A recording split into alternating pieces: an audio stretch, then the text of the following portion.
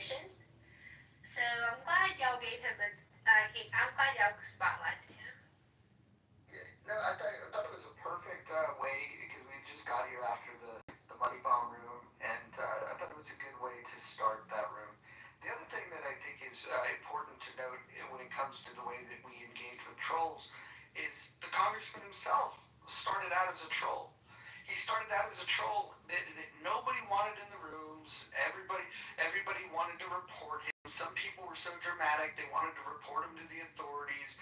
And now he's everybody's favorite person on Clubhouse. Maybe we got all these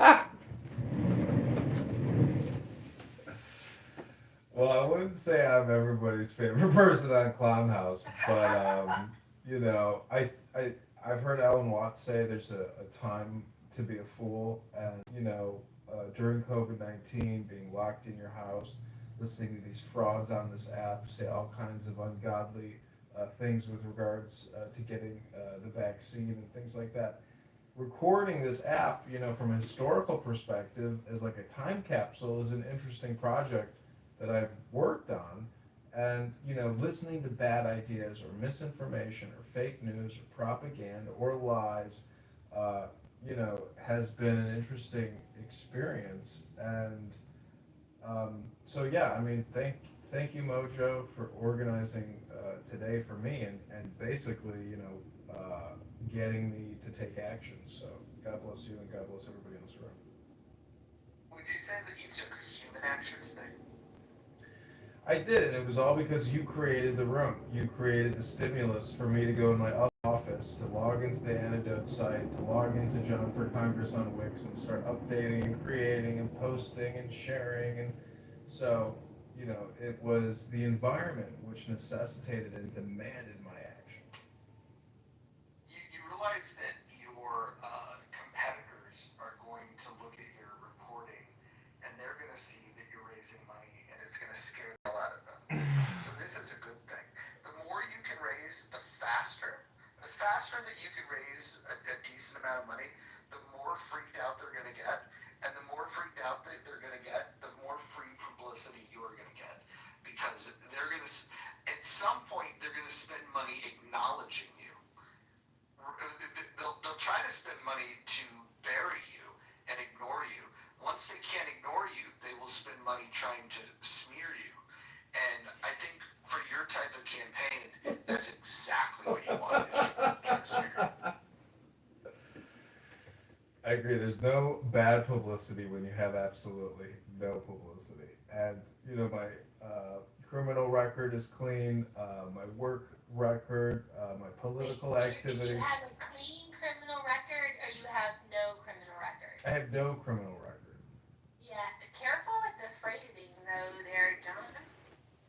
I'm just saying that, like, they could attack me on content that I've created on the YouTube, Instagram and other places, but a lot of this is listening. A lot of the work that I have done is recording and listening to conversations, and it's one giant content, upload that has taken me 5 years to do. So there's a lot of me in the ether, and if you attack that much content on one specific piece, I mean, it kind of hopefully has like a domino effect where, okay, I need attention by the voters, but we also need attention in the city of Chicago and in the state of Illinois and as a nation. So I feel like my big artwork project, hopefully it'll get noticed as a result of these political activities as well.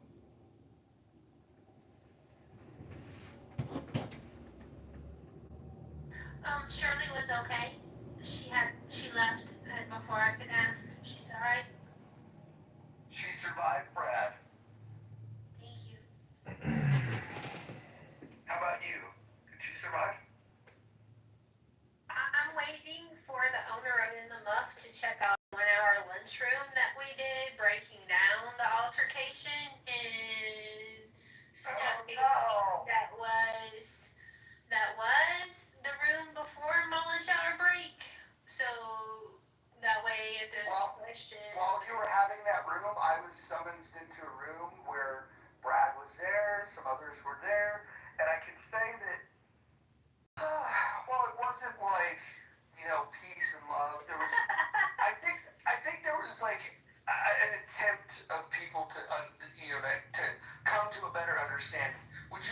though that that room that we did afterwards was an improvement. Where we were asking if we can get along. Do you see that room as an improvement? No, I thought it was improved. I thought it was slightly better than what happened. Well, what I was told that happened when I wasn't there. And Yeah, I mean, just a smidge. okay, so why don't you guys tell me in your own words what happened No, when I that's not. when I left? What happened? Hakima said you left while it was happening, and he has some questions about your courage. Listen, not the tattle. I told people I had to leave. What are you talking about? I tell you what happened when you left. After he attacked Shirley, he looked around and was like, who's next? And every female on the stage, and you're this, you're Kristen, you're this. And once they got retaliated back, he went further and further and further. He just attacked every female on the stage, like brutally. He attacked them, called Christian a bitch like 12 times. And like it was pretty bad. He attacked everyone. He said some horrible shit about James, like horrible shit about Ann, horrible shit about Monica, Kristen. Well, that just meant it was Tuesday, though, Hakima. Okay. Brad never says anything nice about me, and that's alright. I'm not. I'll tell you this, and I need to be careful, I'm knock on wood, but I feel like Clubhouse has been put on notice that there are certain parameters that they cannot cross when it comes to some of my friends, and I'll just leave it at that. I feel like they know there's a threshold which they cannot cross because I will stand up for my friends. Yes, that's very nice. And that includes you. Thank you. So I actually liked our lunchroom. I thought we had some good discussions about the miscommunications that had happened and why I became a little bit of an authoritarian moderator for a few minutes because people were not understanding the ramifications of having someone moderate the space who has leaders of the house blocked. And what would happen if the app glitched me out, as it's been known to do several times a day since the update, and having a moderator in there preventing me from getting back in and moderating the room. That was a huge problem for me. So, I think it went well. Do you think that now that the app has people committed to getting together, reading together, doing things like raising money politically, do you think that we're heading to a more mature type of clubhouse? I do. Unlocker serendipity. I do. I think we're making progress in the right direction. I like a lot of variety. And, you get the fun rooms where everybody kicks back and sometimes people crash out. And you get the more structured rooms and you get the, hey, let's do something different rooms. I like it all. So I can tell you one of the highlights of the day did involve Bradley when John Kitover convinced him to read portions of the Tao. Help me, John, with the Tao Te Ching. And I walk back into the house and I hear him reading that philosophy wisdom, preaching patience and tolerance, and I just like, all right, John, I owe you for that one. That was pretty great. Yeah, I really like the contrast of him going from screaming and roasting everyone to reading that. Like, and it was interesting because when he started reading it, you know, he's got that strong commanding voice, so it immediately like woke me up. I was like, whoa, you know, I really today was a great day on Clown House, and it's all because of, you know, this positive mojo vibration. I feel like the positive vibes started when I changed my PTR. I think this has been the game changer that's brought everything together. It's the artwork. And by the way, this is not just me creating this. It started with I created something that didn't look. It didn't have a good background. It had bad colors, and then there was some fan art that was created that I didn't particularly love. So then I iterated on top of that, and then fan art that iterated on top of that. There's about 7 different iterations that got to this photograph, but this is the final one. The final step was when Issa said that the head was too big and the body was too small. So now he's a little more muscular.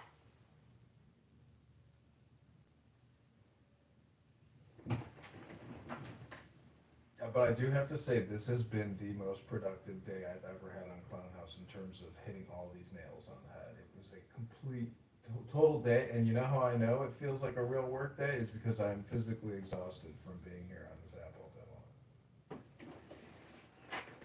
Congressman Kitover, are you ready for?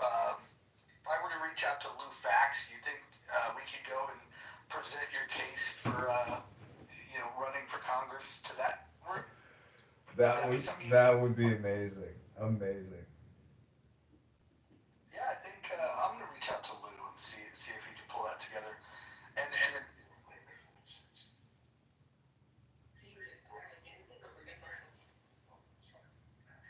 Thank you. Thank you, man. Akima, you're unmuted. Uh,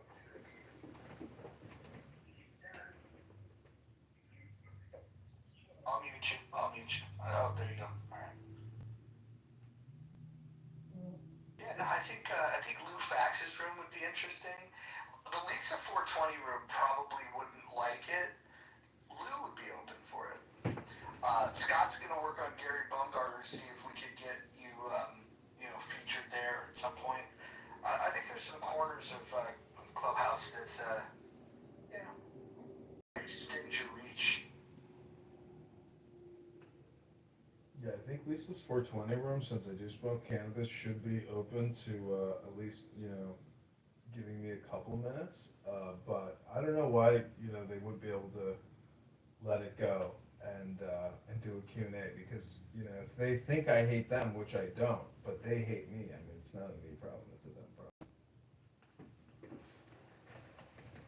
You know, we could go to Chatter, and we could actually take this on tour. We could do one on X. We could do one on Chatter. We could do one on Fanbase. That would be different. That would be a whole different cohort. But I'm up for it. Yeah, I Are think you his X could be campaign big. manager now, Mojo? No, I like to think of myself as not a campaign employee, but a volunteer fundraising coordinator. Well, then how about X Spaces? Yeah, I absolutely. I'm gonna reach out to. I don't know if you guys know who Reasonable is. She actually, I like her a lot. She's very smart. I'll give you some background on her. She's like a big DeSantis fan. She's not a big Trump fan, so we're gonna probably have to maybe present a different PTR. But she helped Thomas Massey and Chip Roy do money bombs on X, and those fundraising money bombs on X were raising tens of thousands of dollars. Now you had like rock star established people like Thomas Massey, but Chip Roy, Thomas Massey, she's done some big ones. If I reach out to her, explain to her what the platform is, she might be interested. And she's the type of person that can get somebody like Thomas Massey to appear to maybe then give you some advice where you could then ask, so Congressman, what would you advise me to do so I can help impact this race and to make a difference? I think that kind of thing could really go viral. John, were there any people night that surprised you that they donated to you? Yeah, JB's donation was a big surprise. Let me pull up my email and see who else. In the future, can we not read off the names? Because that was. Yeah, I guess I didn't really think about that. Yeah. So we Oh, just I'm sorry. I only noticed that he donated because he had it as his PTR. And No, so, that's fine, but then we did like a roll call, and like not everybody's name is in alignment with their username, and so yeah. Anyways, you yeah. guys get the point. thank you for telling me that. Yep, didn't think about it. I was doxing people basically. But Jason Breska, or oops, well, JB, anyways, definitely the biggest donor and the biggest surprise.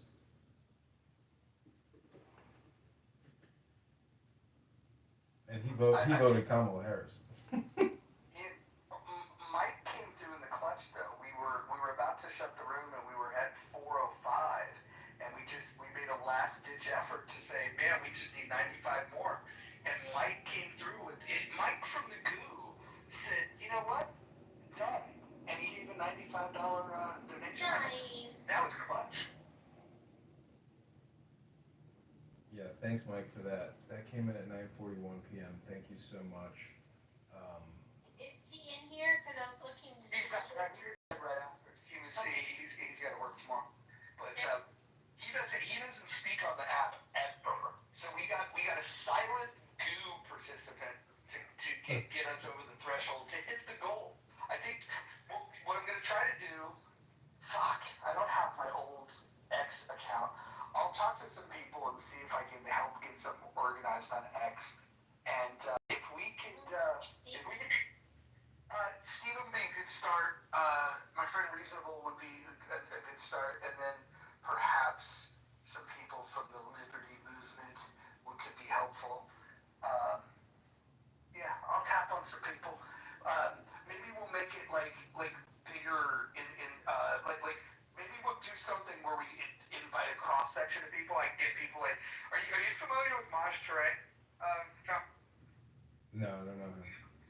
Oh, You should look. should. You should look him up. He runs a group out of Philly called Black Guns Matter, and I could get Maj to show up. And if you talk about gun rights, he'll be all in it, and he can bring his supporters. I know I can get him to show up for something like that. I think a brother from Philly could help with a certain demographic that you might want.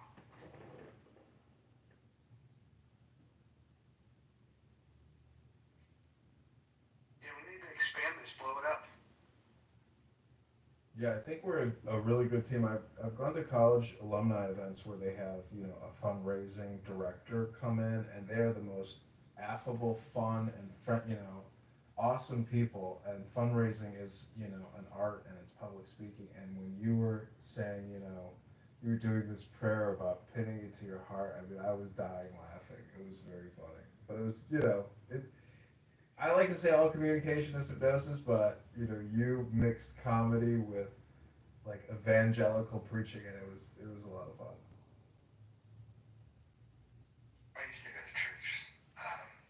My favorite. I used to like laugh attending these healing ceremonies where they would say that if you it's not the size of the donation, but it is symbolic of your faith, and, which is a way of saying give me more money.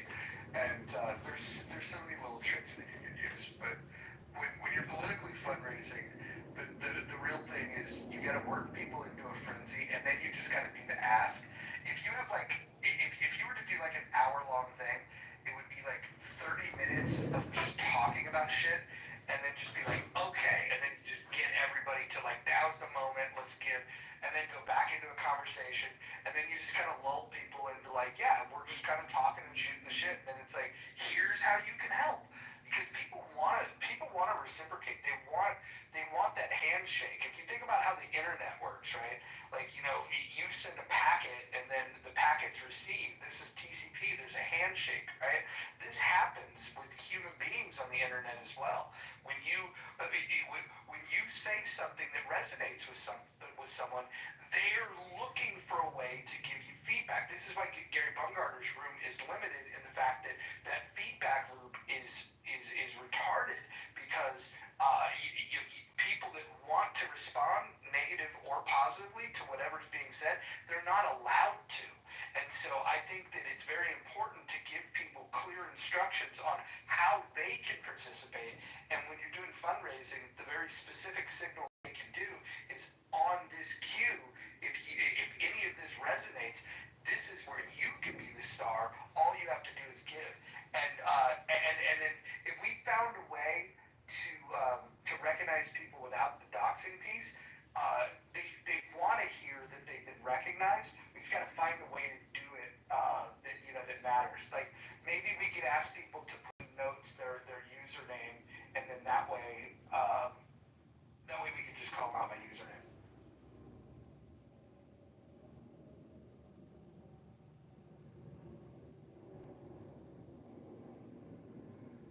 I don't know what Marshall's schedule is like, but I think it legitimately would be a good idea to get Marshall, get Bader, myself on a plane. Everyone else is welcome as well, but like get people that have done things politically to get there and like I'm talking like midweek with a schedule of like high value things that can get done over a couple days if you have people working together. And what you would want to do with that time is you would want to talk to the kingmakers in your community. You would also want to make sure that um, you're using that time to motivate volunteers and making them believe that they can be a part of something special. People want to volunteer to do shit. They really do. They're looking for things, but they also want to make sure that what they're doing is going to be worthwhile. And when the way that you do it in a campaign like this, instead of promising them, the worst thing you could do is say, I'm going to win, and all these things are going to change. To the volunteers, you want to be as realistic with them as possible by setting many goals that can actually get achieved. And if you tell them that, hey, the first thing we have to do is get on the ballot, and then you tell them exactly what has to happen to get on the ballot.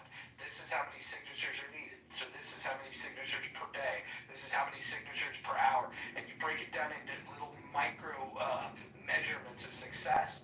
And people, when they start doing it, they feel like they're winning. And in many ways they are. And then that way, if you were to get on the ballot and you can remind them, you remember how hard we worked, we set a goal and we were going to get on the ballot, then the next time you come around, you've got experience and you've got a bigger network and you want to do something else, they don't come back to you and go, well, I tried to help and we didn't win. You remind them, no, the goals that we did set, we accomplished. Now we're going to set loftier goals and we're going to have the same energy and we're going to hit those goals this time. It's just a process, but you have to make people feel like what they've done was successful. So in this campaign, as far as I'm concerned, the success measurement for me is if you can get on that fucking ballot and if you can then get any traction. That means, if you got on a debate stage, that would be glorious. But even just like, people writing letters to the newspaper and just any little bit like that you can blow up and amplify, because then you can use it next time and you don't start from ground zero where you have zero volunteers. Next time around, what will happen is when you say, hey, I'm thinking about doing a thing, you'll have somebody that says, I'm going to be your campaign manager. Somebody will say, I want to be your treasurer. I'll be your volunteer coordinator. And all of a sudden, you've got like a group of people. Imagine if day one you started with 10 people. It would feel like you had 1,000 people in comparison to being all alone right now.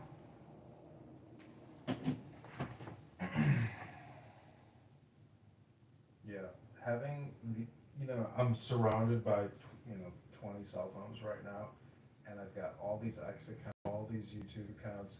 Like I've built a little hub in my office, which is really just a communication distribution office. But even having this clown house backdrop and everyone here that I'm connected with, and you especially, but really everybody, because even Necro or that racist, whatever his name was, that was asking questions, like it's having this platform, all these speakers to create content with, which I think is important, and it's hard to capture it all because live streaming it is a lot easier, but creating clips, I mean, a lot of this is a communication and education effort, and the chances of winning against somebody with $10 million and 10 years in, and who knows all the kingmakers and has every committee person and everybody in politics backing him, it's is that the Overton window where at least we can inject additional communication to hopefully shame people or change actions and decisions through a butterfly effect. But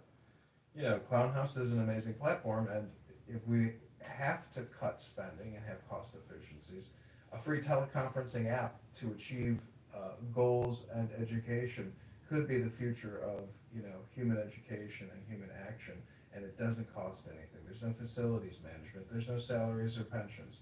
So who knows? Maybe things will demand it in the future.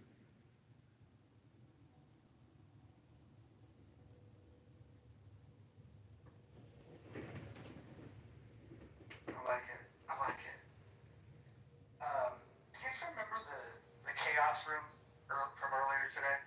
Uh, I think the ladies handled it really well when they decided to stay silent and like just kind of ride out the wave of like chaos. I thought that was a good move. In former iterations of Clubhouse, there would have been the need to respond. I just want to give a shout out to all my ladies.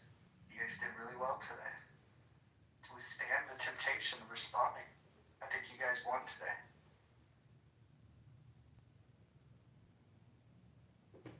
Aw.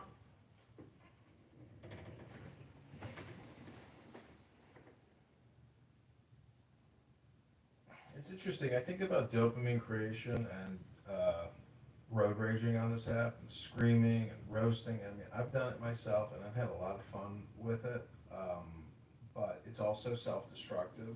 And, in hindsight, if you listen to yourself screaming like a maniac, you are self-roasting yourself. And it's kind of one of those things where, hopefully you reflect and like you can adjust your behavior or your thinking or your speech tone to make yourself a more effective communicator as opposed to you know creating chaos for others and for yourself. I don't know. Those are just my thoughts on it today. Yeah, communication changes depending on who's in the room. If you have one-on-one communication versus one-to-many, it's a very different vibe. Like if I'm having one-on-one communication with a friend that lives in Detroit, I can't just say Detroit and have that one person react in a positive way. But if you're in a room full of people, 1,000 people, let's say, from Detroit, and you're on a stage and you just shout Detroit, everybody they're like, fuck yeah. And so there's a different reaction that people have based on, the communication. And so when you're doing the one-to-many thing on a stage where there's people on the stage, there's people in the audience, it's a much different feedback loop than a one-on-one conversation. And I think that is one of the weirdest things to try to get used to because the majority of people are not used to speaking to a group of people all at once.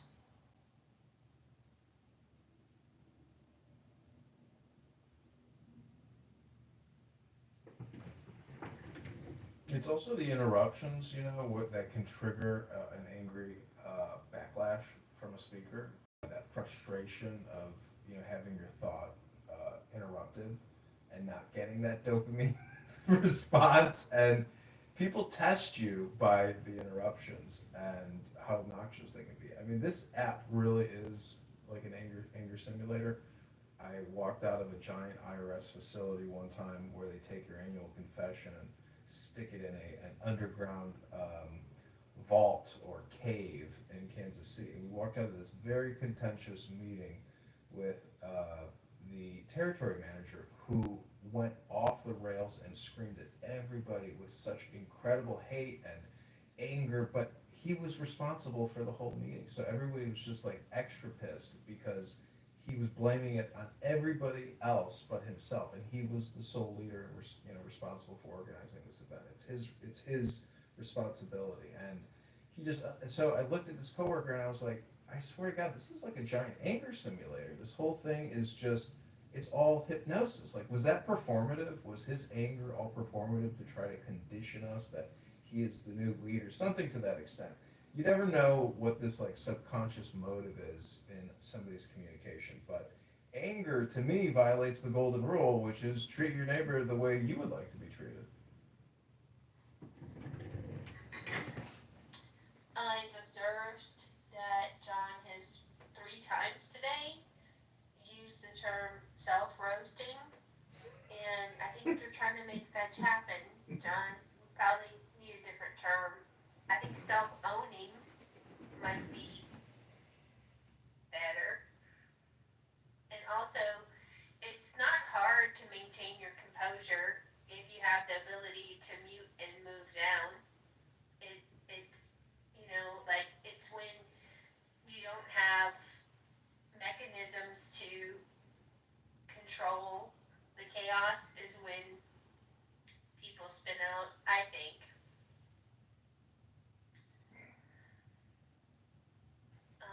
But yeah, thank you for the compliment.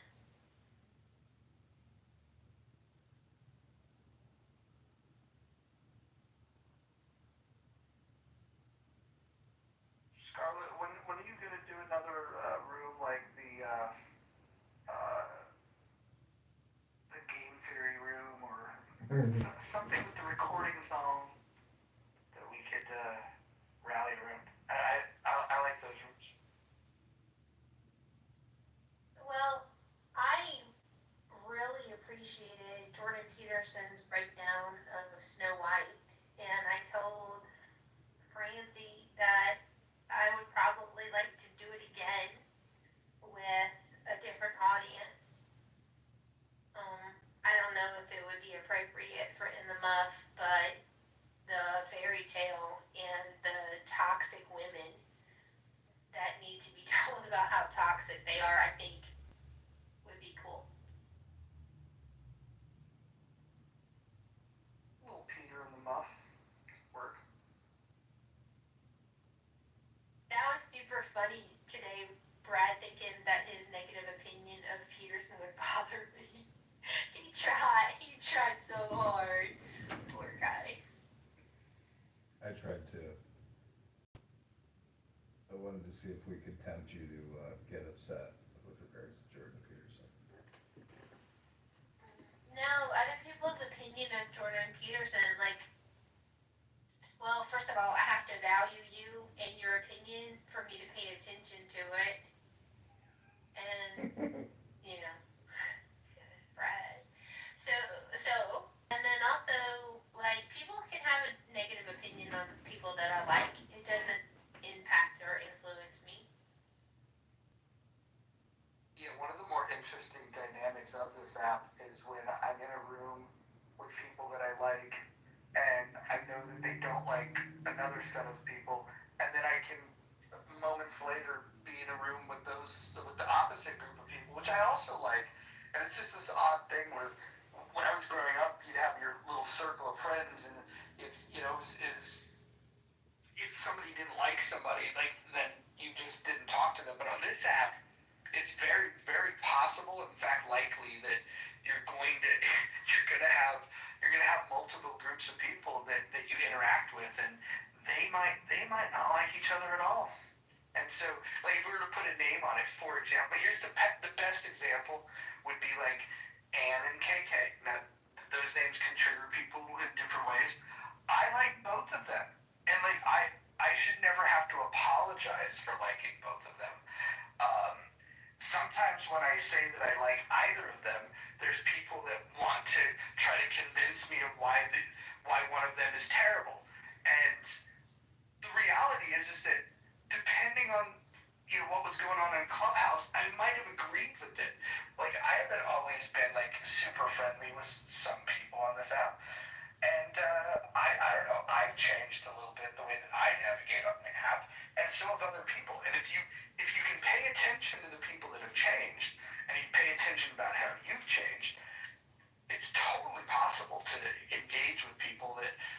obviously you found distasteful.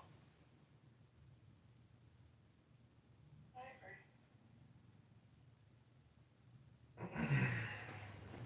I'm gonna have to listen to some of my replays from 2023 and 24 and see if I've changed as much as some people think I have, or if they've actually started listening better. Be interesting to see. I think there's a difference between the Scarlet that we get in 2025 and the you know uh, 1K the 1K with the titles of white people and all of the title. I mean, you navigate this app differently now than you did before, for sure. Something to think about. And I'm also gonna do a search for white people in the hallway right now.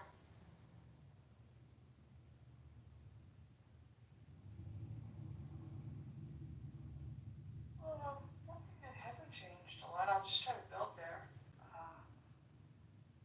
is Brad. I hope you can go back, Mojo, and all the mods, and John, please don't try again to say you don't have it on tape, but one of the members was quite belligerent today, so I just thought I'd let you know. Yeah, we addressed that. We addressed that, and there was. Was it? I mean, aren't I acting different? I just also wanted to see if I could play a role of being a better communicator. So go ahead. It's so funny because you and I have had one of the weirdest.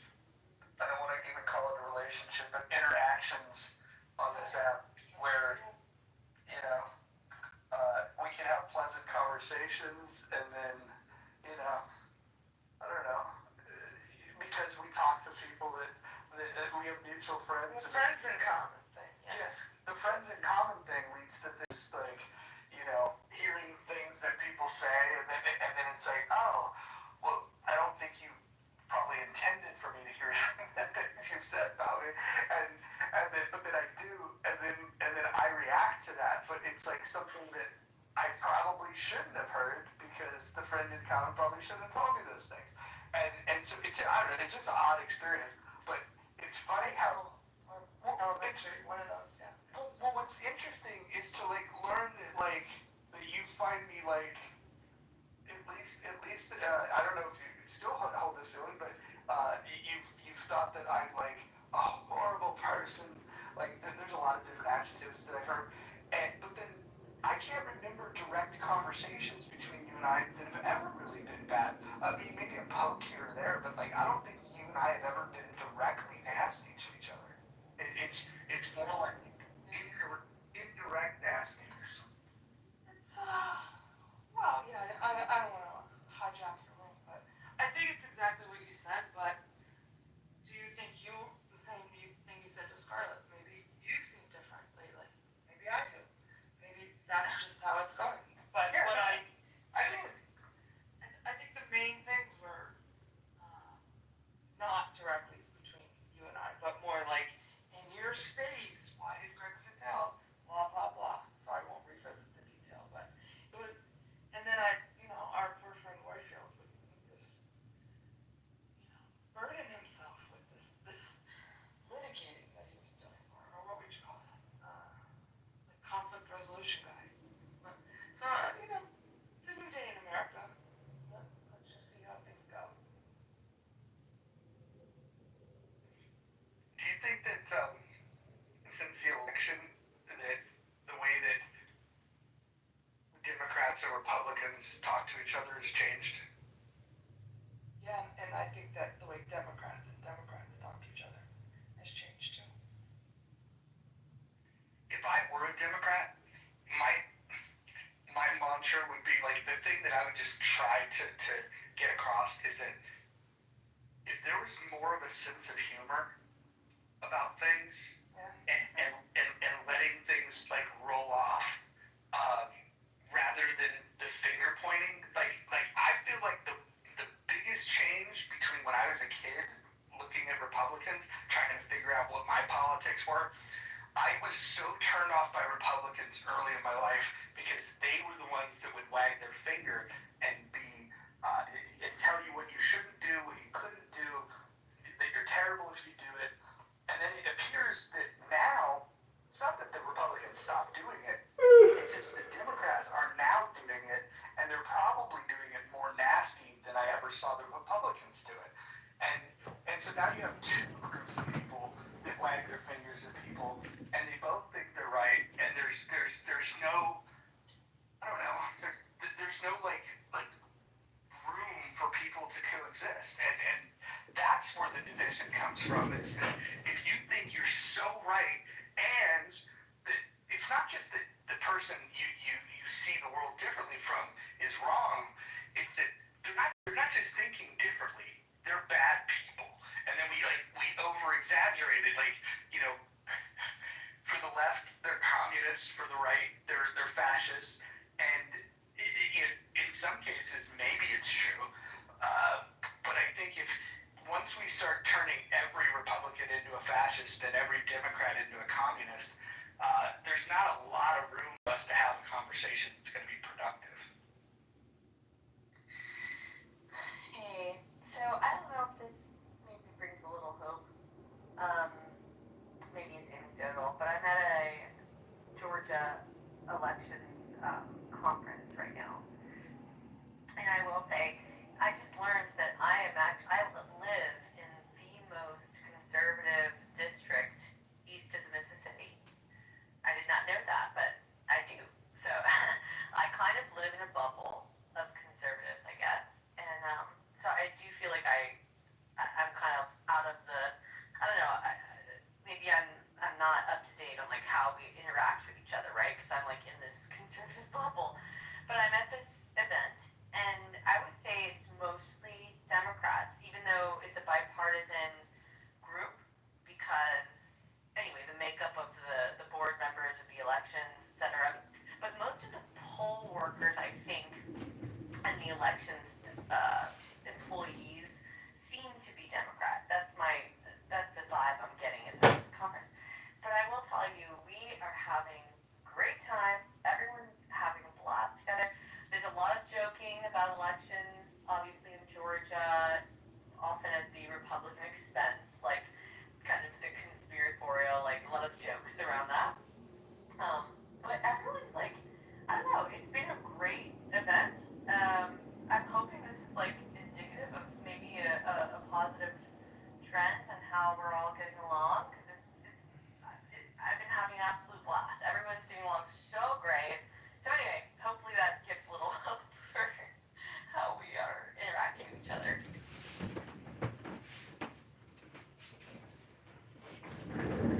I don't know why. Oh, go ahead, Daniel. No, I was just gonna say, like, agreement is difficult to find. It doesn't mean it's not worth hunting for. It's a lot better than what we're doing. I think Roger said it spot on, about the extremes. And I hear a lot of us beginning to be tired of conflict, actually. Maybe that's the fun that Holly's talking about happening over there. And, I think it's true on basically everything we engage in has got built-in tribalism to it, and people sitting here talking about, okay, well, how can we, without compromise, without bullshit, how can we find some common ground, even if it's just a little bit? It's a place to start, just a little bit.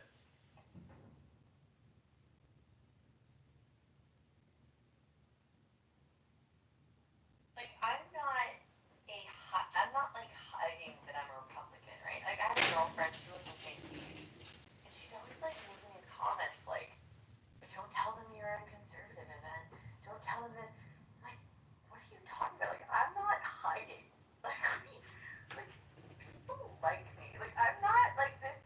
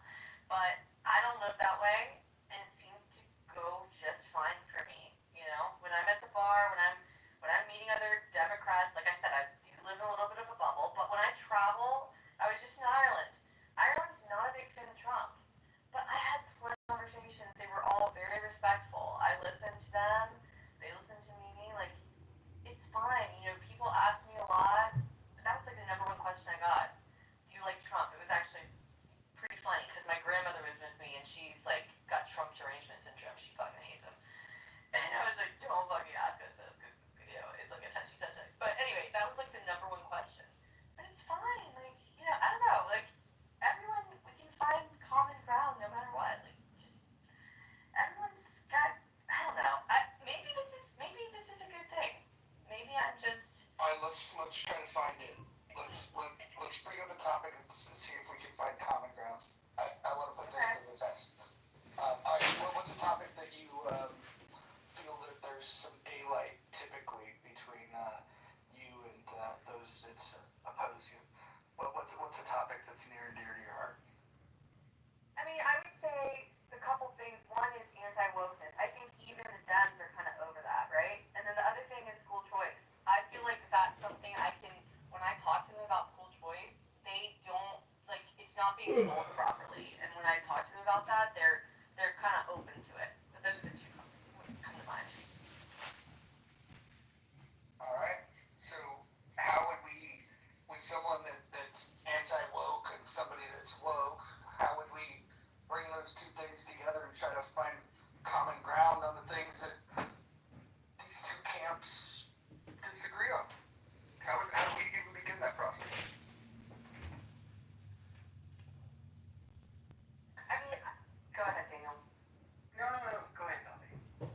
Well, one thing I've noticed that when I talk to Democrats about the anti-woke stuff, they like to laugh too. And I think, like, I was at karaoke last night, and there were some white kids singing a rap song, and they didn't say that, you know, N word with the A at the end.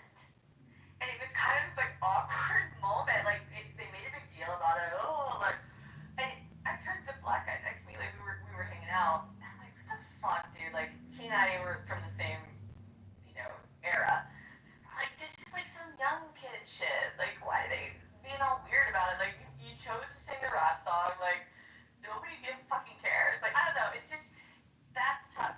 I feel like there's some common ground. It's like it went a little too far.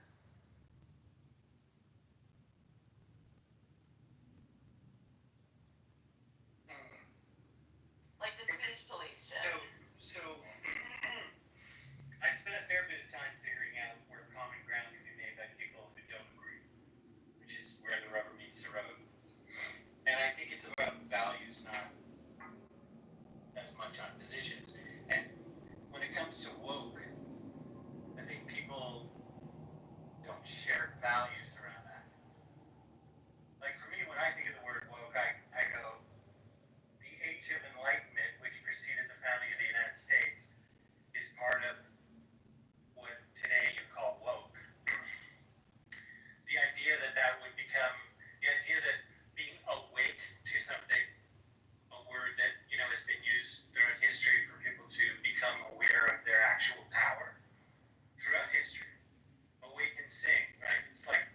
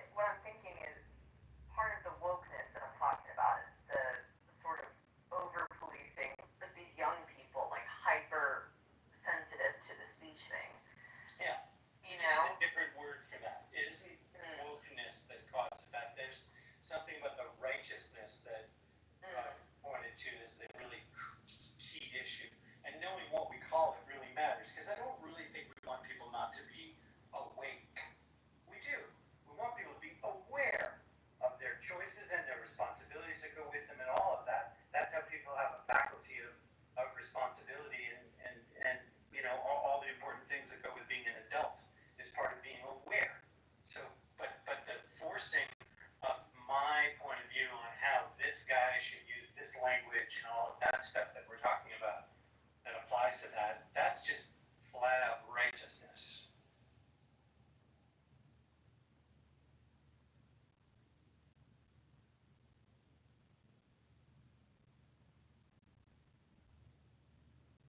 Yeah, I don't know. I'm getting the sense that there's kind of like a fatigue on the left, and maybe I'm 38. Maybe it's like more my age bracket. I don't know how the young people are. Maybe they're getting fatigued too, but I'm just getting that sense that they're kind of over yeah. I am seeing the fatigue you are. I mean, even somebody said tonight, Roger, that, maybe you're different, maybe we're all different. Like, I think there's some fatigue of all the fighting we do culturally to going like, man, there's got to be a better way than that. With the incredible opportunities, along with our, great threats of the modern world, we have a lot to be thankful for that we can, put to good use without having to spend all this. I think that's what people are tired. You know what people are tired of, Holly? They're tired of grievance. They're tired of grievance. They want to see solution. That's what I think. Well, good. I hope that's the trend that keeps happening. I like that. That's a good thing. I'm happy to see that.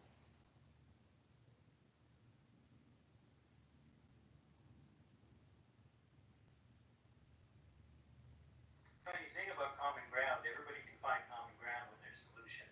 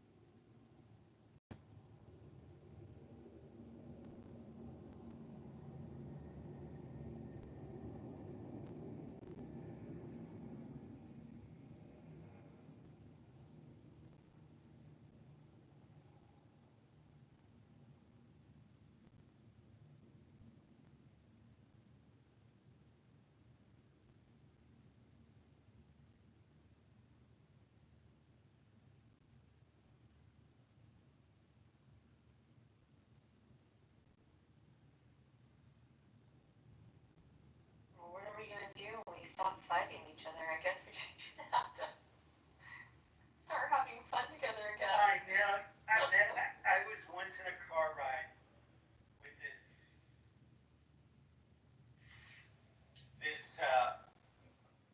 dojo master, martial arts master, top belt and all that. And he asked me what we're talking about right now, and I said basically the world actually works by agreement, and all change is made by agreement, and all wealth is built by agreement, and all justice is built by agreement. And then he looks at me, and he's driving me for 30 minutes from one city to another, and he goes, I have nothing to disagree with on that. I don't know what we're going to talk about. Right. Right. I know. That's Right? so funny. We're limitless. The only responsibility we have to put on ourselves is putting limits on it so we can use the limitlessness sustainably and, without being assholes. Yeah. That's pretty much where we are. Even with the school choice thing, which is a big, that's a really important issue for me. It's like I may disagree with the Democrats typically want more money for the public sector when it comes to the schools, and I may want just my tax dollars reallocated so that everybody has the ability to choose, more alternative methods of education. But at a bare minimum, we can agree that the current structure of our public school system is not ideal. Like the way that we fund it, the fact that the schools are just too fucking big. I mean, that's one of my biggest complaints. I just think they're too big. I mean, if public school systems were a bunch of little micro schools all scattered throughout the county or what have you,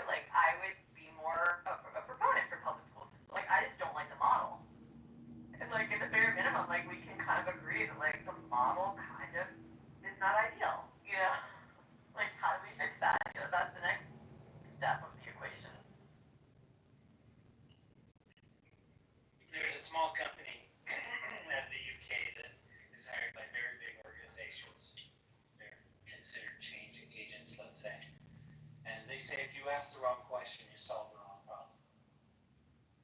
They said 90% of our preparation before we go to work for a client is discovering what their question would be. These guys are great artists at what they do. I think that's true of policy. You know, you can solve a problem that doesn't really need solving. You know what I mean? So I think like our coalitions, like I'm not passionate about school choice as you are, let's say, but your capability of getting real policy to happen comes about by you having people making agreement with you. They don't all have to be in power too to be powerful. You just need to make agreement somehow. It starts off being good if you're willing to find common ground with Democrats too. Totally. And I mean, yeah, whenever I talk to them about this, it's not controversial when you start with like, do you agree that the current model is not really working? Like, it's not an ideal model. And they, by and large, agree with that. Like, they're not, you know what I mean? Like, nobody's in love with the way that our public school system is, you know? But Holly, let me ask you this, and I'd love to get Daniel's thought. One of the issues is the initial framing of a conversation, where we can choose if we want to be antagonistic or if we want to open the door to like asking a question with genuine curiosity, where we are trying to figure out like, hey, what would be the best way to have well, can we agree that education is important? Okay, yes. What would be the best way to educate a society? If you get that, you get a better conversation. But oftentimes, what I hear is they will set the tone that their position is correct, and that people that believe something different are not just disagreeing, but that they're bad and that they have bad intentions. Like, for example, if using the school choice thing, now again, this is how I hear it because I support school choice. So surprise, surprise, I see the opposition is the one that had framed this incorrectly. But this is how I hear it. They say, well, of course you're for school choice. You don't, and they make some sort of character assassination about you don't care about such and such group in such and such community. And then it's like, okay, well now you've assassinated my character. And do I first reestablish that my character is not what you described, or do I blow past that, allow you to assassinate my character, and then try to make my point? It sets things off, and that's the thing that we need to learn how to move past is that if you think that my motivations are rooted in hatred, then why would you even talk to me at all? And if you do think that, like, how do we begin a conversation if you think that I'm hate? Like, why would you want me at the table if you think that I'm hateful? And that's, but it's a tactic, because if you can assassinate somebody's character and say that they don't care about people and that their motivations are, framed from hate, then you can get an angry mob to agree with you if they just feel even just a pinch of the injustice that you were trying to suggest that I'm inflicting. And then you get an angry mob that won't listen. And then when people don't listen, then it's like, well, to hell with them. And then now you're going to get the nastiest version of the way that I represent my views, because I now think that you're a disingenuous asshole,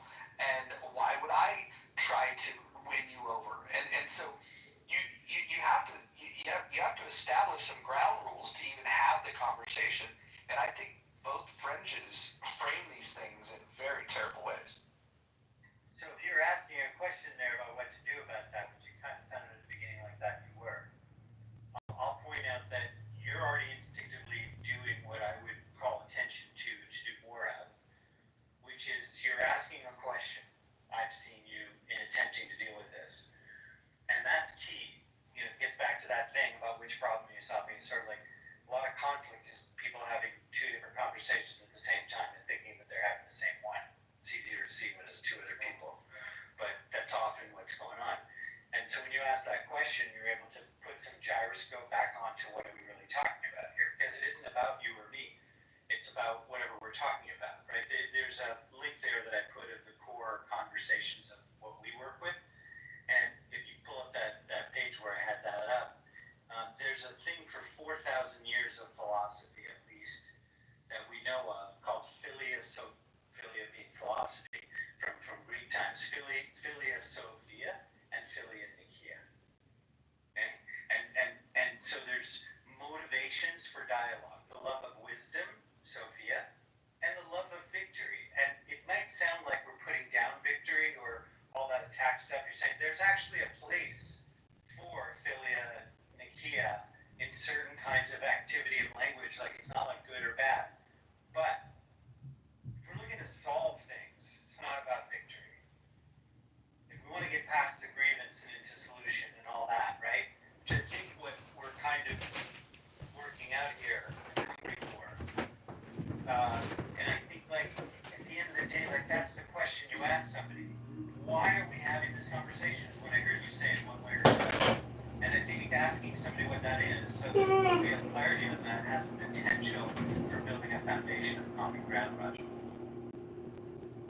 Okay, so let's try to do that. If you could frame something, I'd love, and everyone can get involved in this. Holly for sure, and Divinity in my. I'm gonna call you Annie because I need nicknames for people. Pockets. Let's talk about this. Let's just use the school choice thing because it came up and we don't have to use a ton of imagination about this.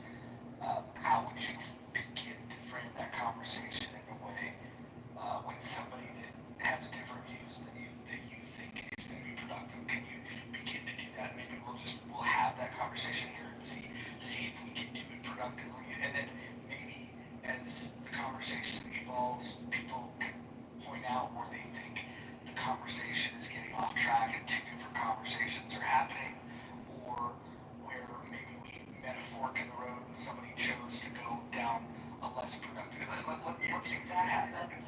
You previewed exactly like that. It's kind of like a first agreement, next agreement. Oh, we have to go back to the last one because it's about basically like it's a conversation about education. Is there any role for the society and the state in education at all? Why not start there? I would probably start with just asking, do you like, what, if you have a magic wand, what would you do to make our education system better? Well, actually, no, let me go back. Do you believe that we have, do you believe that we are excelling in education with our public sector right now? I'd start there. Because if they don't see a problem, like if they don't agree that there's an issue, then there's no point in having further conversation. And I just want to point out, if we stop now and everybody left the room right now, Roger, like to think about that, it would have moved something forward, just the right question being asked already. So that's sort of the direction. But Aaron wants to jump in, right? So Aaron, you came up with this. No. Right? I think this is great the way that Polly has put it, right? Is there a problem with it, right? And what standard should there be? Do we want to ensure that, or is everybody up to themselves? These are questions. When the questions start to get asked, it's sort of the opposite of the fighting. By definition, it's a quest for something rather than make you wrong or make me right. Yeah, and I think it's easier when you're face to face. Like on this platform, it gets a little hairy, right? Because you see that you can't see the facial expression that I'm like actively listening or I really want to know what you're, like that being genuine. There's always this assumption, like I don't know, this happens. I could hear, I could see your, facial expressions happening. That's what I think. Like an X-ray vision. Cool. Yeah, you can feel it like a blind man. Blind man can know when you're smiling. Hey, no, blind men, no. But yeah, I think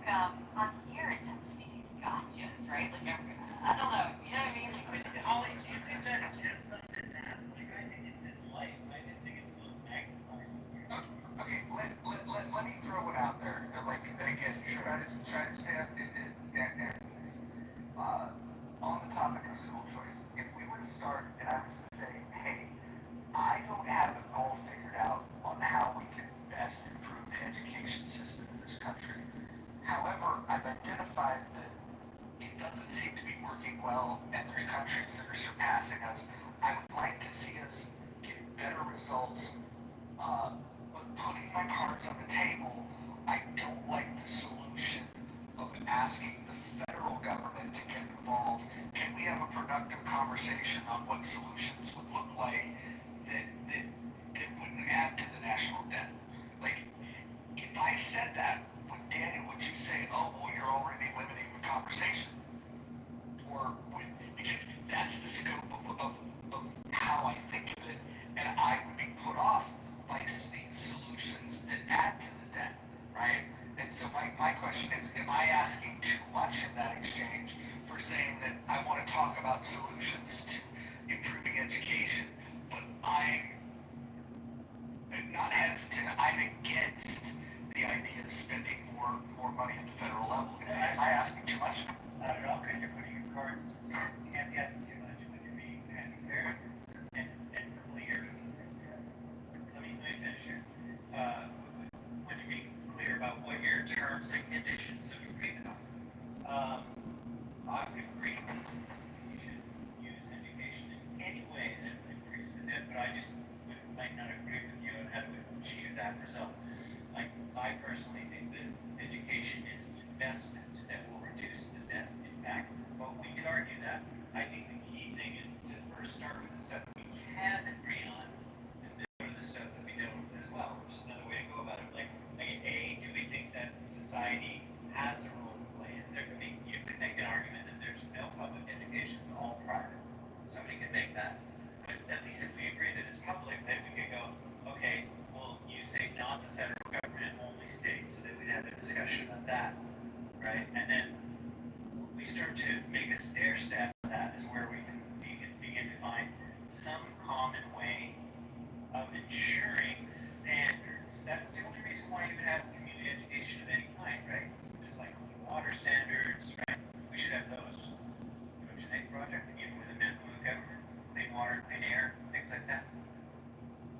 Yeah, I think that we would want to have an environment that is not harming us. I think that's fair. Right, and we probably want to have an education as some basic minimum standards, just like doctors, dentists have to meet some minimum care. Is that true for you, Holly?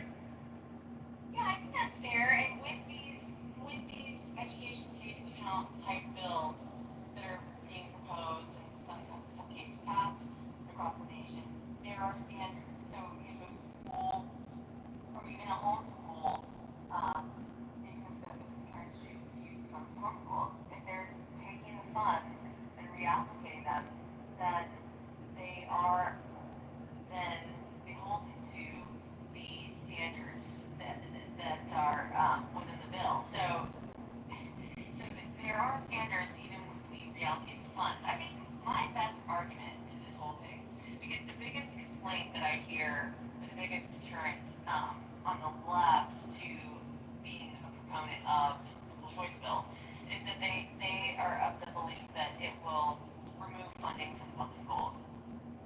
But what actually happens is they end up with more money per capita.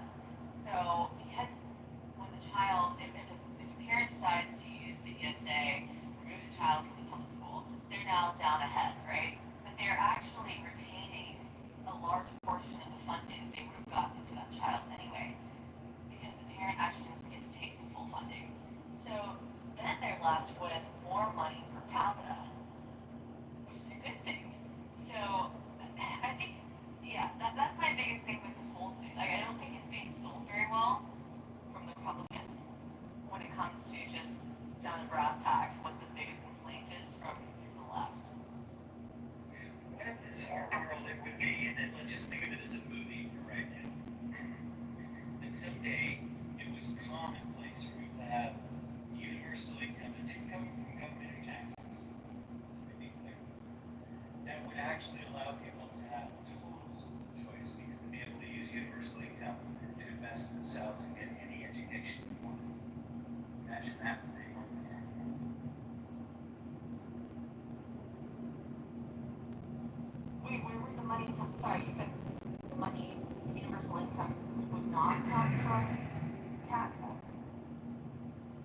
absolutely correct. That's exactly what I said. So where would it come from? Where it's coming, where does money come from now? It's From money. the Federal Reserve? Okay. How would you disperse it? So when the Federal Reserve disperses that money and they put it into a transaction which carries a debt, so it has a function in the economy, is that there's a piece from to something that's not gold, right? You back by the gold thing read in the United States. Back when we invented money in Phoenician times and we had two stone tablets. We had an agreement about what those two stone tablets were. And when we had the gold standard, we had a standard. It was the gold, it was the standard, it was an agreement. And the full faith and credit of the United States means something still. And something like almost $5 trillion of money was created in the last dozen years or so that wasn't printed by a government. Like it or not, and like it or not, right? But trillions of dollars of money, capital, has been created by nothing but human agreement. Not just the Federal Reserve anymore. That's the first time in human history. Non-nation states, some sort of human organization has created trillions of dollars of capital. It's a human breakthrough, right? So you ask where the money comes from. It comes from only one thing that it's ever come from. Agreement. What we have to do now is to measure that agreement now in a way that's very democratized, globally democratized. And so where would the money come from? If you actually produce a greater economy than what the money is worth in the first place, you can actually invest in human beings. That's what drives an economy. Everything that's been lost in all these last 10 years talking about immigration has lost sight of that. An economy is strong based on its people. Nothing else. It's not about resources. It's not about any of that shit. And human beings are what produce greater than what they invested with the capital that they expended and all that. They produce an output that's greater, just like putting seeds in the ground and getting fruit and selling it in the marketplace. That makes more from less. That's where money ever got created. There's no limit to the amount of money. Literally, no. This is a factual statement. There's not anybody can say here's the fixed amount of money in the world. It fluctuates every second. It fluctuates every second. And some of it is printed well, and some of it is not. Like we can argue about that, but no, there's a limit to start from. And the idea that the Chinese are going to come up with their trucks and, take over the country because it's, over mortgaged and all that, it's not going to get resolved that way at all. It's just not how it works at all. Not how capital is made or spread or any of that. We're going to actually provide people one day, we're going to realize, just as we did in the New Deal, which, people here may not love the New Deal, but one thing about the New Deal and the GI Bill and after World War II, and I would argue despite its problems during COVID, for the most part, when you put money in people's hands, it produces a greater economy. Well, I actually agree with Elon on this whole UBI as inevitability idea. And I think that in order to keep peace, because we have an ever-widening disparity between the rich and the poor, I think that we're going to get to a place where we have to do it in order to maintain social structure. Totally. People, so it's just not chaos and violence. So I actually do think UBI is going to be. I don't think move around in it. And I will tell you, I know of many, many ways, but my team personally is attempting a way to produce universal income in an experiment that would not involve government taxes. But, whether ours works or not, or you believe that we know what we're talking about or not, more important to report to you is there's many people working on this problem who are not in government, figuring out a way. How can they create an economic system that's greater than the money that they put in and get a few transaction fees to keep themselves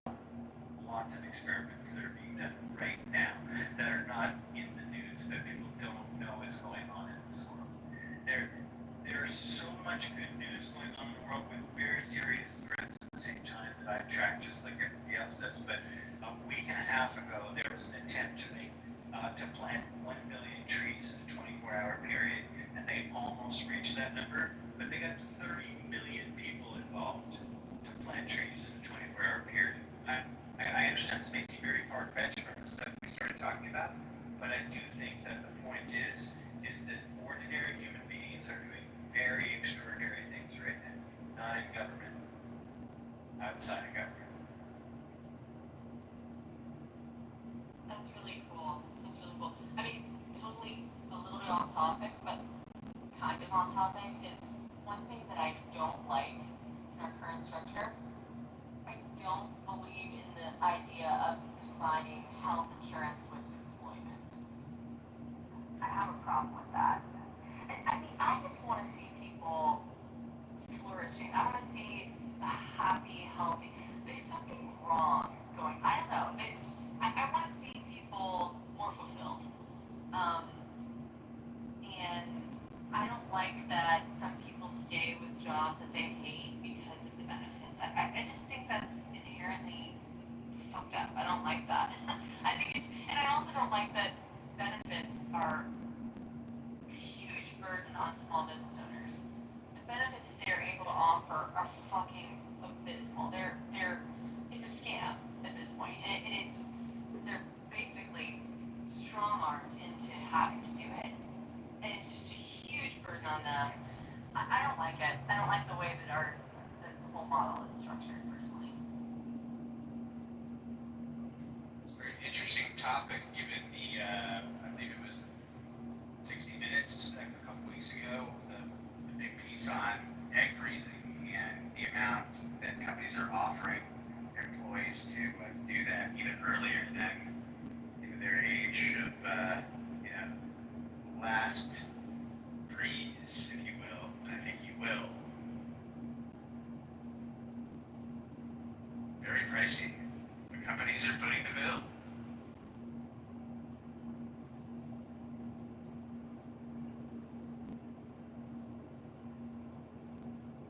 Tommy, maybe I missed it. What are you referring to? A lot of the first world companies out there that are kind of the blue chips, like Oracle or like Salesforce or something. There's a lot more these days that are offering women to do an egg freezing program, which is like $40,000-$50,000, and 10 years ago was not really covered by anybody. Only places that have like incredible premium offerings for their insurance, but it's just becoming this thing that these big corporations are like, all right, yeah, do it, along with like half your paternity leave as well. It's getting a little dicey out there.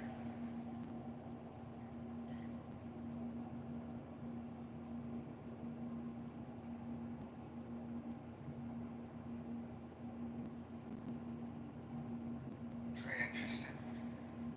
Tommy, did you catch any of our excitement earlier? Did you hear Brad today? Oh man, I'm not sure. I think I kind of, his voice pops into my head every 25 minutes or so. Well, what did he say? Well, it's not the words that he used. It was the tonality. It was who it was directed towards. Pretty much every woman on the stage. We started with Miss Shirley, and then he had smoke for everybody. But it was like, if you ask me, it was fun. Maybe some of the people that were experiencing the rap were not having as much fun. And then I missed some of it, much of it actually, some of the highlights I missed. I probably would have intervened with the Shirley stuff just because, like, I don't know, she's my elder. But, Well, how do you mean raft? anyone want to explain this? Cause again, I missed some of it.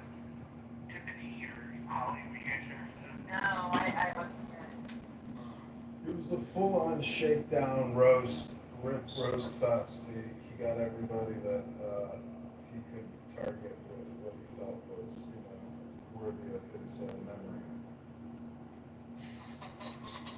In other words, with Rob, I wasn't here, but the rap is what you're making it sound. You can listen to the playback. Actually, I recorded the whole thing. It's called the Brad Show.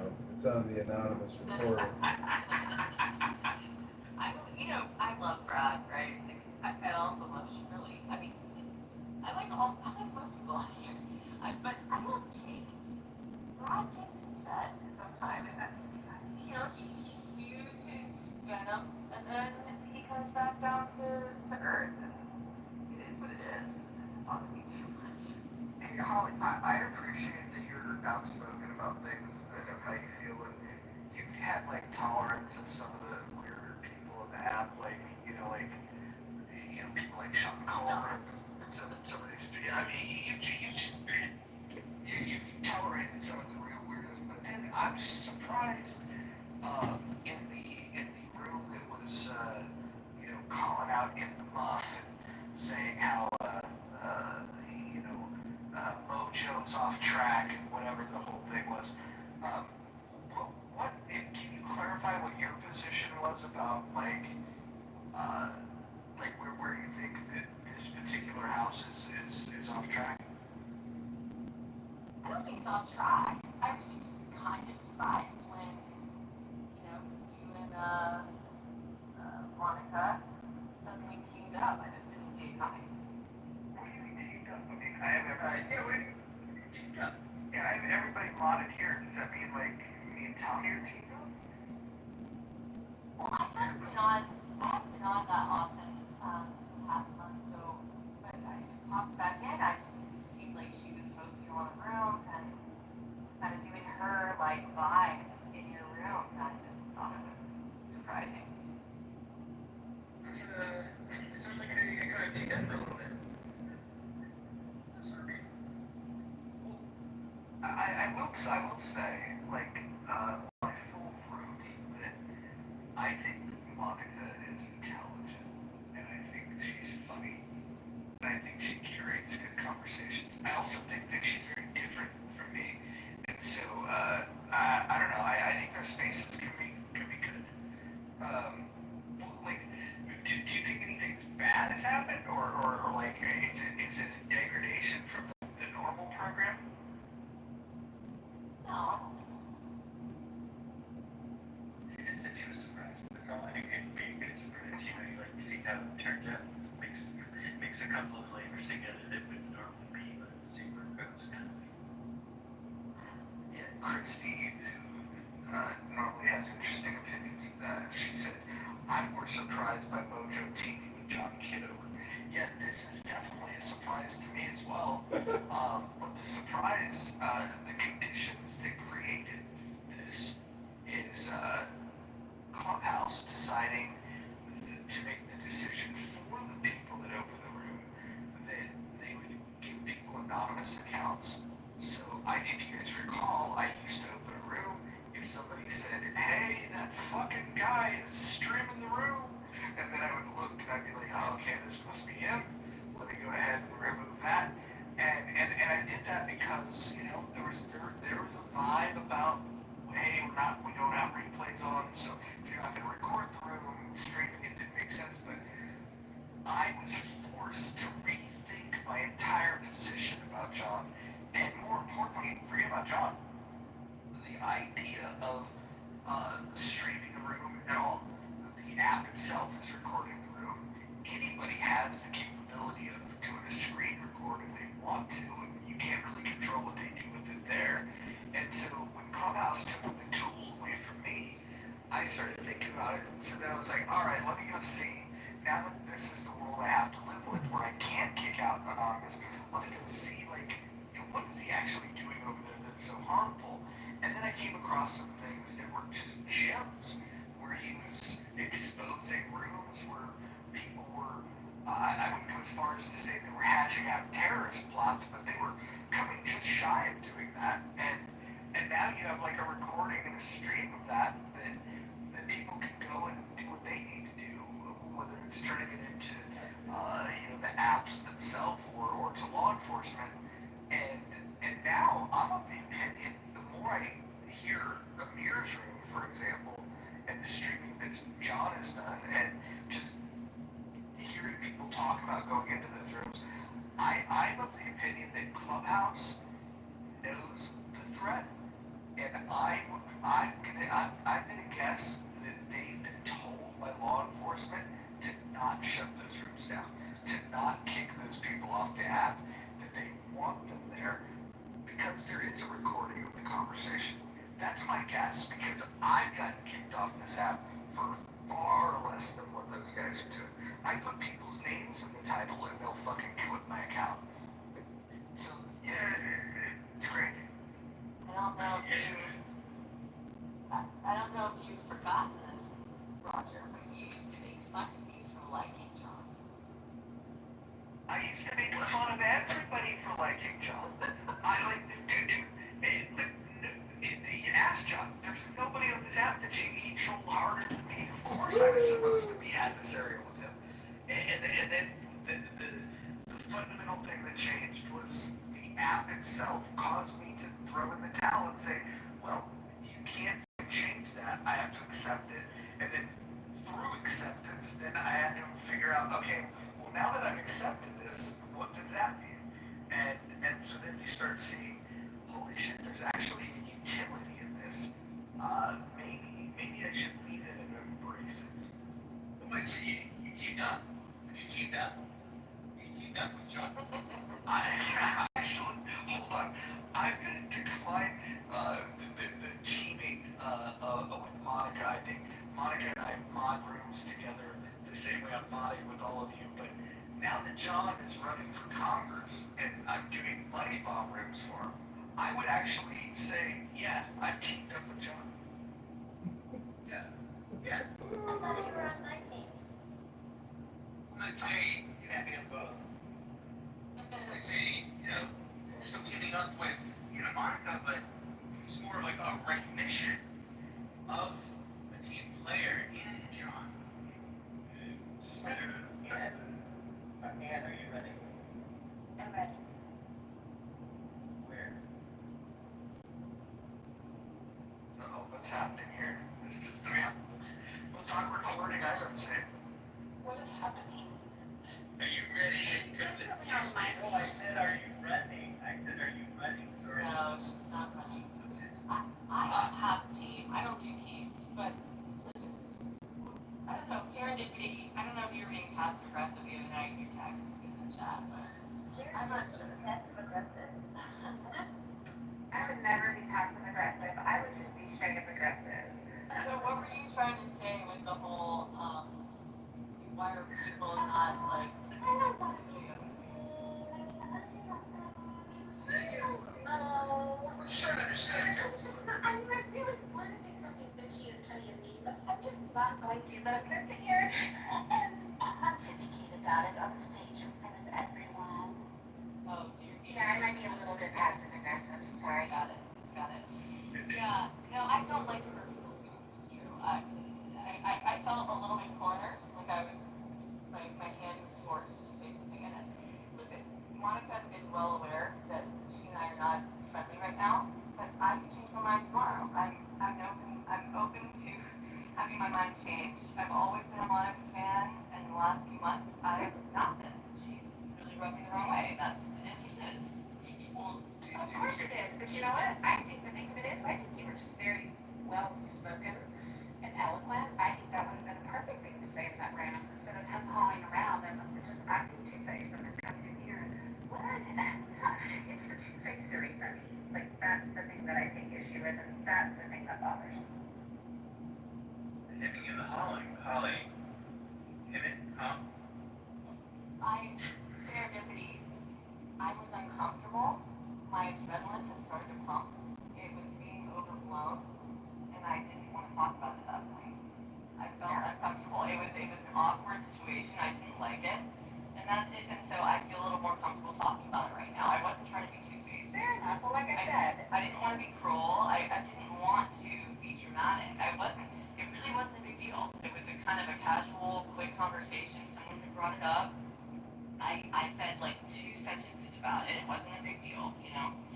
And the thing of it is, you're absolutely right. It really wasn't a big deal. And the thing of it is, okay, I can acknowledge the fact that you felt uncomfortable, but like feel uncomfortable on you instead of him going. Like I don't know. I take issue with somebody who acts one way in one room and then comes into the next room and what's going on? Yeah. Oh, it's just much ado about nothing.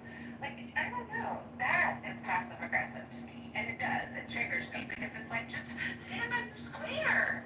Own your shit. So speaking of standing on the square, I also think that room was designed to figure out like, oh, can we stir up some drama?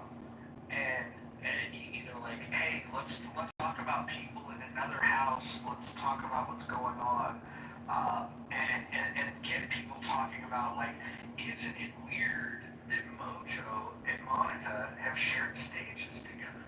And then you get people that are like, yeah, I think that's weird.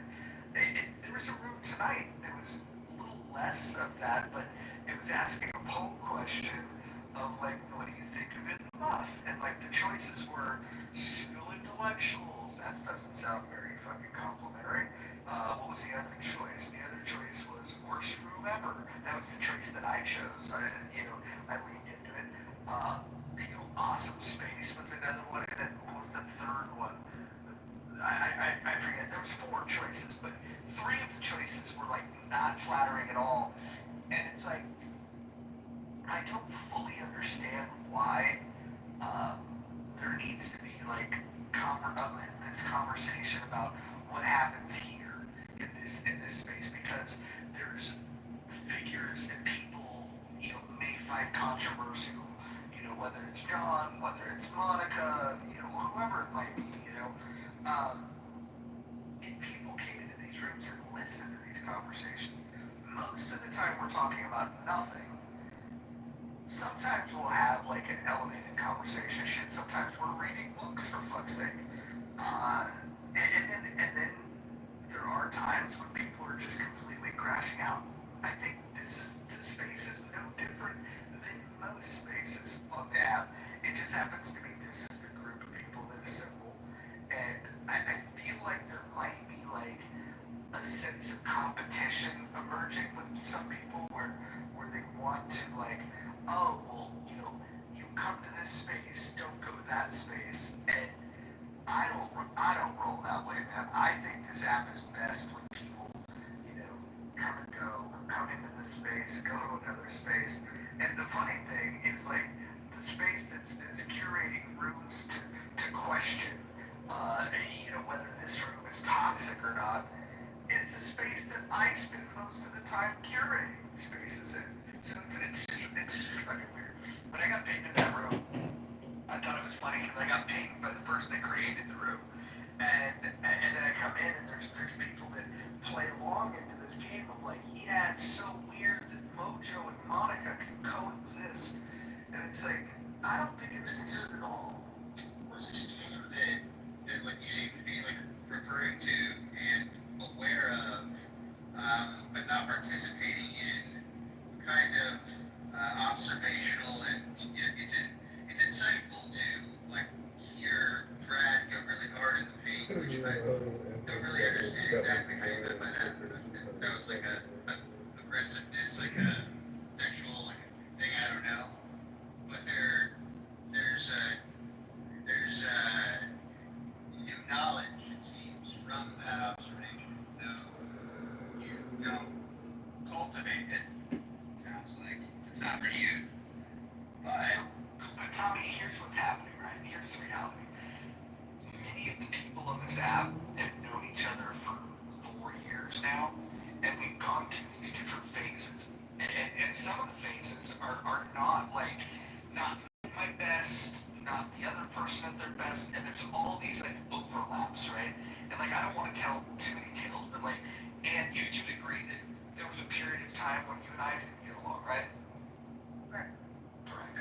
And I've told you that I took responsibility that was my fault, right? Yeah. And you would agree it was my basketball, right? Yes. Yes. Okay. So 100% on board. But then when you have that conversation, then you open the door to be able to say, okay, we can now put that in the past. But it takes like owning up to like, yeah, I was a dick to you. I'll be honest. Like I won't get into the details. That's all I'll say, and I'll just leave it there. But I was an asshole to her.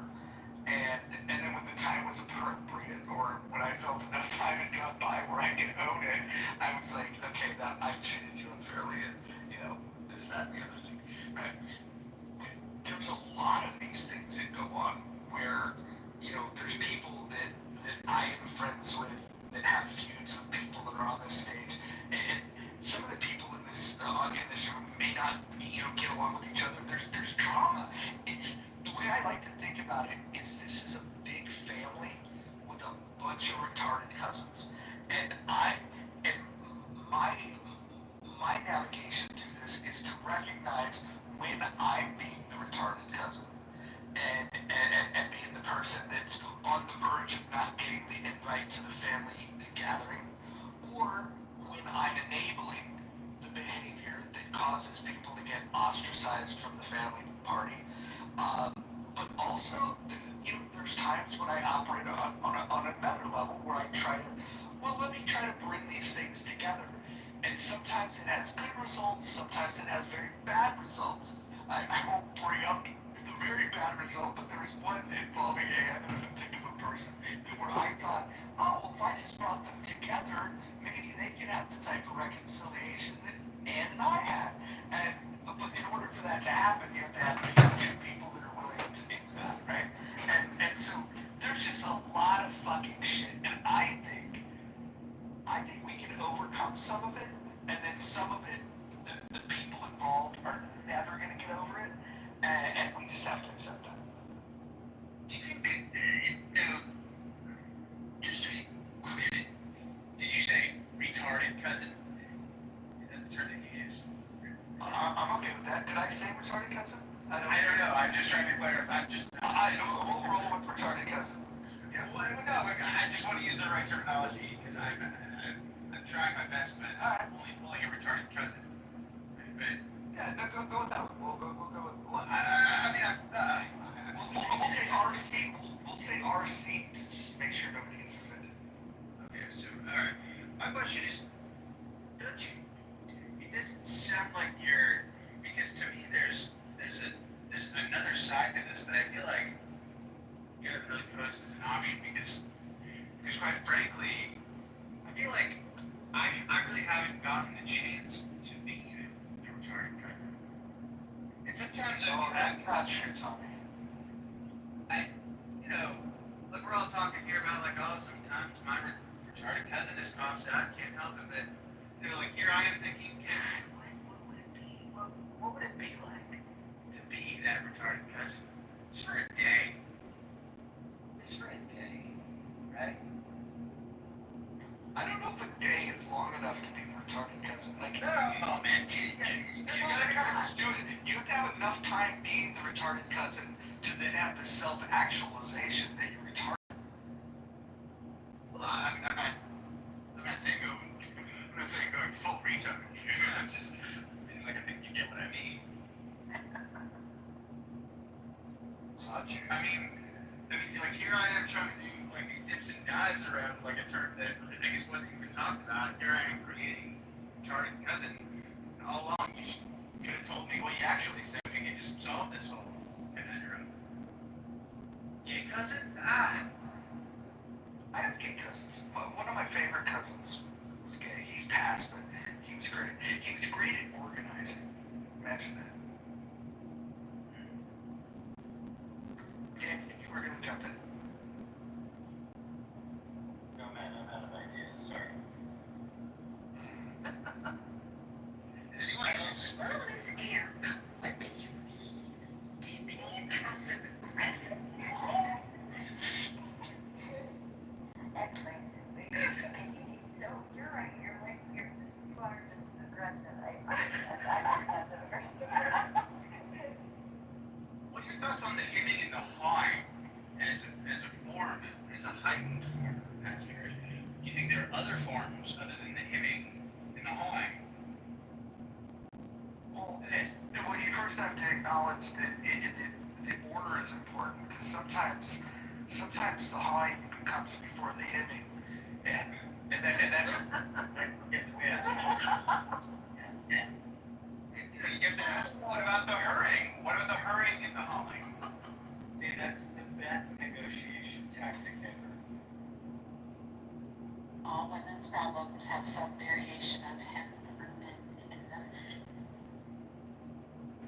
oh man, you know what was glorious about the roast room earlier was looking on the stage and just realizing like how much drama, how much I know about these people and how much they dislike each other, and like it's almost like watching Dynasty. If you watch it from like season one all the way through, there's so much to keep track of that you almost forget that some people were friends at one point, and that you or a period of time where things weren't as polarized.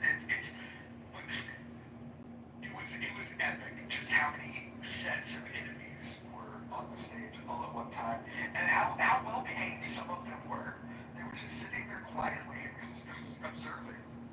Well, except for, obvious hitting.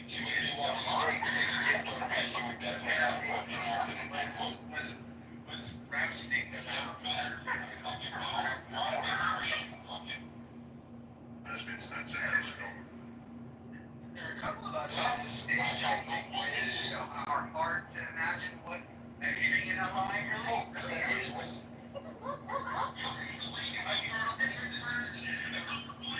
You say that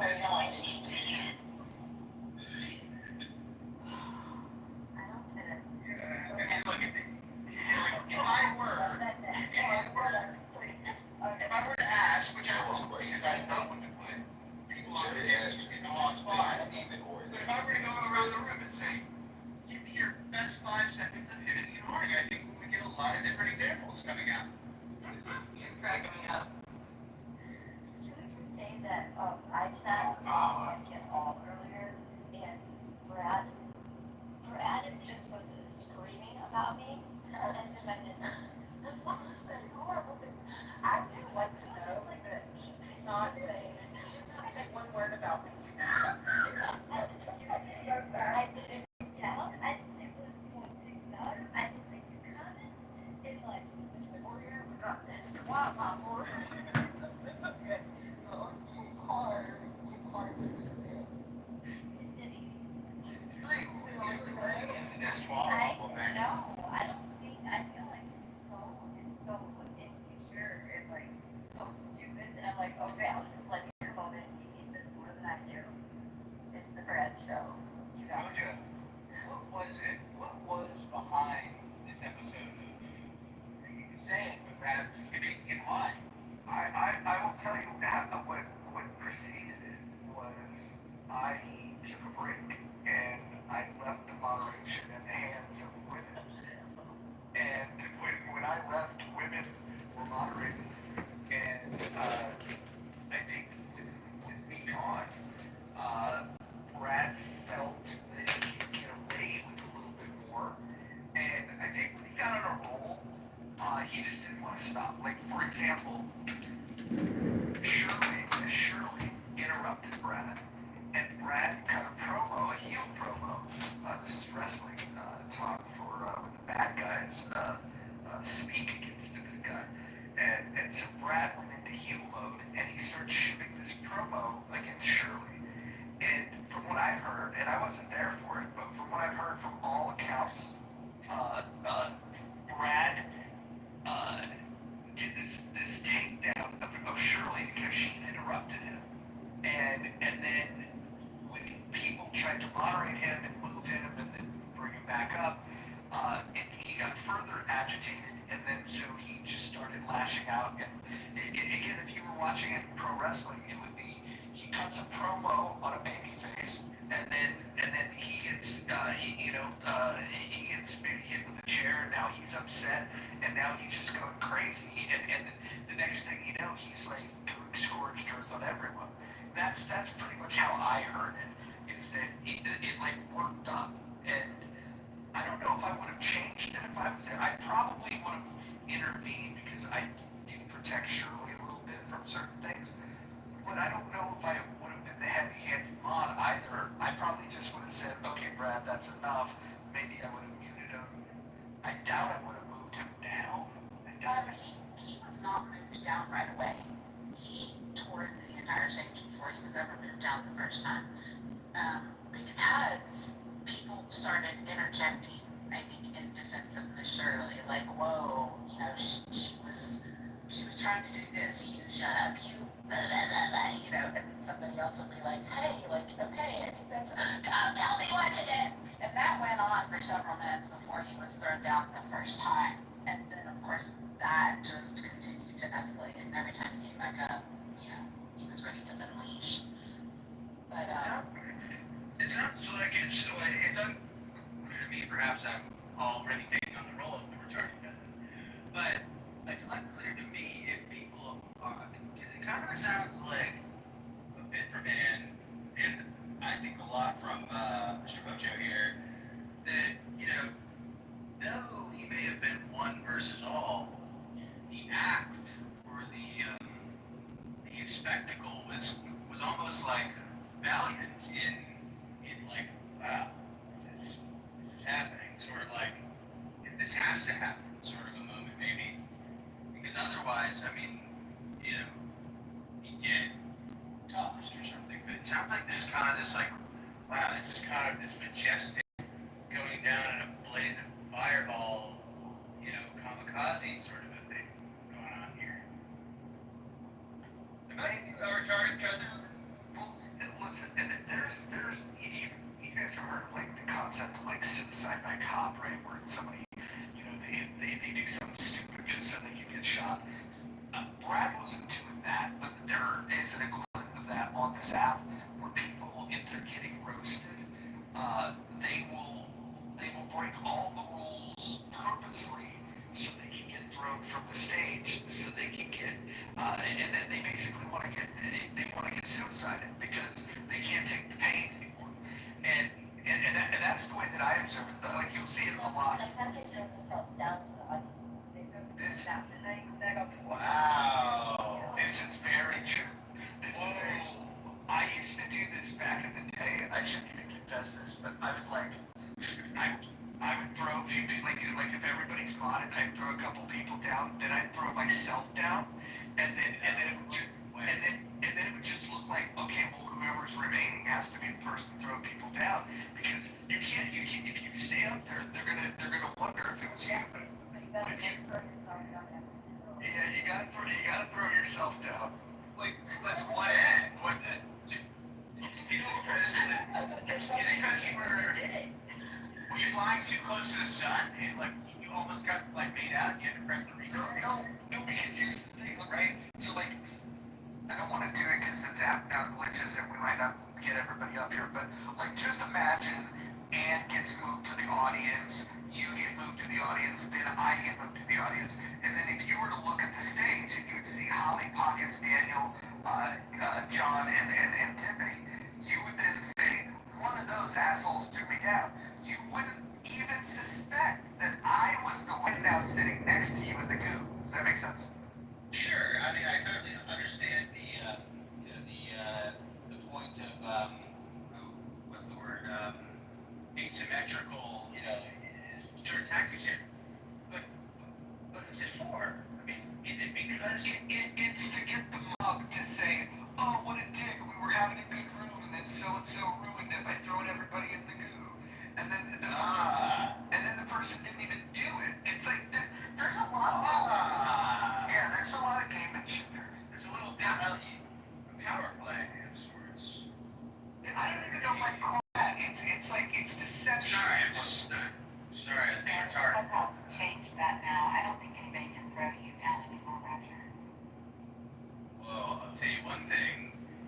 Nobody's going to be able to throw Ann down from winning her election these midterms.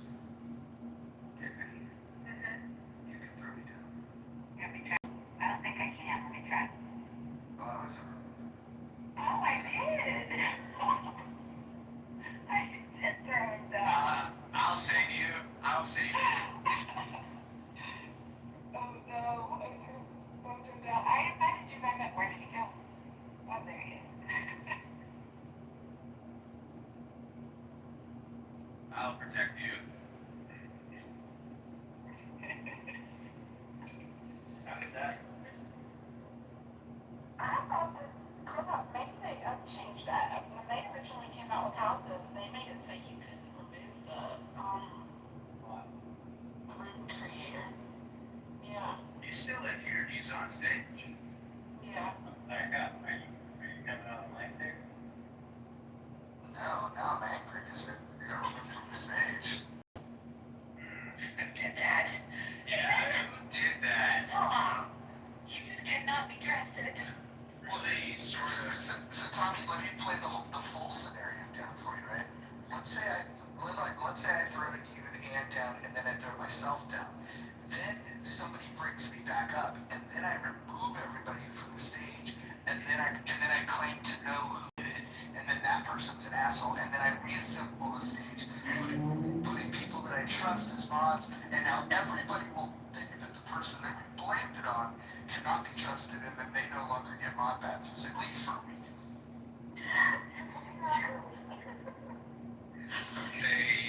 I would say that's, you know, that's pretty, Psychological warfare.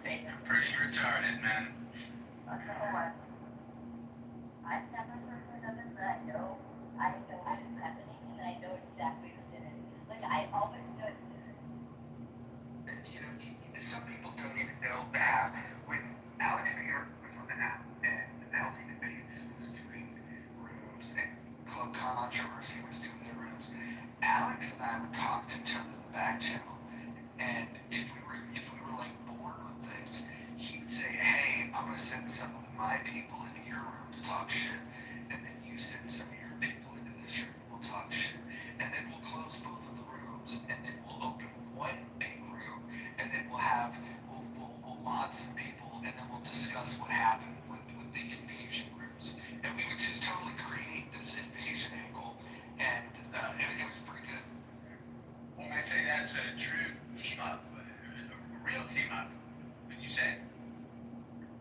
Yeah, this was like, I like to think of it, Darren's got it. It was Japanese wrestling does it all the time. Like, if all Japan and New Japan were hitting lulls, what they would do is they would say, "Hey, let's do an invasion angle," and so that's kind of what we worked out here was an invasion angle.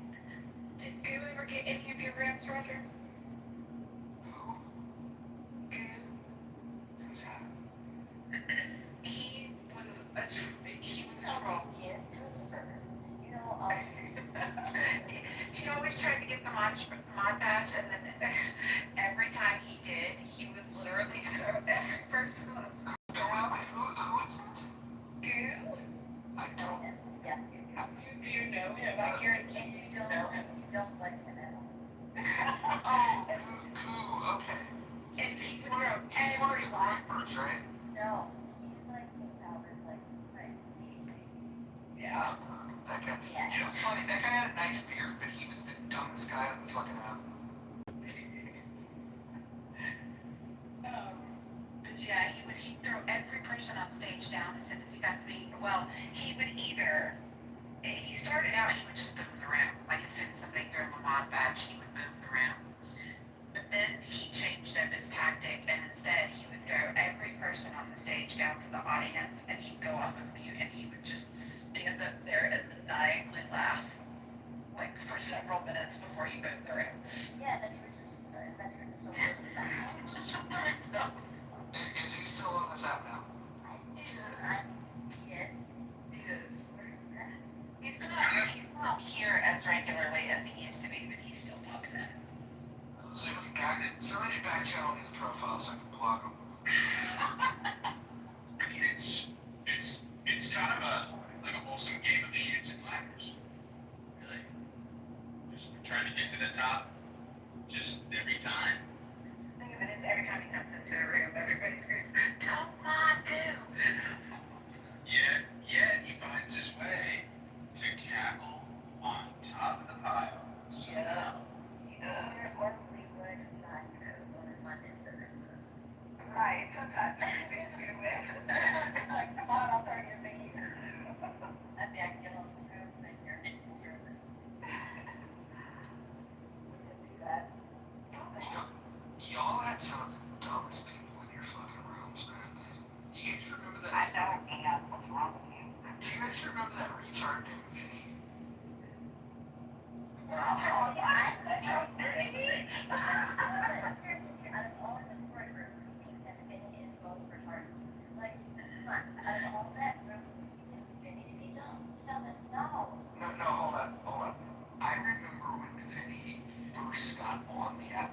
before you motherfuckers even knew it. And he would get on the app and he'd ask a bunch of questions and it was just like a dopey guy that didn't really have any thoughts. And then every fucking extreme weird idea that came along, he was like, yeah, that's my new fucking jam. It was he's the ultimate follower. I've never seen anything quite like it on this app.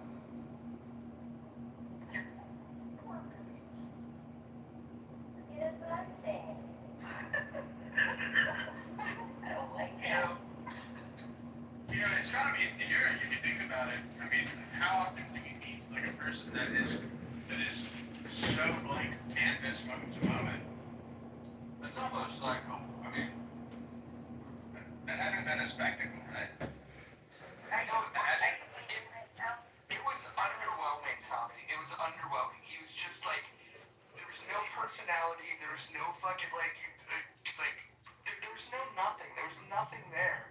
But then he'd still just be present. And then other dumb people would like be like, oh yeah, that's my buddy. And you. This is how I knew that Ricky was a pretty dumb guy. It's like him and Ricky were like boys, and it's like, oh okay, these are like the two dumb guys that get together. You can imagine them being in a bar, like just drinking beers and not even using words because like it wouldn't even matter, like 'cause neither one of them have an original thought. And Damn, dude, that's pretty dumb. no, I think that Ricky is fucking clever and hilarious. Oh, see, I don't. I think Ricky is the most feminine man on this app. Oh my god, I love it. I love it. And he knows I do though too. Like Ricky and I have this little love hate. That's why he calls me Serenity instead of Serendipity.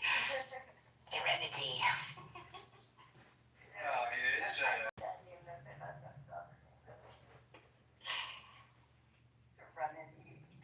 He does every time. And people will correct him and he's like, no, I call her Serenity. You know, he's got a little fun little nickname for me too. He calls me his little baby love munchkin. Yeah? Does he call you that? Does he call you his little love munchkin? Like he calls me? You can be his little baby love munchkin. You can have it.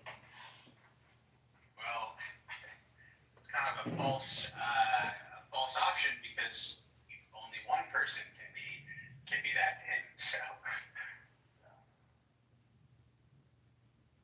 Right, Mojo? Yeah, that checks out. Awkward cousin.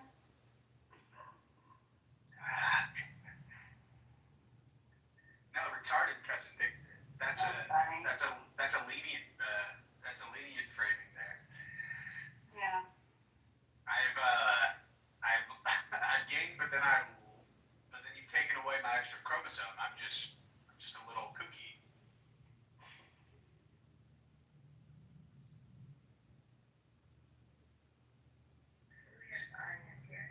Is anyone else was anyone else and is anyone else still curious based on the tone and like the like used car salesman tone that other dude that was in here was like, yeah, we almost planted 1 billion trees in a single day. Is anyone else like questioning how many were planted? Like if anywhere? Doesn't he remind you, like, if you were to replace that red coat with the coat with all the question marks on it, then he give you those vibes? You know that guy, the infomercial dude? Like a shit, man. What's he talking about? I'm just thinking of the Riddler when you say that. Yeah, there was what is the most difficult conversation on Clubhouse? Who created this? There's 7 trillion. The 100 trillion. You know, it's funny. My first question was, who created it? And then I fucking read the choices and I knew exactly who created it. Oh my goodness.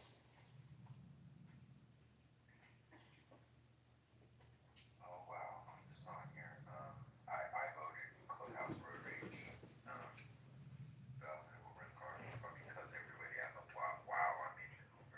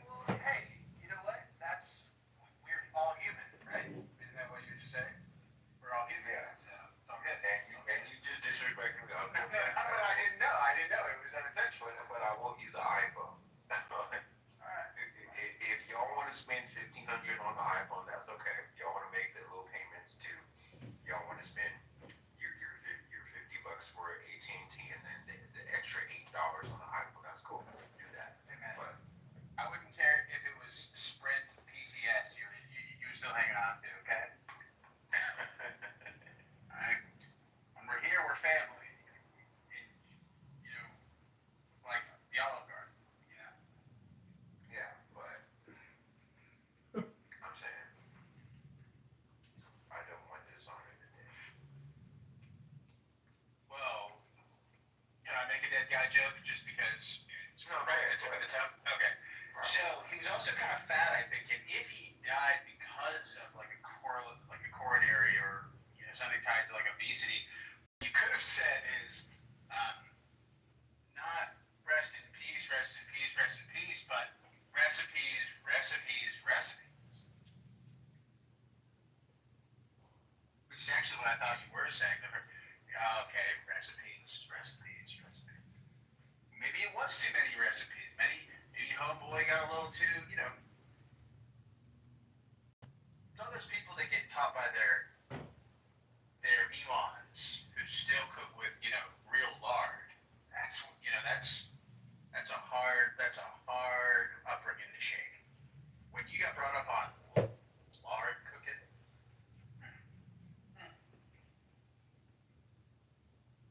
you know what I mean? You know what I mean? Tom, do you ever cook with ghee? It's clarified butter. No, only because I Just frozen butter. I don't know if it comes frozen. It probably does, but it's like the clear portion of butter that you distill essentially, then you store it as like this pure form of butter. I mean, I would. What about beef tallow? Oh yeah, I mean, if I had like some extra beef tallow fucking sitting around here, I absolutely. I just don't have, I do. They probably do. So. No, go ahead, Tony. Sorry. No. I want to know what you were made to think of. What we're making. No.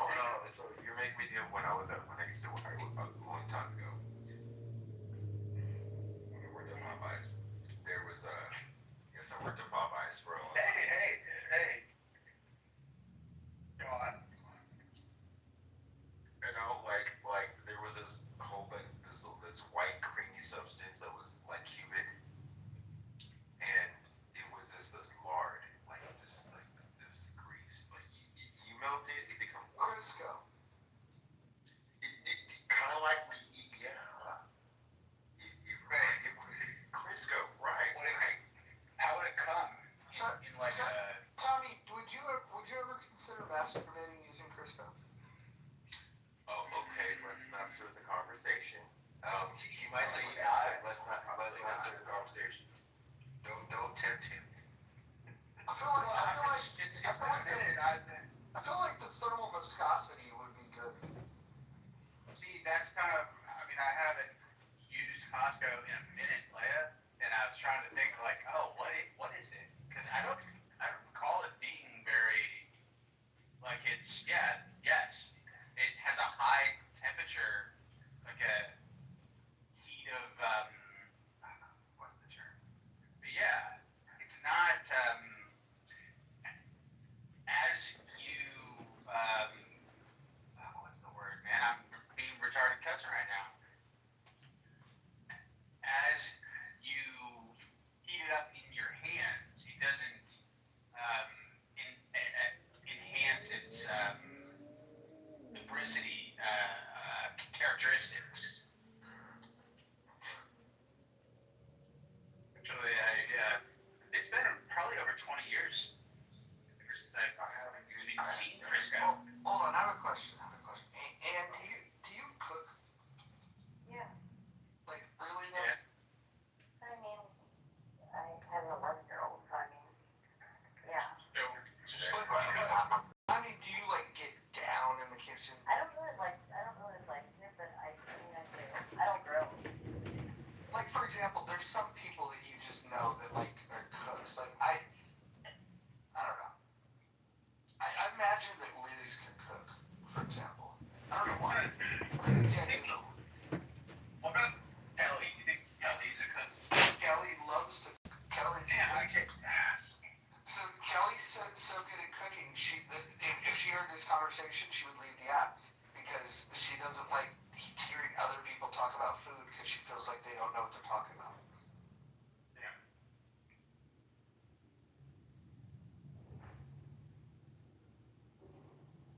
So, Ann, what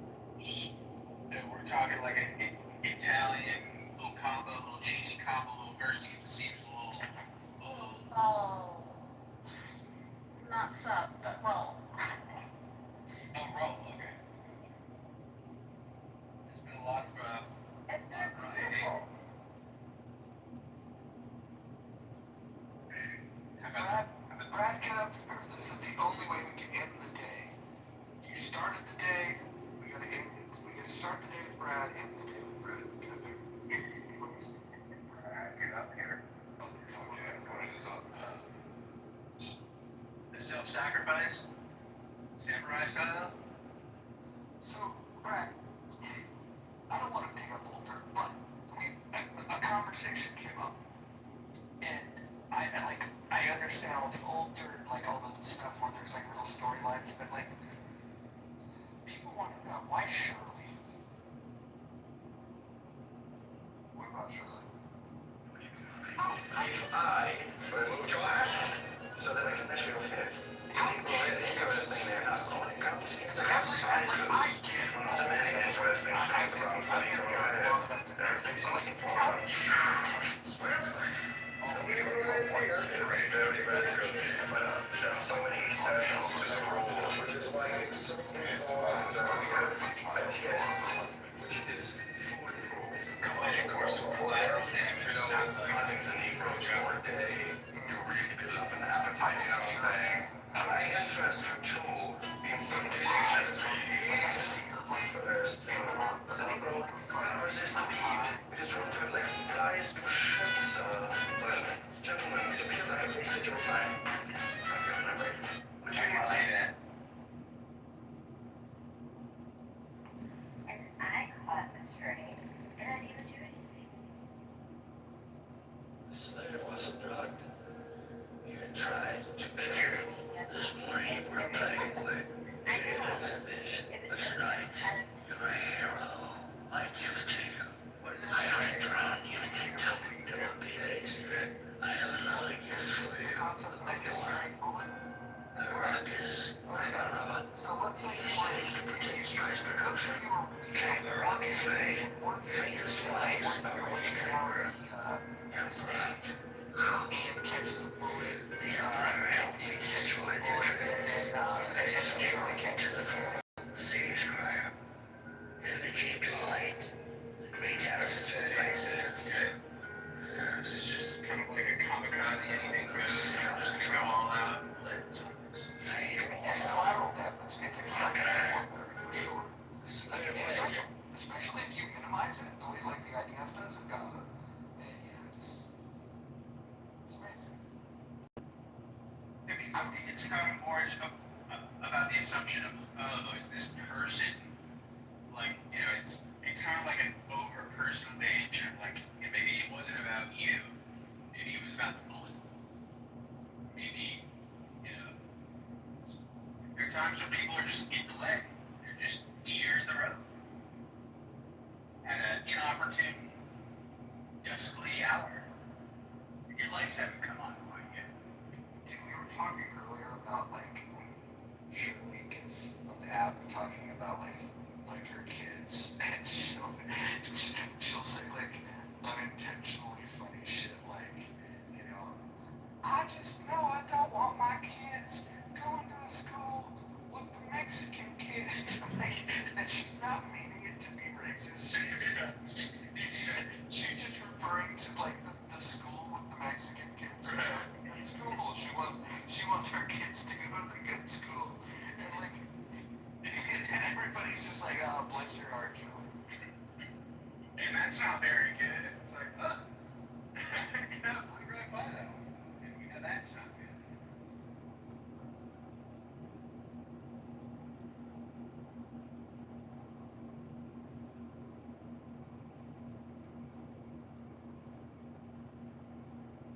Hey, isn't she like in the same?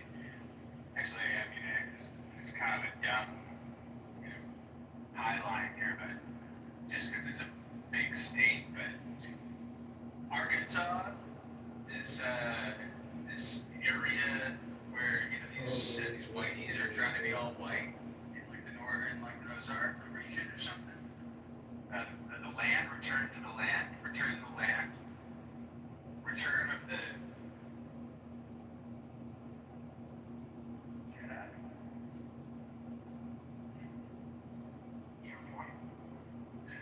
I mean, I haven't really heard anything beyond that personal gay little BBC guy that was like, and all you need to learn about how these whites make it. And it was what? Luke Baxter in the room, and like half the room was like, I think there's nothing wrong with that. I want my own land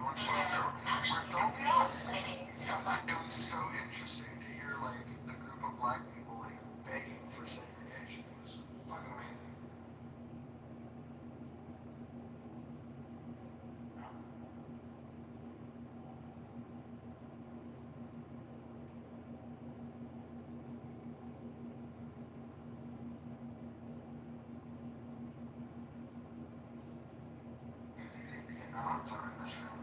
Got like 3 of them. As you guys know, No, you do. I bought maybe the other day, maybe I mentioned awful. Oh, Jesus. Jesus, how much is drunk? I'm gonna say this. I don't like segregation because me growing up with I went to a high school and I'll say this so you can see understand where I'm coming from. So I'm from Northern California, grew up in the Bay Area. Me too. Yeah. What city? What city was it? Oakland when I was a little kid. And, Okay. See, like 10 years I was in Hayward. Alright, okay, okay, I can get it. I got for a second. So I appreciate diversity and want to grow up and experience different cultures. So here's the thing. So you get two things in life as far as like cultures. Either you have to go out and fly out and go see the culture, or the culture goes to you.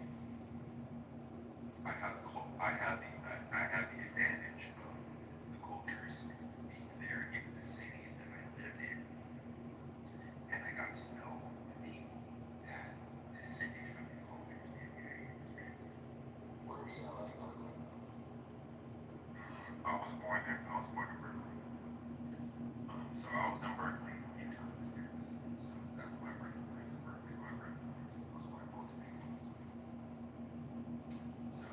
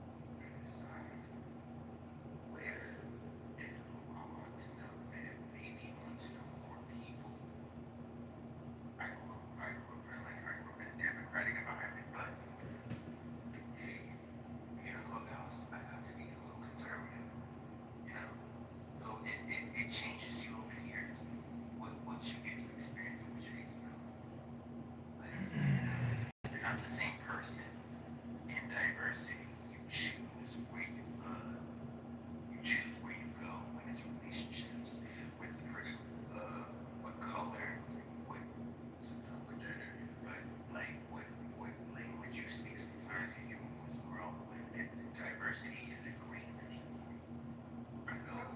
Don't you think though that with the internet and the way that travel has become easier for people, that a lot of this stuff has changed? It used to be if you lived in a town, you were probably going to marry somebody from your town because it would be rare to go elsewhere. And if you did go elsewhere, maybe you'd go to the next town over, but you wouldn't go too fucking far away. And now, like the proximity thing has changed to the point where, you may find somebody online that doesn't even live in your state. You hit it off, and this shit happens on Clubhouse. Like, people start meeting each other to live states away. I don't know if anybody on this stage can relate. Right. And Yes. you and I have the same well, Yes, we do. we fall in love with people who live far away. Well, I think that wasn't the plan.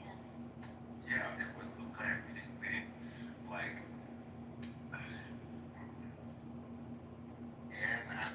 And I hate you for this when you say this. You see your love for me. I hate you for this. I did talk to that person the other day. It was actually nice. We use our data first. All the time. No, not it. She's reached out to me a few times after we were on the death. She's reached out to me to check on me. Oh, when? Like, when's the last time you talked to I talked to her.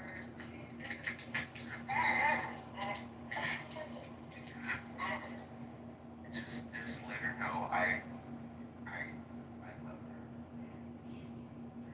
Oh my god. You know I love her. This is so gay. Shut up. Shut up. So gay. Be quiet. No, but anyway.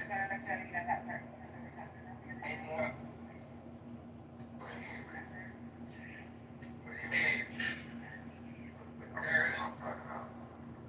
Y'all threw me off, but when you get to know different cultures and people, it's still something you to not be ignorant, to not know what they're coming from, or what they know, or how they're feeling, or what their grievances are. You're going to understand where they're coming from. But the downside of being to diversity is forgetting who you are sometimes, where your culture, where your people sit, and get lost. And sometimes you need to ground yourself. You need to get grounded in who your people are, what your story is, where you come from.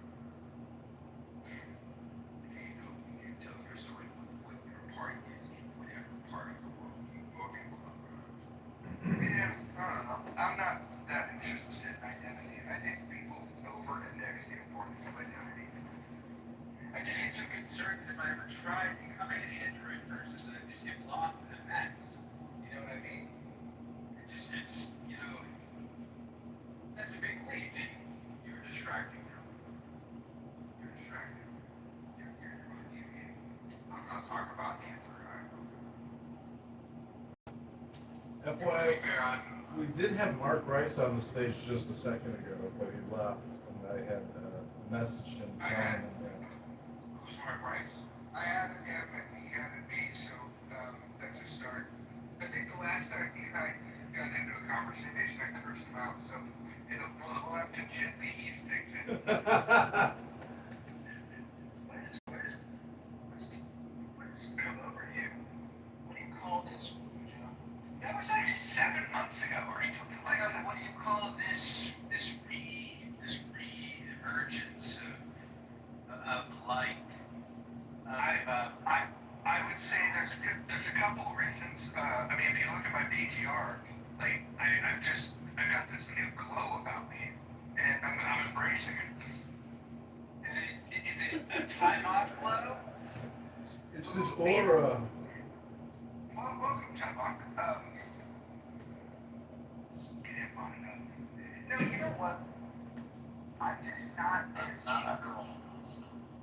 I'm not as interested in having like these crazy adversarial conversations. I am interested in watching other people have that, if I'm being honest. But I don't want to be a participant in the adversarial thing unless it spontaneously happens, and I try to avoid it.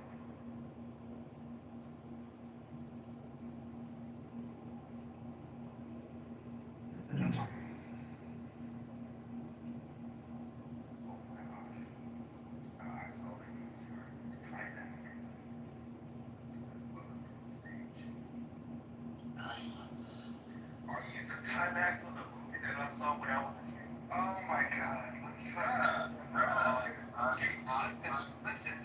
Listen. I want to know. Hold on. Listen. The last thing in the world that you want to do when you bump into somebody that's famous is you don't want to like become a fan like in like 3 seconds. You can just hold it back a little bit. Hold it back. I'm sorry. Slow play this. Alright, go ahead. Marvel, last Jurassic is October 19th. Make like empty theater, so tell your friends and bring everybody out. Okay. I don't want to be like a fanboy when I was because I noticed you like a Culture just doesn't he likes all the attention on that. yeah. No, hold on. I'll be honest. It's kind of like a relationship. It's like I want my special relationship with Ty Maka. I don't want him to have a special relationship with all of his fans. I'm the president of the fan club. No, because the only thing I just want to confirm because I saw Ty Mac on Clubhouse like a year, like 2 years ago, and I was wondering if it was him because it was like super weird. But I don't want to be like, oh, it's a man. Oh my gosh, it's Ty Mac. Alright, it's cool. I'm an instant on time on. I just want to let you know that. Ty Mac. I come in, I don't know a lot about politics. Oh, no. I'm just like, if it's Roger can be pretty funny and interesting sometimes. So I like the guy, and I come in his room. And I don't come to Clubhouse much, but I come in his room and hang out. oh, okay. But if it's you, if it's the topic I saw in the movie, I hang out with you. So glad to encounter you and so forth. So Thank you. yeah. That's all. I'm gonna be tripping. Play it cool, man. Yeah. But anyway, let me. What's about to argue? He's arguing with me. No. Listen, I stayed out of the way of arguments today, but you missed an epic day. I would argue today was the most epic day of 2025 on all of Clubhouse. Oh, really? Oh, yeah. We had a full Brad crash out directed towards multiple people, all female, including Shirley, which was very interesting. We had a book reading. We read the Tao. Finished the book today. We then had. Yeah, we've had. You missed that book, but the next book we're doing, you might be interested in. We're doing The Art of War. So. What author? Sun Tzu. Oh, okay. What version? Well, now you got the original. Now you get me stumped. But the King James is my preference. Oh, okay. So I only asked that because I read. What was it? 21. I read this cool. Everybody knows it. Like most everyone I know knows it. 20 Laws of Power, right? Never yet. You've never heard of Raw Gregory? 20 Laws of Power. Yeah, but there's a whole lot of books that have a number and then some general, Oh, title. okay. It's So confusing. there's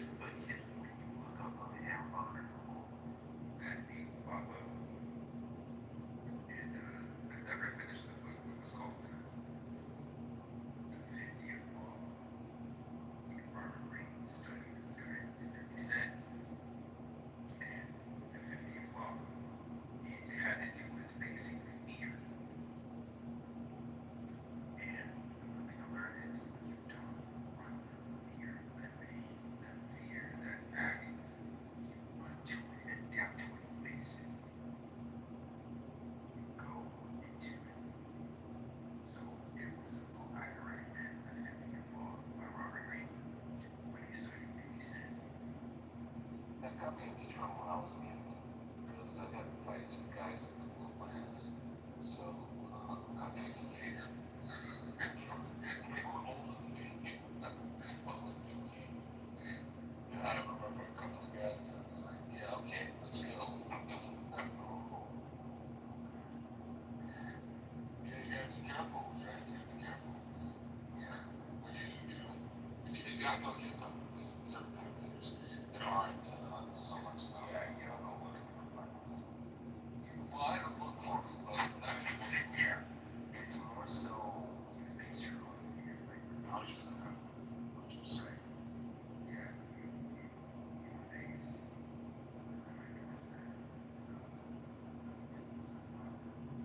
You face the fears in yourself. You face them in construct. A lot of times, people, because people be terribly limited. They have all the layers on top of layers. So,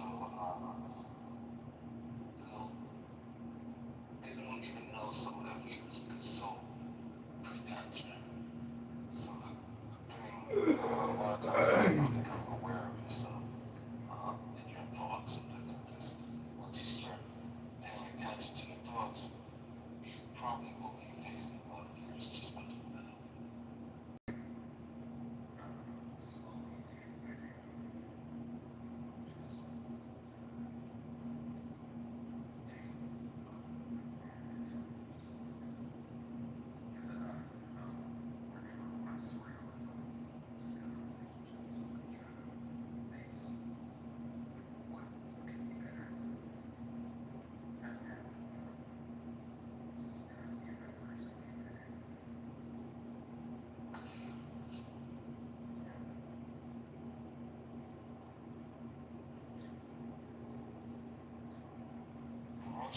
Motion, you trying to get a better person to think like it? Yeah. Oh, by the way, I don't know if it's perfect for this room, but I got an update on the AM radio thing. Oh, cool. It sounds positive. It sounds. Yeah. Yeah, I finally talked to them. I didn't think they would want what I wanted to do because of the content they typically do, but they were pretty desperate, especially for a particular time slot. I was talking to them about like midnight to like 3 a.m. and they immediately sent me an agreement that says that if I'll do it minimum 3 days a week for 3 hours, I can pay for the slot at $50 an hour, which means I only would have to come up with, let's say, I don't know, like, just to break even, you sell $50 an hour worth of advertising, and then anything on top of that is profit, So, and so my thought is that because the radio station will broadcast from its radio station app, so you don't have to live locally to listen to it. You can log in. I can then pipe that into Clubhouse, and then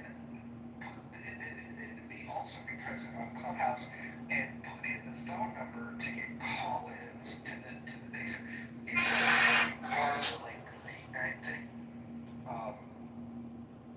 It's gonna be a different crowd because it'll be late at night, but I think it's gonna be fun. So what are you gonna be talking about?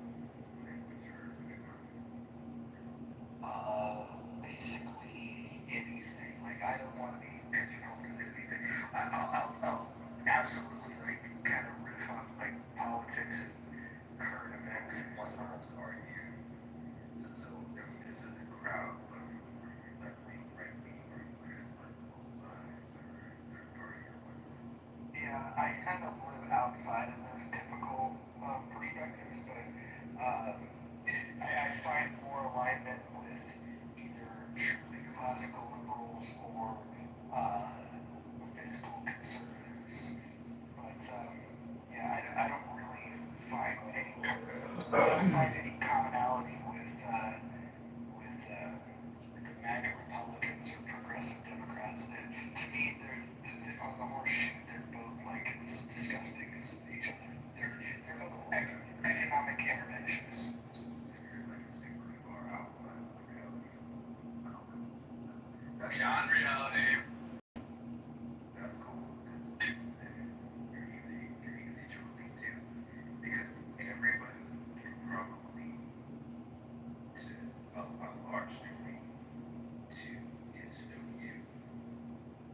that's a good thing.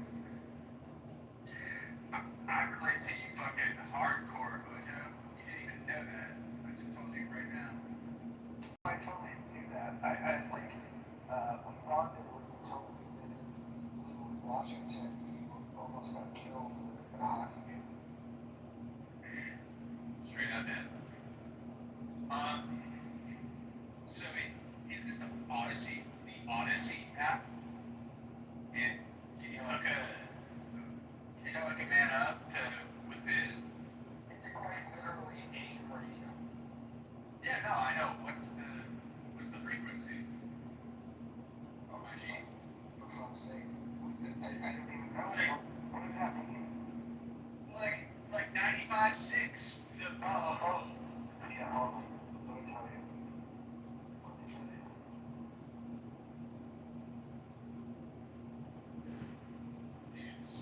Come on.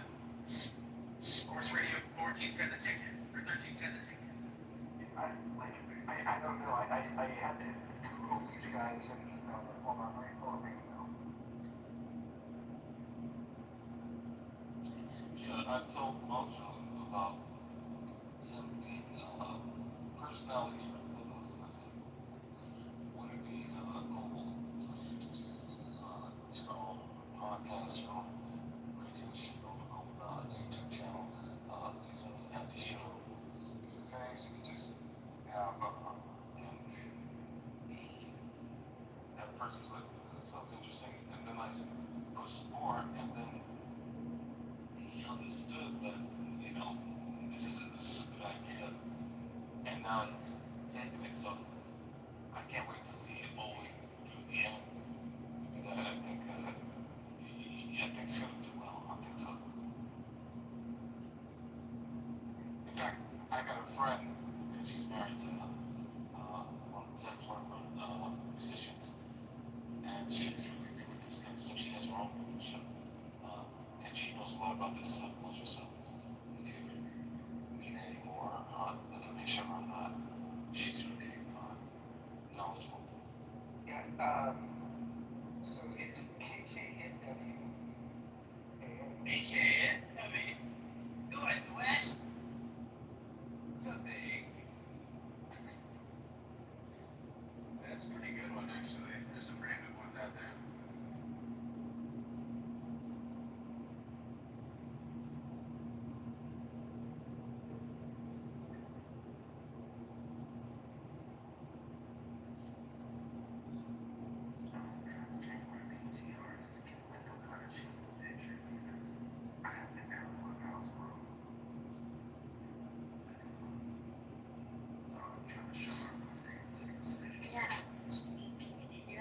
Yeah, hop in here.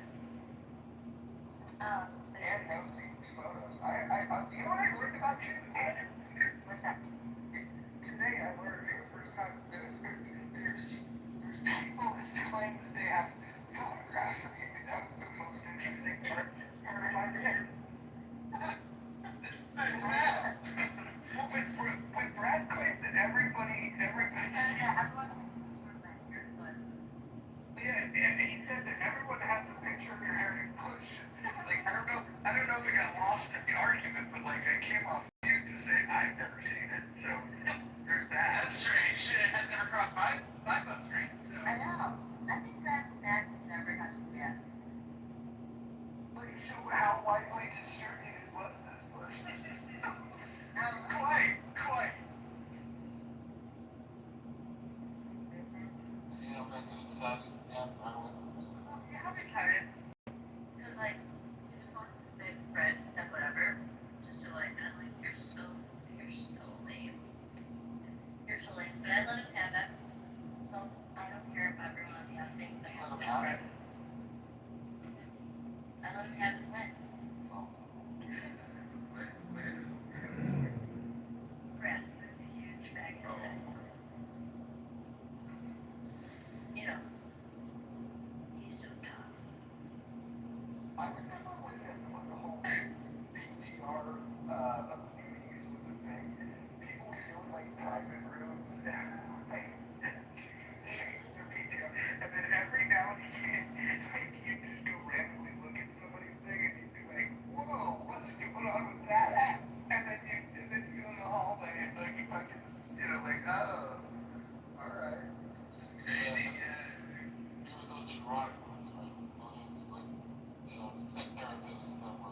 talk about every position, different No. That was valuable. I'm talking about just two pervy people that get in a private room, and the guy will just tell the chick like, "Hey, show me your tits for a minute," and then like they'll just PTR like like their new body. Well, what's crazy? It's like Very common, very normal. it's a random thing, but if somebody happens to look at your PTR at that moment in time, that's what they're gonna see. And now with the paid feature, you can do the look back and see it all.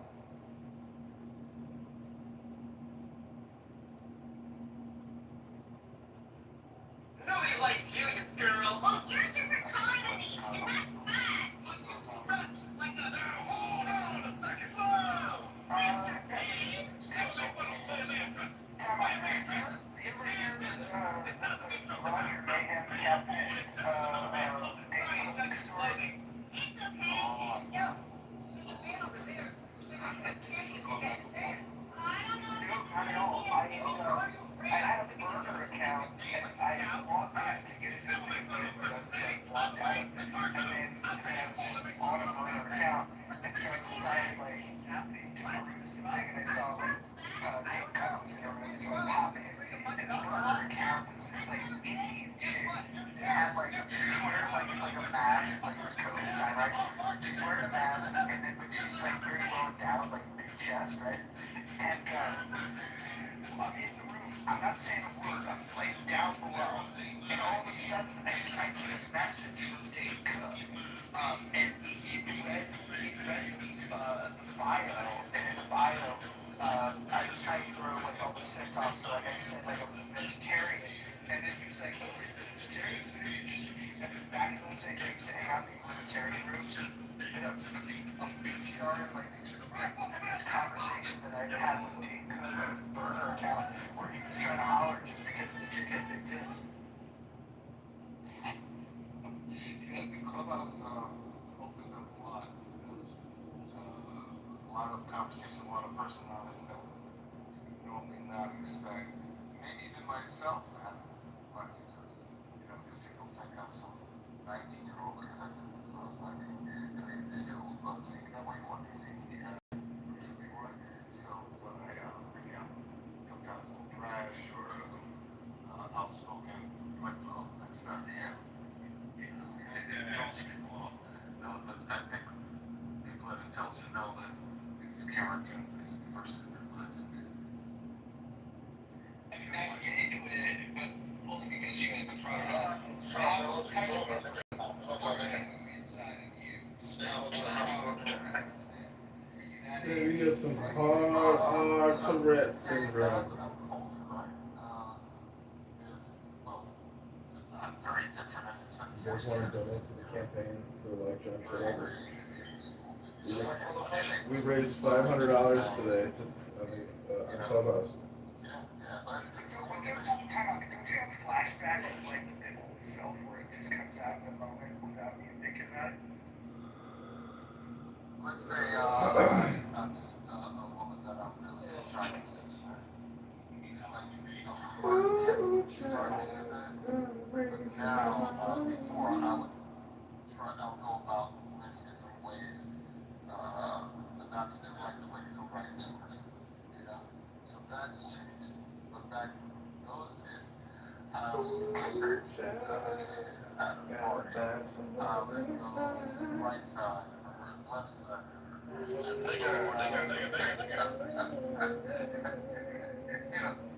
All that kind of thing. So now I'm not. I still like the excitement to talk to the guy.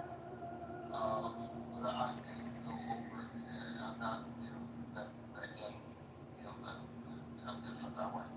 I'm different a lot with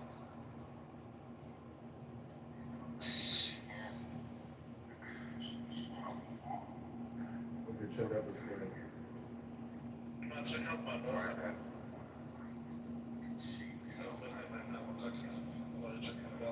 Yeah, I'm not. You're looking at losing your Clubhouse, bro. Like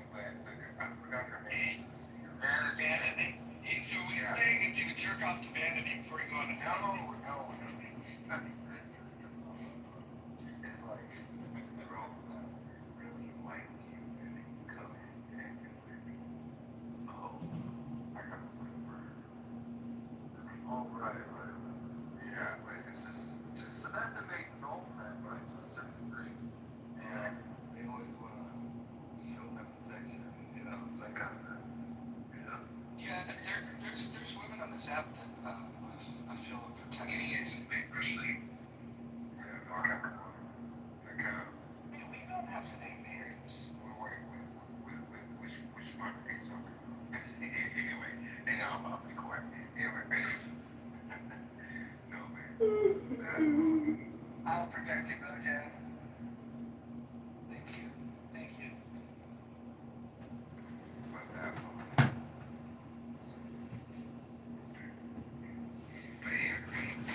so, don't let Mojo push you on the blocks. You can express yourself. I don't want to be a fanboy. Mojo's gonna don't worry about it. I don't want to be a fanboy. Be like, oh, Ty Bach. Oh my gosh. And then dude, don't worry. That's Dragon movies, not fanboy. Yeah, hold on. I went through that same experience 4 years ago. I was chasing him around the app. I couldn't get his attention for fuck all. First of all, I'm a master. And you're gonna be okay. See you. See you there. It's too bad that Jimmy is the actor of Kitover is gone. Because I reached out to him years ago before he passed away and talked to him about doing some of these Comic Cons. And I'm a fan from the type of guy, and I really get off on getting excited and stuff. And man, it would have been great. And he was like, he was going through a tough time. There's a lot of actors too in Hollywood. He was having a tough time with some of these producers and some of these casting and all this stuff. And I called him at a bad day. I said, hey, Jimmy's agent. Yeah, no problem. And he's like, I'm like, hey, you heard about these Comic Cons, right? And he goes, no, what's up? And I go, well, they're big events. Some small, some big. And we involve some celebrities, comic book collectors, video games, everything. And people come in costumes. I didn't know too much about it, but my friends told me. And I said, what do you think? Us, because you can make money on this. What do you think? Nah, man, I'm not. But really, no, we just show up. And we don't have to dress in character. We just show. And we sign on it. I was like, I felt so bad. I was like, man, nobody was missing. That would have been great, right? Like people like me would have loved and talk to him because it was so comical. Like he just like a guy dressed like samurai here with Chuck Taylors was so comical. Like I don't know what it was. The kid thought that was funny as fuck, but it was cool. Yeah, the contrast between him and I was perfect. Yeah, Bradley, yeah.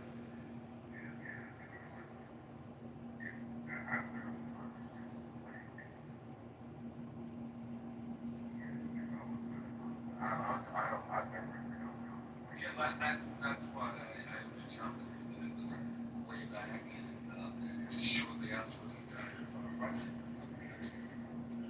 Yeah, but not to put it down. I mean, R.I.P. was Jimmy's character.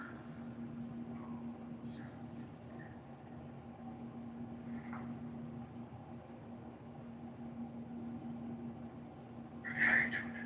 And how's everybody? Wonderful. Well, that talk just got me thinking of, another warrior out there that lost a battle with his, own mind, Mr. Jason David Frank, the White Ranger, first Green Ranger, then White Ranger, then Red Ranger, then White Ranger. And, yeah.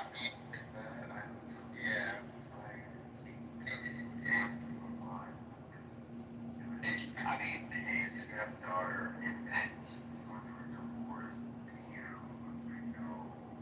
I just happened that, like, at the time, just because there was COVID, it was a person on Instagram that I was into, and I was like, oh, okay, this is what they do, and, this is the lifestyle. And it was during, like, that, like, discovery of, like, oh, this, is like a full year-round touring sort of thing that actually, brings like a lot of success for people in areas like all over the world, like Indianapolis, fucking Topeka, Kansas, fucking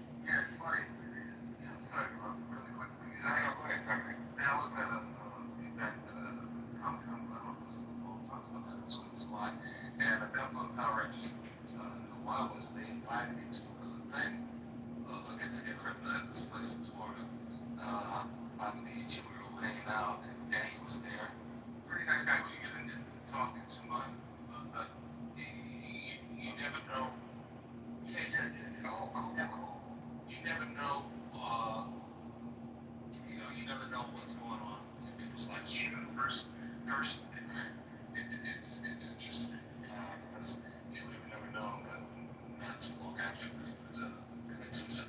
Yeah. So be kind, be kind, be kind. So you like was it long after? Right? Was it soon after we met or? Yeah, right. That's it. About a year. Yeah. Yeah, it's interesting. Yeah, I didn't, because at the time, the Power Rangers came out, I didn't get into that because it was like almost like WWE when I was a kid. When I was not a kid, when I was, I'd say 21, 22, I looked at it like too goofy and campy, right? And so I didn't get into Power Rangers. But then the generation after, I started way into it. It's not that I was meeting some of these Power Rangers looking down, but as a kid or a young man, I was like, this is garbage. But then I could say the same thing when people look at my stuff. So by the time that I saw you were in, and I don't know, it's weird, but it was like I was born in 5, so 4 years old. So by the time I was probably somewhere between like 10 and 5, I don't remember. If you were born in '85, then you were born when it came out, so you probably it came out before I was born. No, it was even '85. It came out in '85. Okay, so I was like right. No, I was little, so I don't remember. So by the time I saw it, as far as like 5, 10 years, I can't remember. Like it was at least 6 to 10. But what else are the movies that you grew up with? If we were talking about you, would it be like Enter the Dragon and shit like that? Well, of course, because I grew up, you know, following obviously any of those great martial arts films, but I like old movies when I was a kid. I like Paul Newman, Sidney Poitier, Robert Redford. What did you think of Game and Death? You familiar with that one, right? Oh yeah, that was good.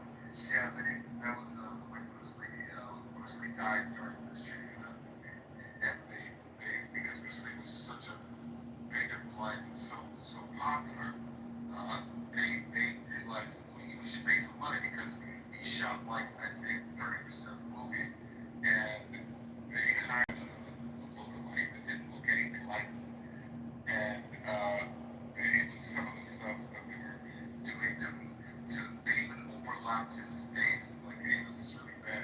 And are you familiar with Grandmaster Jihan J? That sounds good. I think he's the guy that he was in Game of Death, but he's the one that founded Hapkido. Oh yeah. Yeah. I actually went into a dojo, if that's what we're gonna call it, in San Bruno, California, with a guy by the name of Master Young. Master Young had studied under Jihan J. That guy was cool as shit. He got out of teaching people because he didn't want students that didn't want to learn the entire art. He wanted to teach people how to heal people, as well as teach them how to defend themselves and to do things. And when Master Young found that his students didn't care about like all of the things that he'd been taught, he didn't think that it was worth teaching, and so he left. Yeah, well, there's not only this, eating, well, kung fu, Chinese styles, and Qigong, and Tai Chi, a lot of the, well-studied, teachers that know about healing, and, it's very different, but thanks to America, this capitalist mind is all about the money, and, just trying to, market maybe the athleticism more than anything else. What are the top things that you talk about mention one of the things that kind of resonated With Gian J? no, the IG, the book when you read it. Oh yeah. One of those things that kind of, yeah, sparked you a little bit. Yeah, I think the thing that with different people getting different things out of it, for me, like I focus a lot on politics and I have a distrust for authoritarian government styles. I I was drawn to the critiques of that, whereas other people were drawn to other areas, right? Like it's like I think this is something that's going to require multiple readings because the first time through, it's like you gravitate towards the things that like connect with what you already believe to be true, right? And it's like, oh, okay, that kind of reinforces an idea. But I think it's going to require like multiple readings to really drink it. Yeah, of course. Yeah, when it comes to those kind of things, you have to allow your own point of view to like put it aside to try to take it in. And it's that the whole point of it, right? It's like, yeah, it's very interesting. That's one of the somewhere that you do your best to put your own point of view. I kind of died to self. I hate that term. But the whole thing about that is there's so much that we don't know about ourselves that yeah, it's interesting. When you're an actor, these are things that you go through training. You peel the layers off because an actor has, well, everybody has some, well, I'd say passion. Some have advertisement.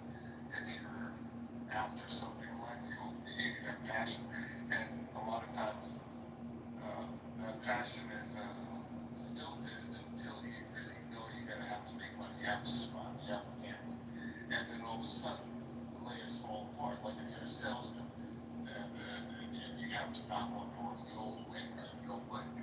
Someone before they felt this need, this desperate need, this to survive. They won't. I'm not gonna go talk to no stranger. I'm not. And all of a sudden, it drops off, and they become this person that's talkative, that's really it's a learning curve, but it's interesting. I would say that the early going of sales training, because this is the area that I've spent my life, you do get taught to like come out of your shell and talk, and then you get to a point where you realize like that's not even the key to the success. The key is really to shut the fuck up. Like, yeah, you gotta ask a question, a provocative question, that inspires them to speak, and then you fucking listen. And then if you really listen, they will tell you exactly how they want to be sold to. You just have to ask the right questions. Shut the fuck. Shutting up is the biggest lesson that you can learn in sales. Yeah, that's very astute because I like what you're saying, and I heard once in a while, learn to see other people's role or be in other people's role. So you shut up and listen, and they'll tell you, if you have that type of personality, or you don't even have to, you just listen. Some people just talk, but if you ask certain questions, then they'll step right in and talk, and then you can really get it. So my process is like this. I think of it as you have a current state, and then you have a future state, and then you have the work that I have to do as a salesperson is to fill the gap between the current state and the future state. And so yeah, so let's say let's keep it as simple as possible. Let's say somebody has a roof on their home. Their current state is they have a roof, maybe it's 30 years old. The current state is a 30-year-old roof. Now, they also may have a current state where they don't have, they weren't anticipating putting on a new roof on their home and anticipating that expense. But the current state is that the roof needs to be replaced or okay, here's the current situation. Here's what the future would look like. Wouldn't it be nice to make sure that you don't have a leaky roof? And all the problems that could create, all the unintended expenses that would create. And so you get them to tell you about what the current situation is, all in their words. Like they define the problem. I don't define the problem. They define the problem. Then I help them to describe the future state where they not only have they identified the problem, they've identified the solution. That like, yeah, a new roof would be the shit, especially if it had a warranty, especially if I could pay over time, especially if there was zero debt. Like, and you get them to you get them to acknowledge the current, dream up the future, and then all of the work that you do in between is solving the problems that they have of like, they've got budget constraints. They don't have money to pay for a roof. So you have to figure out how are you gonna make that work. And that's when the salesmanship comes in. But if you can get them to acknowledge that they have a problem and then get them to envision a solution and trust you enough that you can deliver that solution, well then you just gotta then you do the work. Yeah. And so did you ever, I want to know the process was, what was most successful. I'm really intending, I set an intention, and I used to do it when I was young, when I was fighting competition and things like this. You set an intention, but it was more like visualizing. See myself with my hand raised at the end of the fight. I would see myself go through the motions. Let's say this guy, he liked to box more than he liked to kick. He liked to move more, and another guy might squat. So I would see myself countering everything he would do. I would see myself if it was a tough moment. I would relax, all these kind of things. So, but as I got older and started to understand more about, and even recently, and I told you doing some Dr. Joe Dispenza's work, which is a whole other thing. That's completely about letting go, right? And when I say letting go, I'm talking about, he talks about dimensional, being in a dimension by time, space, and matter, right? And this 3D dimension of it, and having a clear intention. He talks about the science, right? The science of thought. Thought has an electrical charge. So when you have an intention, it's literally an electrical charge, right? With the thought, every thought has an electrical charge. And the heart is a magnet, right? So feelings and feelings that come with the intention. When you elevate them, right? You're setting that. So when you do this kind of thing, you're setting these maybe lofty to the average person, these intentions might be very lofty. If someone, let's say someone that's just made more than $30,000 a year, they want to make 150 or maybe $1 million, right? They would set the intention, write that exactly, every detail, specific of what that money means to them, and what it provides them, maybe their family, their friends, maybe they have a business they're going to provide a lot for the community, and you want to get your feelings elevated, but that would happen naturally from something that fires you up, right? So when you go into the meditation, you're going into not the known, right? Not the known, which is the 3D dimension. So when you're sitting down, you have to let go. This is the skill that you develop. You let go of time, space, matter, that means your body, your identity, all these things. And then you get to a point where you're nowhere, no time, no place. And that's what you call quantum physics, the D, right? The divine. And then you come out of meditation, you did your job, then you go back again, and all kinds of interesting synchronicities start to happen. Interesting. Yeah. My approach to selling is it's completely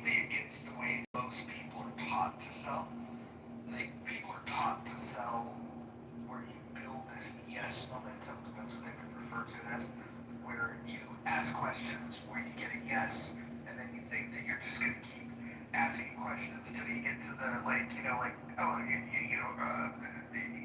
just sign right here, and then they're just going to say yes. And I think once upon a time that may have worked because I don't think it would have gotten taught that way as best practice if it didn't have its day in the sun. But what I found more effective, and what's been effective for a long time, is to do the exact opposite, where a lot of people now don't want to be sold to. They feel like if they buy, like somehow like that they got taken advantage of. And so what you do is you lean into the idea that they want to say no, and because that makes them feel more in control. So the questions that you frame, you make sure that the no means yes. Meaning, if I was to simply say, hey, can we meet and I can take a look at that roof? Would you be opposed to meeting Tuesday at 2? So now I'm asking a question in a way where they're going to say the word no, which is what they wanted to say, but the no means yes. The no means no. I wouldn't. They say no. I wouldn't be opposed to that because no is a more comfortable thing than saying yes, especially to a salesperson. And so it sounds like it's super manipulative.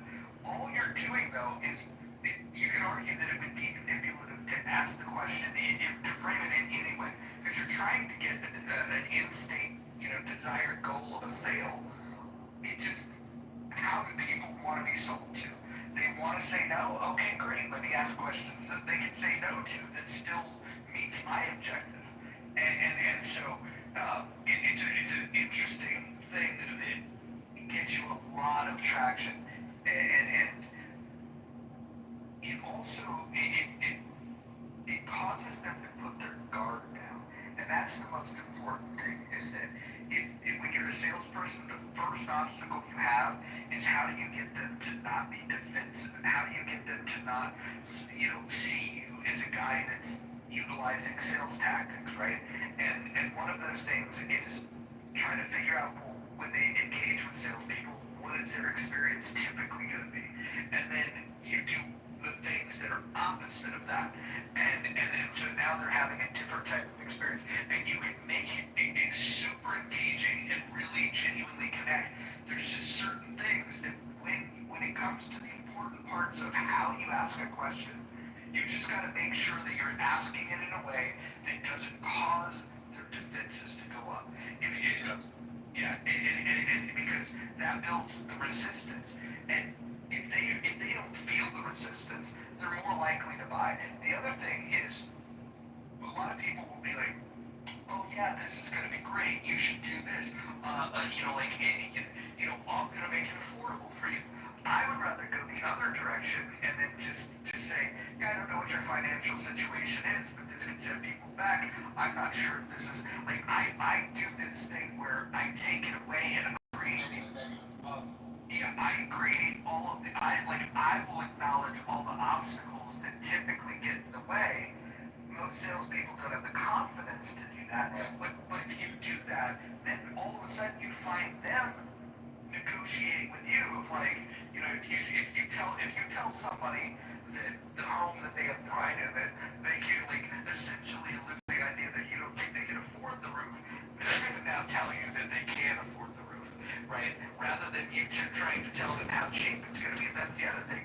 Now you're going to meet them in this negotiation cycle where they want a lower price. If you tell them up front, hey, with the cost of materials, this tariffs, man, this stuff's going to be expensive. I can leave you with the quote, but just letting you know, this is going to be an ordeal. It's probably more than you're thinking. And then all of a sudden they're like, well, how much is it? Right? And once they start asking questions about price rather than you have to dance around it, you got it. There's so many layers to it. One is the layer of just being authentic. Being able to be authentic, but at the same time, like I said, having the intention to sell them something. So, you put up the point of listening. That's so important because if you have the intention to sell,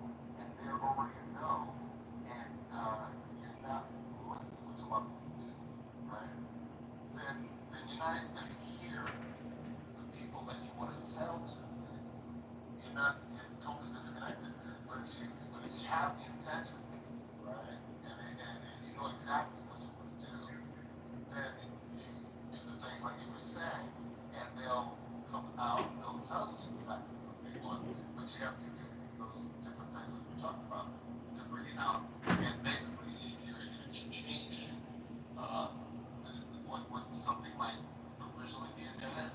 You know, doing this mind through. If you're making it something that they see as a need for them, rather than maybe think, why would I want that? Now, all of a sudden, they're telling you, like, well, how much is it? So it's very interesting, and it could be, that could be fun for some people if they like, if they get into sales. You know, would you say is like, great in politics? Who's, and I know most people's answer, who's the best salesperson? You want to know the truth? I think this is going to surprise a lot of people. I think AOC is fantastic when it comes to selling ideas. I don't agree with what she's selling, but if you think about it, she primaried a Democrat in her neighborhood, which is out working. She went out into the neighborhood, understood the demographic, talked to the people, met them where they were at. She campaigned her ass off. Like third parties you should study the politician that you most agree with. You should study the politician that had similar circumstances. I think what people miss about AOC is that she ran a fucking phenomenal fucking initial campaign. She took what I think are batshit crazy ideas, understood her demographic, and went out there and met people. She like put the fucking work in. And like that's the person that, again, I think she's fucking crazy. I hate her fucking ideas, but if you had to model yourself after a candidate that was, I think, initially unlikely to be seen as viable, and now look at her, I think what she's accomplished is pretty fucking impressive. There's examples of this throughout politics, but I like mentioning that one because it's acknowledging that even the person that I think is fucking like horrible in terms of her ideas was very in the tactical piece of getting herself elected. Yeah, I just agree. I think that they should call politicians. I think they should call them salesmen, right?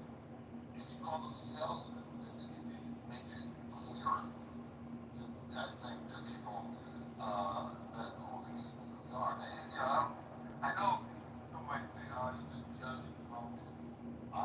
I just think that's what they really are. They're selling something. Would you agree? I would say that every job sells. Uh, Well, that's well, yeah. I think every job sells. Like somebody's getting sold on something, and so like in politics, it's very clear that you have to sell an idea, and you But they sell things that they're not. Sorry, real quick. They're selling things that they don't necessarily believe in. A lot of times, a teacher that has that dream of being a teacher, right? Wants to give young people. They don't have to sell anything. That's their innate. You follow me? okay, no, I think teachers sell shit too. I think I know. But yeah. I'm talking at the highest state, and that's what you know. So I think they're all salesmen. And on the political side, here's the interesting thing. Depending on who your audience is, your sales process is going to be much different. Like if you're talking to your constituents, you can sell them on ideas that you know that they want to hear. And then but then when it comes to selling the idea to get it passed, when you need some bipartisan support, all of a sudden you're selling it a little bit differently, and you're making these compromises. And I think the scary thing is right now we live in a world where things are so evenly divided that politics works better when there's a dominant party and there's a party that wishes that they can compete. Because what will happen? That's going on now. Well, no, it's so evenly divided. If you look at it, it's the margins are so thin. You got to think back to like when Reagan won his re-election, he won 49 out of 50 states. It was like the country wanted Reagan to be the president. Now you have the divide lines are really not state by state. It's in big urban centers in the cities. They want they're hardcore Democrat outside of Dallas, right? But and then in rural communities, it's purple, and depending on how close to the city and how close you are to rural. And then in the rural community, it's deeply red. And the constituents in those areas have much different wants, much different needs. And so, because there's no dominant party, what happens is people have to capitulate their own views, or they have to sell some radical idea to try to find like people that have tuned out of politics. This is what Trump does, right? Trump converts people to come and vote that never wanted to be interested in politics because they're like, oh, this guy's different. And that's the thing that I think that traditional Republicans didn't understand initially, which is how he became president in the first place. And I think that's something that Democrats still don't fully fucking wrap their head around. So, yeah, so that's why I think they should go sell. I think, I understand what you said with AOC, because she went from nothing, I guess. I don't know a lot about her, but I really know that she started out as a known politician, or let's say salesman, and then all of a sudden, she, like you said, she did the work, and boom. Then you got Trump. I still think he's the top salesman because he'll do something that most people won't do. He'll say something, and he knows it's going to get a reaction. So it's like he's leading people emotionally towards the direction that he wants to go in. Yes, he is leading the direction they want to go in. It does not necessarily mean the direction he wants to go in is a positive direction. Say that again. So the direction he wants to go in is not necessarily the best direction to go in. Well, that's every politician. There's every politician who might be. Well, yeah, that's No, you're okay. What I mean by my comment is Donald Trump is who he is. People recognize his political grift, whether they like it or not, and make predictions based on those kind of comments. So they'll say Donald Trump is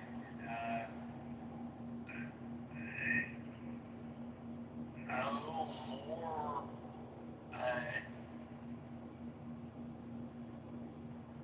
on the side of corporations that want to keep their own profits, I should say. Well, I mean that insofar as the folks that are on the other side of that seem to want to keep their profits while criticizing the way things work at the very same time. They seem to want to get their own while not giving up their own at the very same time. So that's probably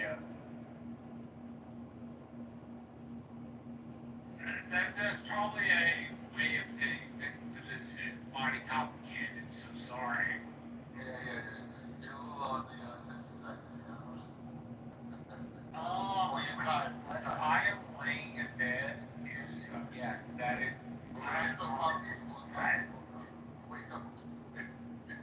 He's a real national politician.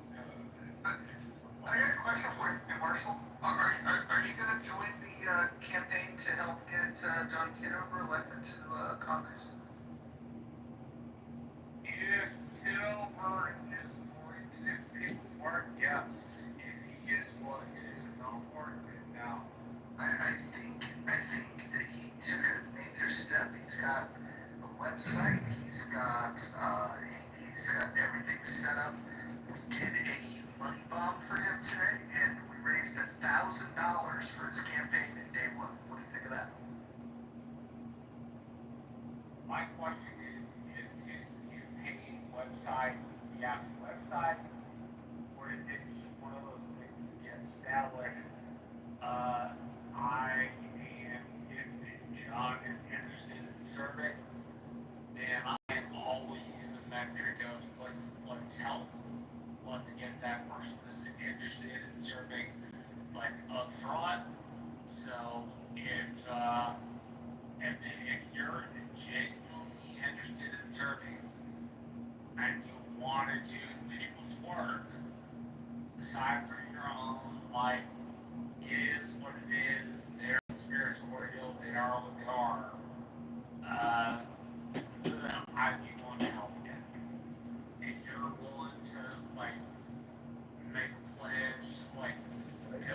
work for the people, then I'm all about that.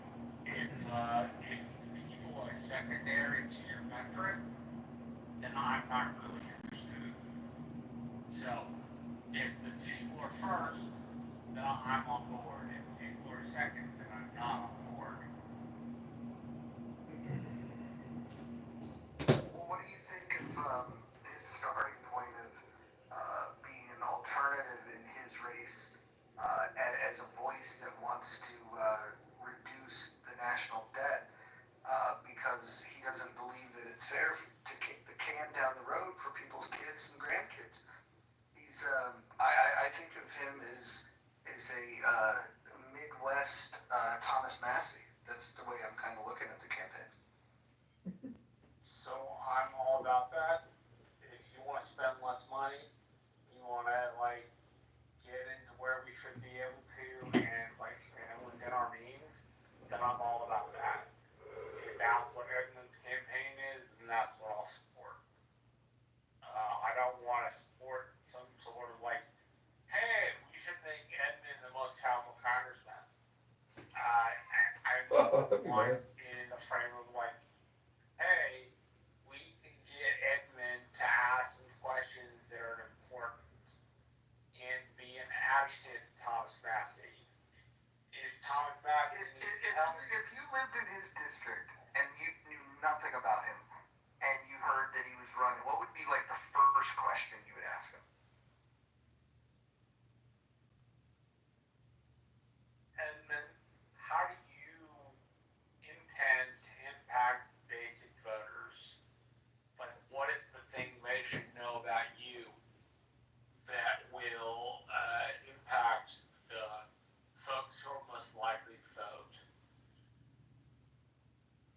I thought about this for, decent amount of time the other day, and it's three things primarily. One is, I want to lower the property taxes for the constituents in the District 16. I want to lower the income taxes, and I want to lower personal and public debt for them. I feel like that would be three things that I could, personally work on for them that I think that they would consider of great value for an elected representative to help them with those three very important issues in their lives.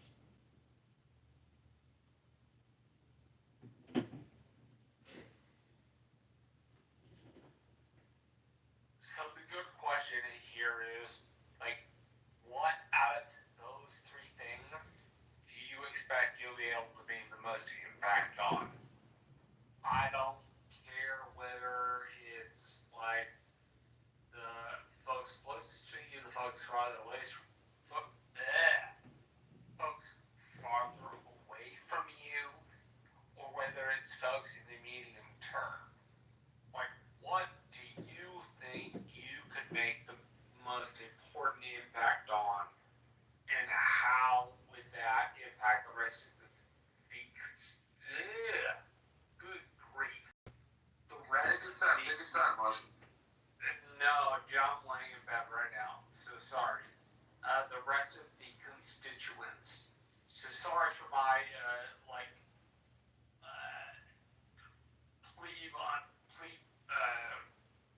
describing of this to people. But Edmund, how would you describe that to the most folks who had that sort of impact on it? That hey, we want your help, but hey, we don't necessarily understand you getting involved in the middle of this shit. How would that work? And as I've told you before, you tell me how I can help you. I'll go out of my way to find a way to help a constituent. So if you need help, you just let me know. Thanks, Marshall. I don't know if you see any of these town hall videos, but the constituents tear up these Republican congressmen and senators at their town hall events because they feel completely disconnected. They're angry with what's happening, what choices are being made, and generally people get very angry when there's no transparency. Education and transparency go hand in hand. So if there's anything I can do for the voters of the 16th district, it would be so that it can be as transparent with them as possible by educating them about the national debt, about the annual deficit, about the unfunded liabilities, about the potential of a death spiral where prices start increasing every 2 to 3 days. By 2050, we'll be paying $4 trillion annually on the interest, and we're only collecting 5 trillion. So at that rate, or in 2050, there will be nothing left to spend on other than borrowing to spend. So we have a major borrowing and spending addiction problem in this country. That's my thoughts. What do you think's driving that? I'm still a novice when it comes to politics, and so this is interesting. What do you think's driving these salesman politicians slash politicians to continue to kick the can down the road? It's the capability and the capability to do it. We're the world reserve currency, and we can apparently just keep borrowing. But it's also evil inclination. It's immorality. It's unethical behavior. It's not living the way that you would live your life personally. The Give me an government. example, like when you say what you just said. Give me an example of what the actions they're doing specifically. They're borrowing $2 trillion a year over what they collect annually in taxes, and they're spending that money across a wide variety of different government services, primarily Medicare, I'm Medicaid, sorry, which Tom. is. I'm talking about to the average person. What is the evil that's being done to them? Break it down for me so I understand. Yeah, if you go to usdecolect.org, you can see how much each average American owes the government. I think it's $116,000 at this point. The taxes. Okay. Yeah, you're not born into this life with a surplus like you are in Norway or Saudi Arabia, where they have sovereign wealth funds in the trillions or hundreds of billions. You are born into automatic debt in this country, $115,000 just in debt. Then you're going to spend 30, 40 years working and paying more taxes. So we have completely flipped this ship upside down since the year 2000, and we have to come up with some creative and maybe belt tightening procedures, which is being cheap and fiscally conservative in what we're going to do in the future, because to just kick the can down the road is irresponsible and self-destructive. If you love your country, you want to preserve its legacy by preserving the treasury. The treasury is one of the most important things in a castle. If the treasury is empty, the kingdom has no power. What politicians do you think are along those lines of thinking? They're genuine. Well, I looked at under all presidents, which presidents have the best return in the stock market. And interestingly, Nixon is the only one with a flat or even slightly negative annual return in the stock market. Bill Clinton has the highest, which is the .com boom. And guess what seems to make the stock market go up? The inflation rate, or the supply of currency. So if Nixon, I guess, I could be wrong on this. Mojo probably knows more about this than I do, but it appears, with Nixon, with devaluing the gold standard with the dollar. I'm just saying that, if that makes any sense. But anyways. So today, nobody. Today is when you say, because you went back to Nixon. So I'm talking about, I know what you mean, but today. Yeah, well, today we have a lot of politicians that have been talking about this issue for a very long time. I don't know, you should look at this one politician. I saw a video about him. It's called Flight 007. I'll have to get you his name. I don't know if he's a senator or a congressman, but he mysteriously died in a plane accident over North Korea. Let me pull it for you. This guy was talking about the Federal Reserve. So you're saying there's potential danger in this, of course, right? There's danger in so you're saying that maybe he was murdered? Check out this Larry McDonald. I couldn't believe this story when I heard it, because it's so weird that it's Flight 007. You should read about this guy, Larry McDonald, who, let's see, was he a congressman or a senator? He is a representative. You can go on YouTube and type in Larry McDonald Federal Reserve and watch all kinds of interviews with him where he talks about the Federal Reserve. and which is really just a bunch of member banks who want to inflate the money supply and make money and make a profit out of it at our expense. So you're saying that mysteriously you have a plane crash, right? But you're not really, you're saying that it's potentially foul play? He got shut. Look, read the article. Um, Yeah. no, in 1983, it was shot down by a Soviet flag-on interceptor aircraft. The Boeing 747 was en route to Anchorage from Anchorage to Seoul. But anyways, look up Larry McDonald. He's got a great history. He was a member of U.S. House of Representatives in Georgia from 75 to 83.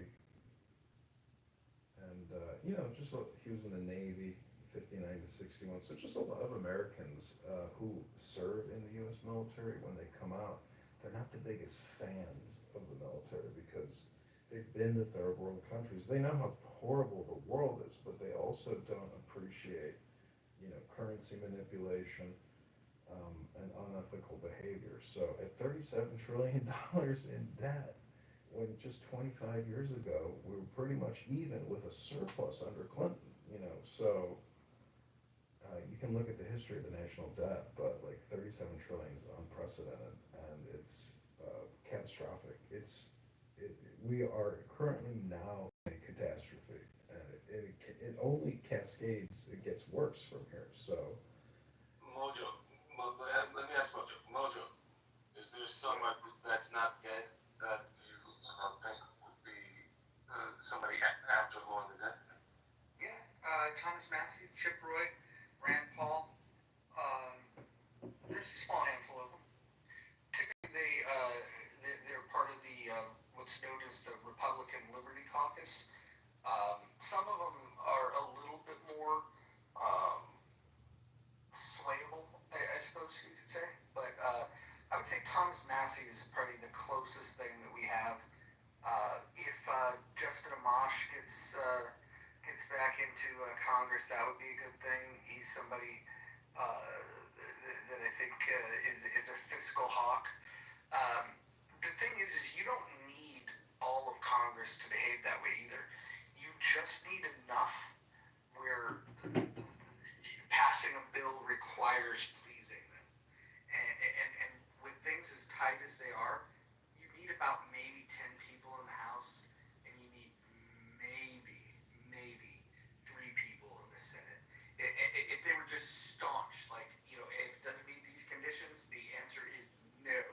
Because then it requires, like, when you know that the answer is no, people have to go to the drawing board and they have to ask themselves when it's close, what is it going to take to get these radicals to not freak out? And because some of the things that Thomas Massey supports, I'm not in agreement with, because he's so radical that like he will just vote no regardless, even if it's something that he thinks would be a good idea. He'll just say, well, not in the scope of of what the federal government did. It's a principled move, but it's like he will say no to things that, even though he would like the result of what the change is. And I think like there's a lack of pragmatism, but he is the most principled guy that we probably have ever had in Congress, and he is not vulnerable at all. So he'll be there for a while. All he needs is a few people like him. He just needs a handful of people to join him. It's interesting, right? The American voter, how intelligent do you think they are as far as knowing some of these details that you guys just told me, right? I think. Yeah, well, there's 2 big problems, right?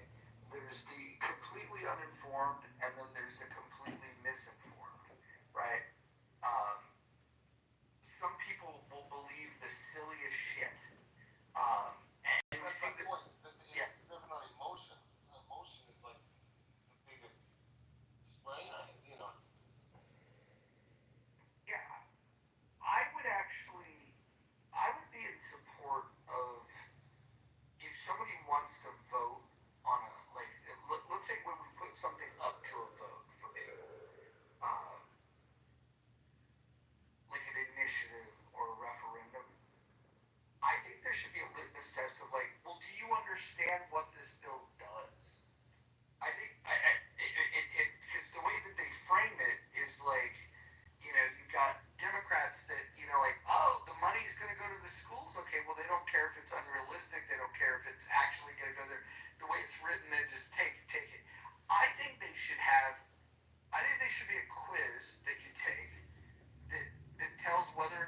you know enough about an issue to even fucking weigh in on it. Exactly.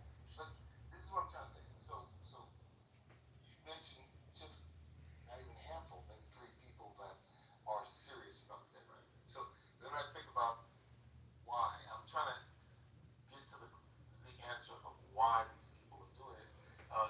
John just said evil, these kind of things, but then I want to dig deeper, and I'm gonna ask a couple more questions. So trying to get to the bottom of this is why do people vote, right? And it's usually emotion. So you're setting up the questionnaire, but again, you're not in the Congress or the Senate to make these things a reality.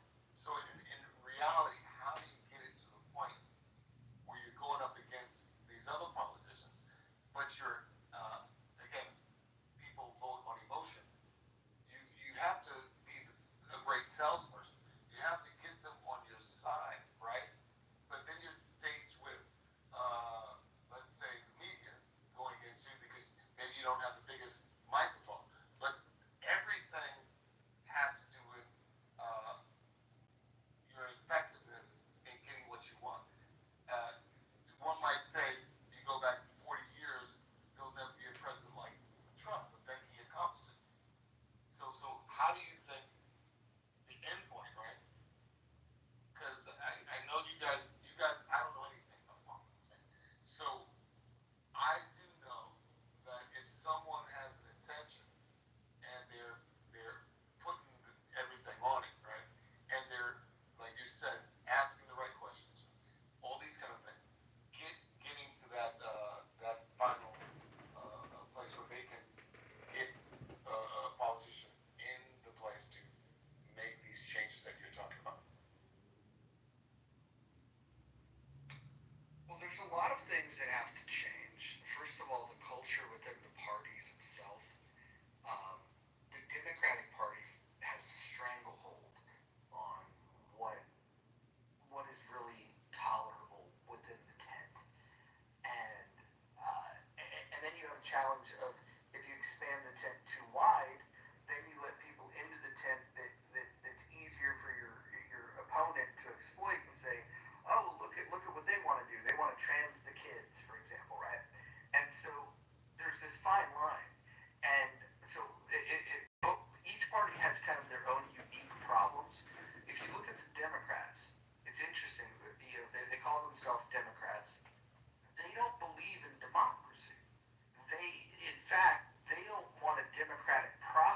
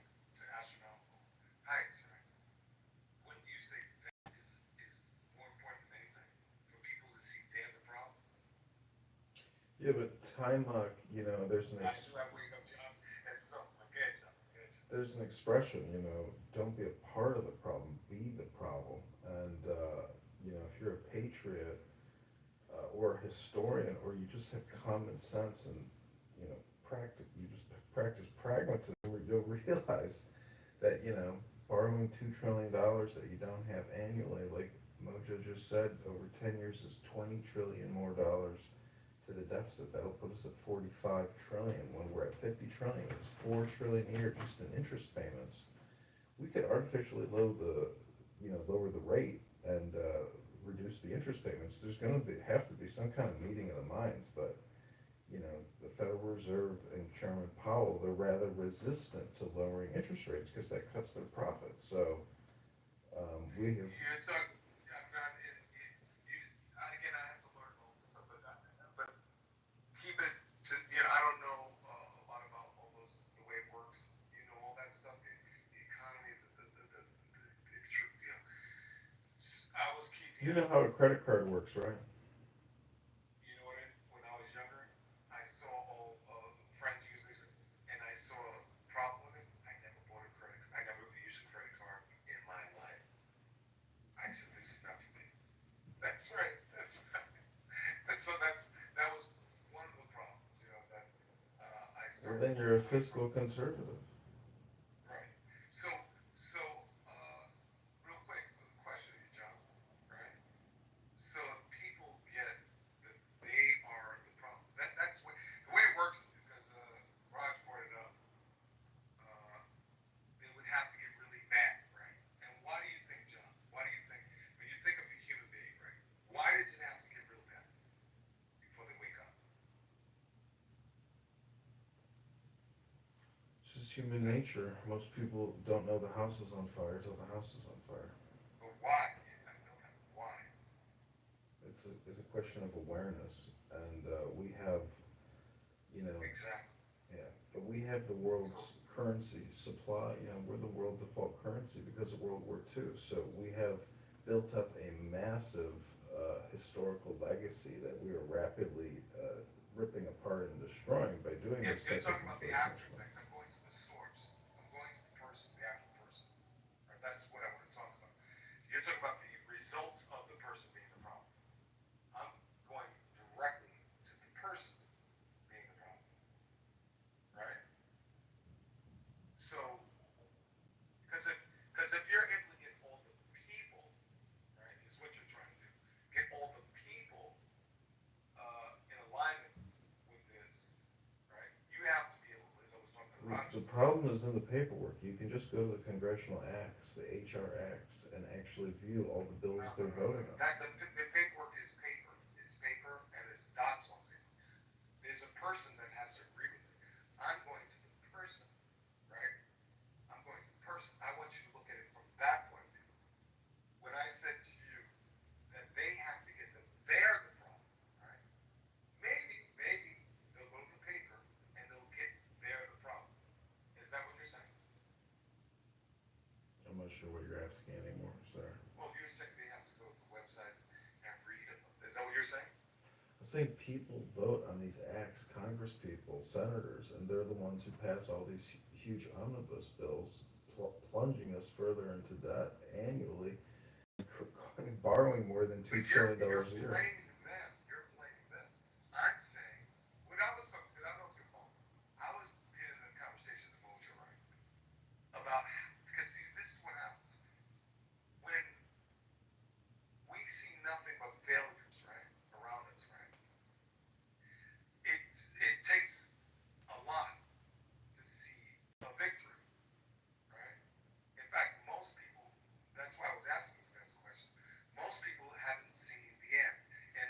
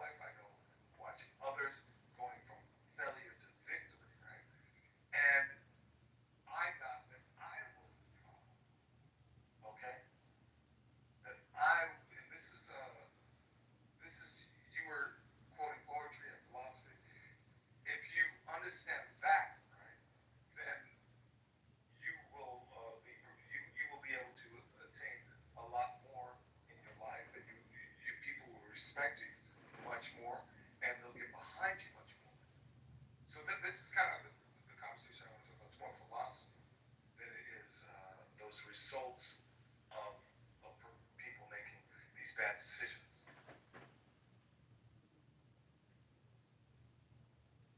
Yeah, I mean, I know what you're saying, you know, from a philosophical perspective.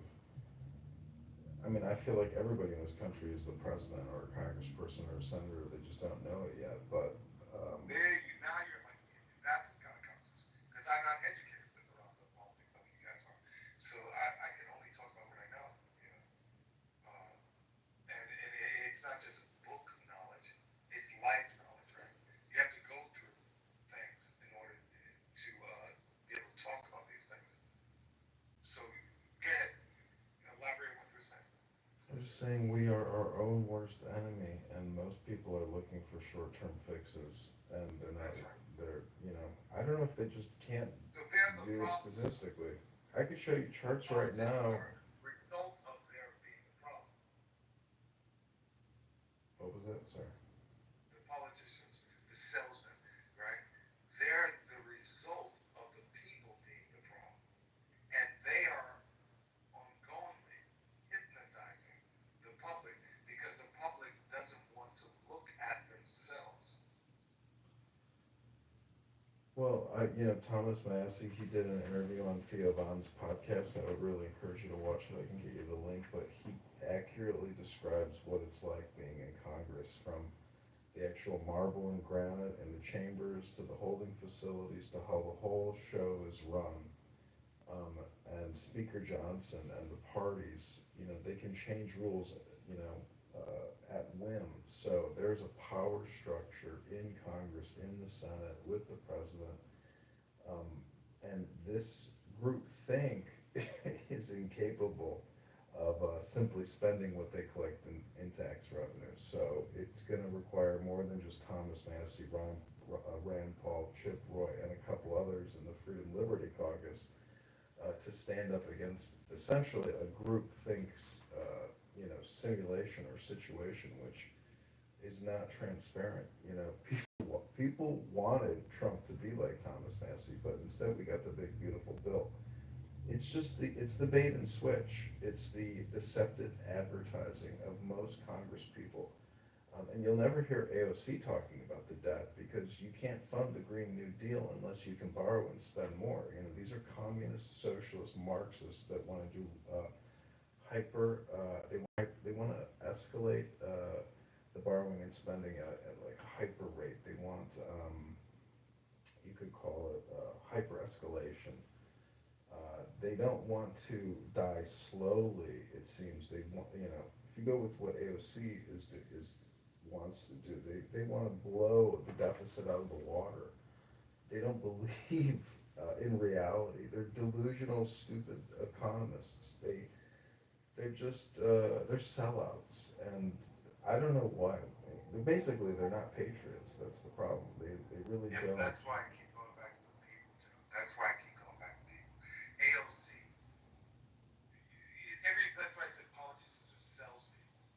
They sell something that they know would emotionally trigger the people, right?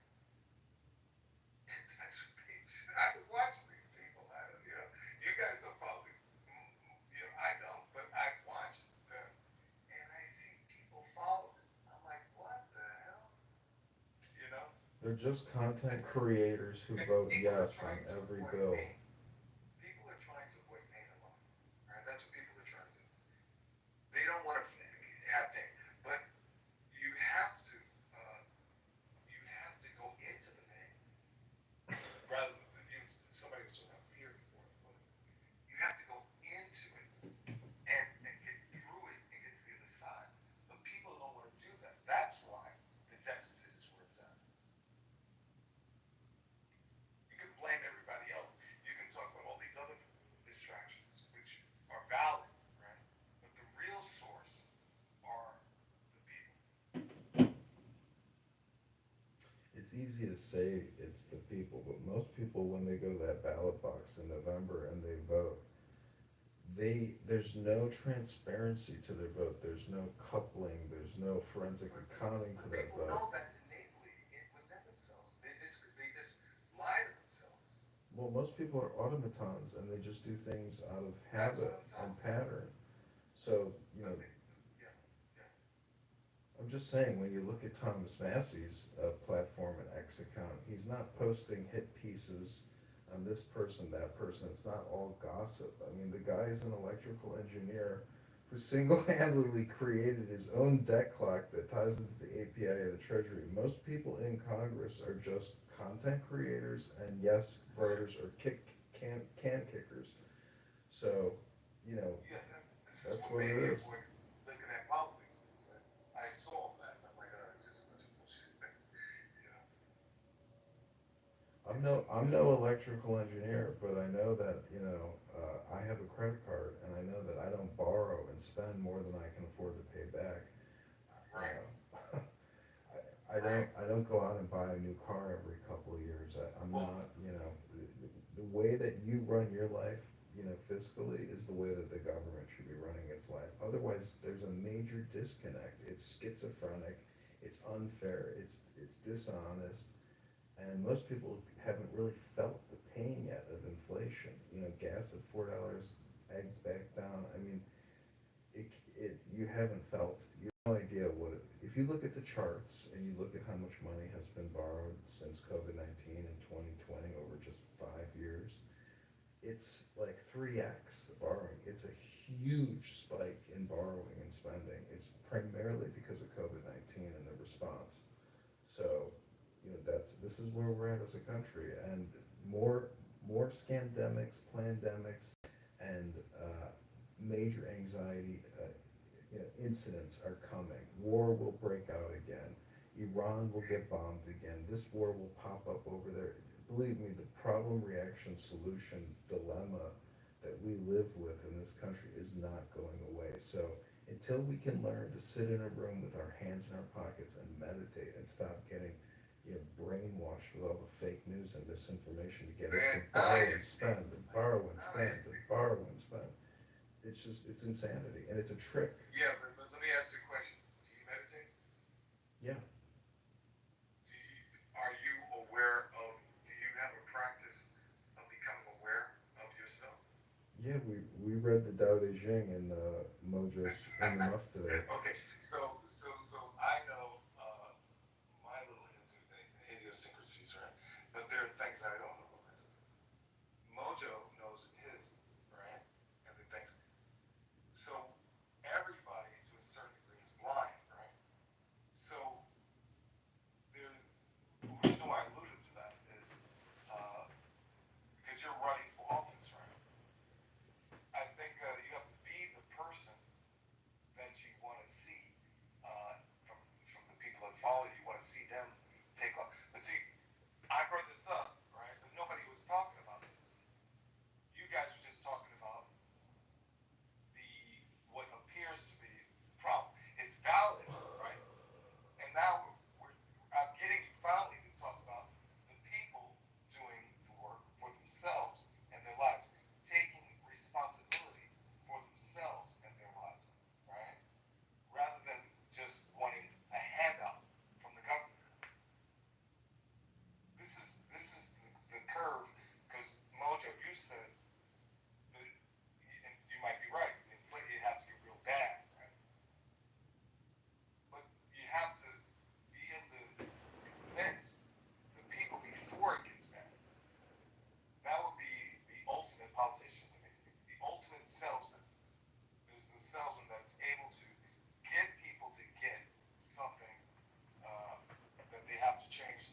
And it's like going to the gym. Well, So that's the it's art got of politics. I mean, truth be told, you don't have to fear money. We have to fear the dissolution or the destruction of America, because as long as we are America, the money is kind of a political fear tactic, but it's unfair in the way that it's being distributed.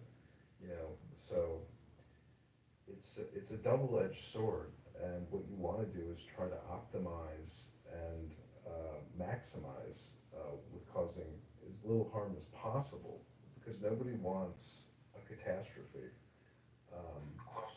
Question. If it's okay. I came in kind of at the tail end of when you guys were talking about the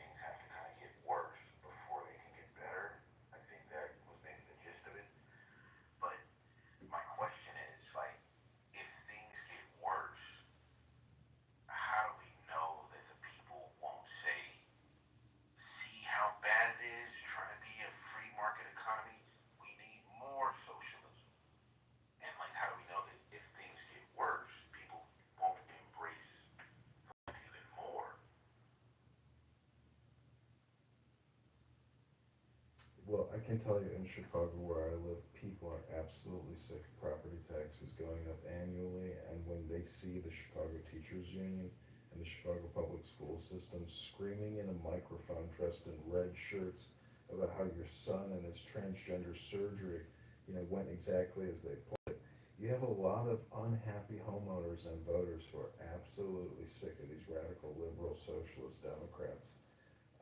But then you have, believe it or not, a large percentage of people who do enjoy it, and they are just totally pinked up and trans flag wearing people. So I don't know what the total breakdown is, but I know most people who go to work 5 days a week are sick of their property taxes and their income taxes. So there's a breaking point where people can no longer actually enjoy their life or pay their bills because Democrat Marxist socialists keep raising their taxes.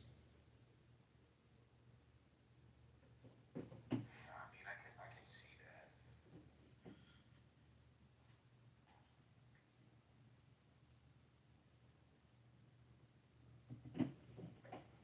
And the fact of the matter is, since the federal government is broke, if they're not willing to borrow and spend, most of these major cities, which get tens of billions of dollars from the federal government, they can't pay their budgets. So the whole system will fall apart, if the federal government falls apart, because most of the system is relying on federal aid all the time. Well, it's just like this sentiment that I hear, on Clubhouse primarily. That's like, we spend all this money in Ukraine, we send all this money to Israel. We should keep that money to increase, healthcare availability here and basically fund a welfare state here. People aren't saying like, no, don't send money to Ukraine so we can pay off the national debt. That's not the first thing that comes to mind. It's don't send money to them when Americans deserve that money for Yeah, increasing but wealth. Gilbert, here's the problem, right? Anybody that would make the argument that the money sent to Ukraine or Israel is the problem with the debt doesn't understand the economic problem. The two biggest expenditures are the money. It's the money that's spent here already. It's the Social Security. It's the Medicare. And because of the spending getting so crazy, the third largest item is the interest on the debt. And nobody wants to talk about that. And in fact, when people make the argument that like, hey, that money that went to Ukraine could have went to the U.S. Yeah, it could have, and still wouldn't have done anything. Because at the end of the day, the big expenditures we've been told we're not even allowed to talk about. Like the shit we talk about in here, like the idea of like, hey, maybe we should get rid of Social Security. It's a fucking Ponzi scheme. If you said that like publicly, and you were a sitting member of Congress, you're dead in any fucking district. You're just dead. And so we're not allowed to talk about the thing that would actually help us. That doesn't mean that there's not arguments of why they consider having social safety nets. It's just the one that we've constructed is a fucking Ponzi scheme that's going broke.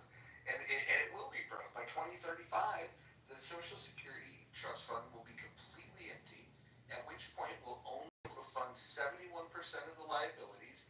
And at that point, you're going to have to do some drastic measures. Raising the age to collect, reducing the benefit, or you can raise taxes. And raising taxes can happen in a couple ways. You can raise taxes across the board, or they can do go after the rich and say that raising the cap. But all of those things are wildly unpopular, and also it doesn't fix the problem. It's still a Ponzi scheme. It depends. The system only works. It only works if you have more people paying into it than you have collecting from it. And so, unless you want to go and mass import labor, which is another issue that if AI is going to take jobs away from people, then what the fuck would the immigrants do here anyways? The old logic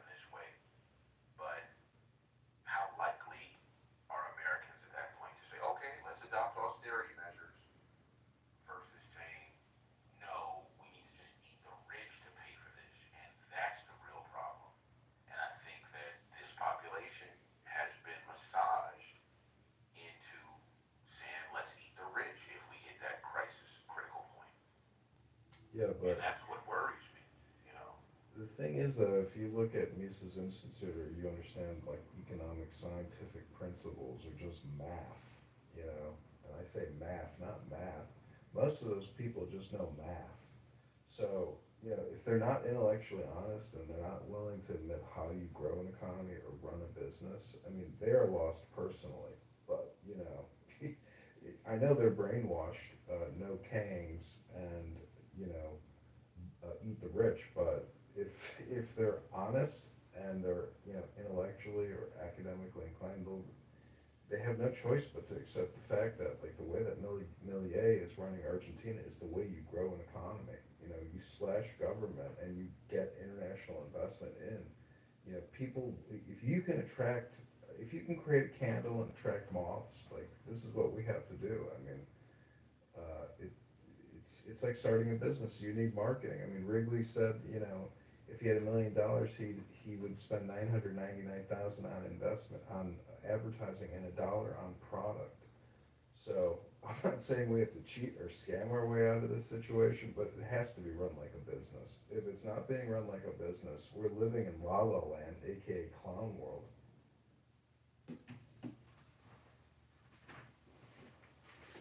Yeah, well, I think we got about 10 years trying to figure out how to make capitalism sexy.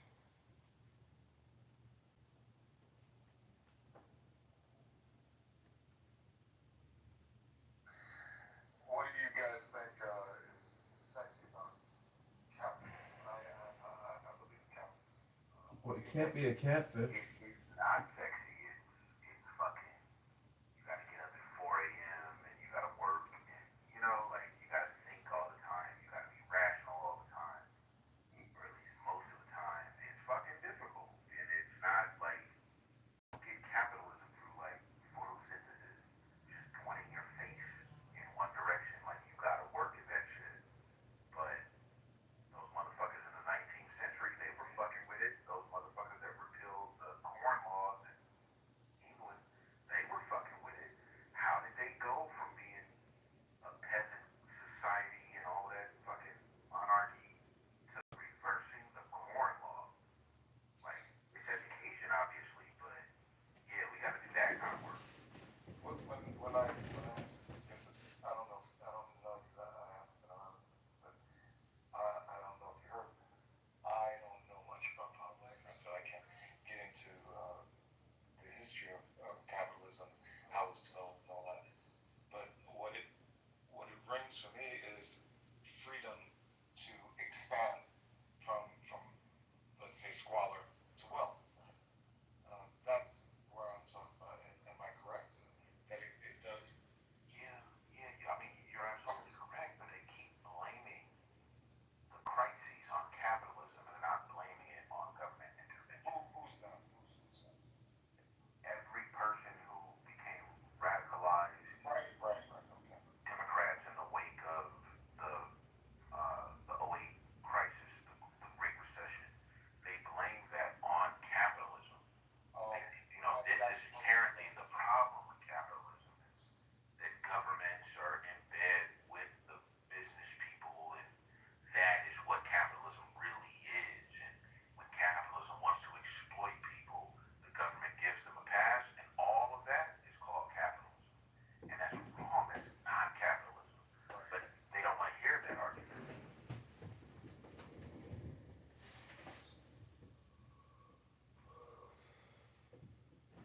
Time out. We are supposed to be living with a credit card that has a max spending limit of 5 trillion a year. Instead, we have a black card that allows us to keep charging 7 trillion a year, even though we only have a $5 trillion budget. Can you explain that to me? Even though we have a, you said the last part I missed. I said, can you explain to me how, you know, as a country or as a people, we can keep spending 2 trillion more annually than we collect in tax revenue? I already told you that the people don't want to look at this. It's like you got a pet, and the government, which is the government, right? And we are the hookers getting fucked, right?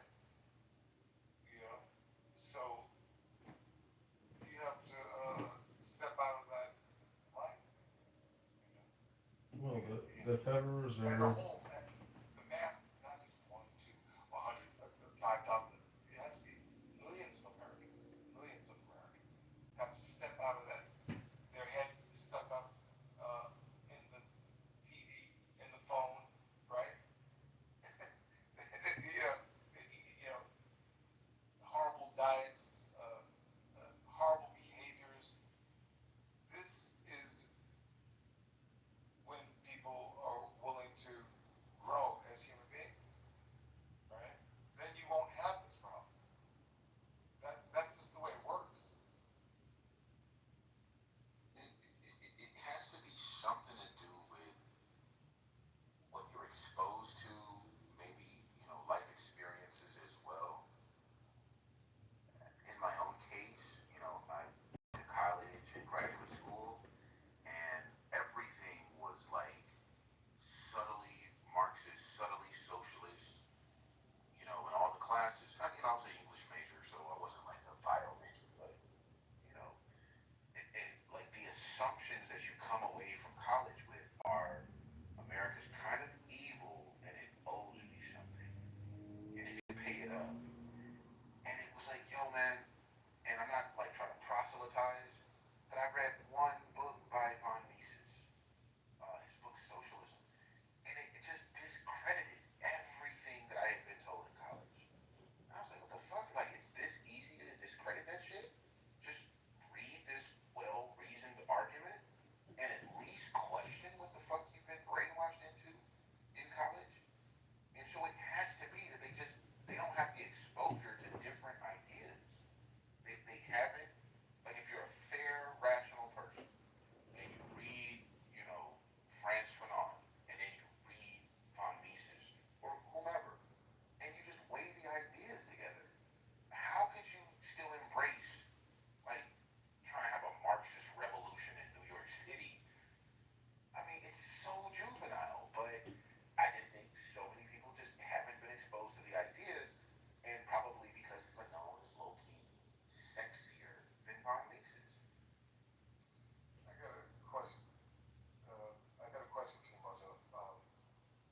So one of the reasons why I like coming into the room is because you're not afraid to debate, right? And work through these ideas to get to either an agreement, a disagreement. You know, so this is, I think, a little bit what you're talking about. Guilt is, Guilt is guilt, yeah. yeah, guilt. You get a certain amount of knowledge, right? And then somebody comes with opposing view, and you have decorum enough, to point out what you think and blah blah blah, and you both might learn something or agree that we think differently, right? And let it sit. Well, sometimes Roger, when when he gets people that aren't willing to go down the rabbit hole of debate because they either don't have the knowledge that they act like they have or proposing on in their conversation, uh, or they do not want to answer hard questions because they don't they haven't really looked deep enough, right? So that's a lot of the reason why I come to the room is because I'll sit debate and I'll see Mojo go down the line. A lot of times, I don't know, I've been in a lot of Time Mike, discussions with. Time Mike, listen to Yeah. this. This is a Grok question I just put into the AI. It says, "Hey Grok, what are the annual revenue and total net profits of the Fortune 500 from 2015 to 2024? List in bullet points." This is 2020. Revenue for the Fortune 500 was 14.2 trillion. Net profit of 1.2 trillion. 2021 revenue of 13.8 trillion. Net profit of only 0.859 trillion, so almost a trillion. 2022 revenue of 16.1 trillion. Net profit 1.8 trillion. 2023 18.1 trillion in revenue, net profit of 1.56 trillion. 2024 18.8 trillion and net profit of 1.7 trillion. So if the Fortune 500 and their total net profit is on average, let's say 1.5 trillion, or let's just put it at 1 trillion, and we're 35 trillion in dollars in debt, adding 2 trillion annually. Do you realize that this debt will never, ever even be attempted to be paid off? Yeah, Because it can't be. they're out in heaven. They're out in their own mind in La Well, La Land. well, the thing is, the money that Very, we're, very wealthy. the 2 trillion that we're borrowing annually is the net profit of the Fortune 500. That's what it is. Like, that's the profit. We literally create the profit out of thin air. So this economy is not run like a pizza shop. It's run like a pizza shop on fucking Mars by clowns.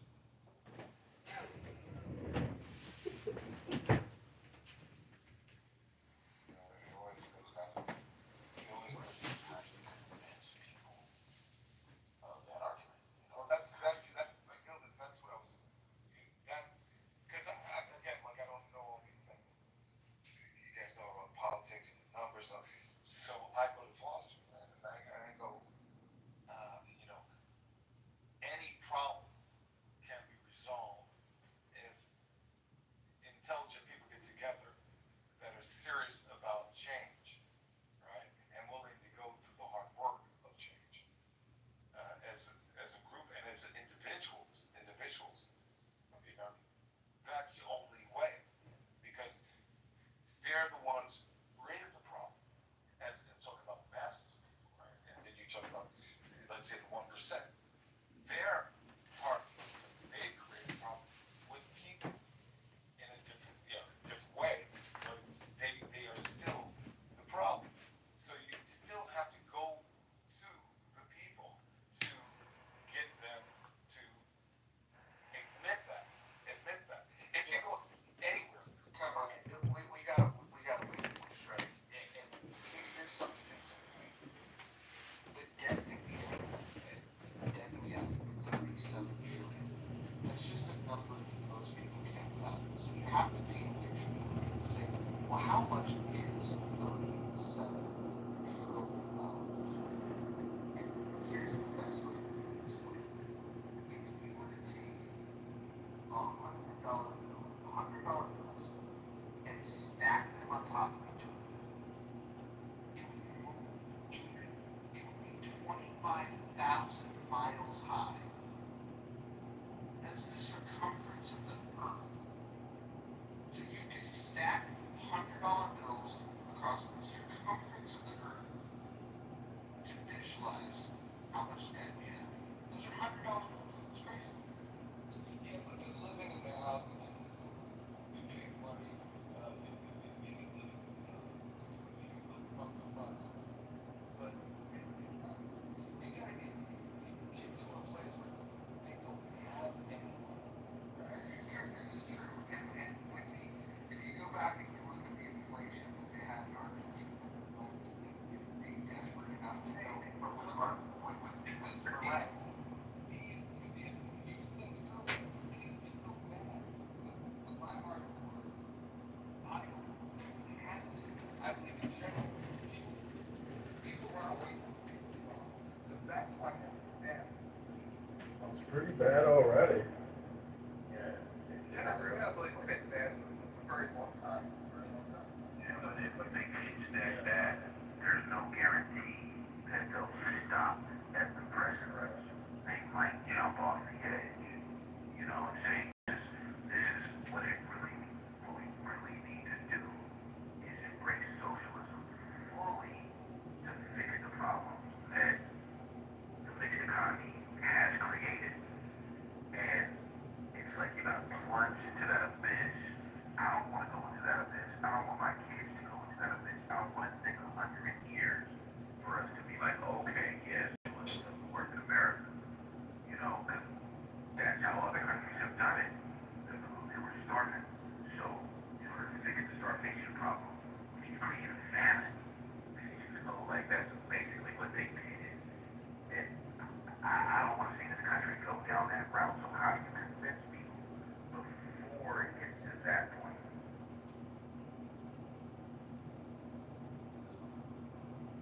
Okay, yeah, this is why I want to know more about politics and learn more. But I never, I would vote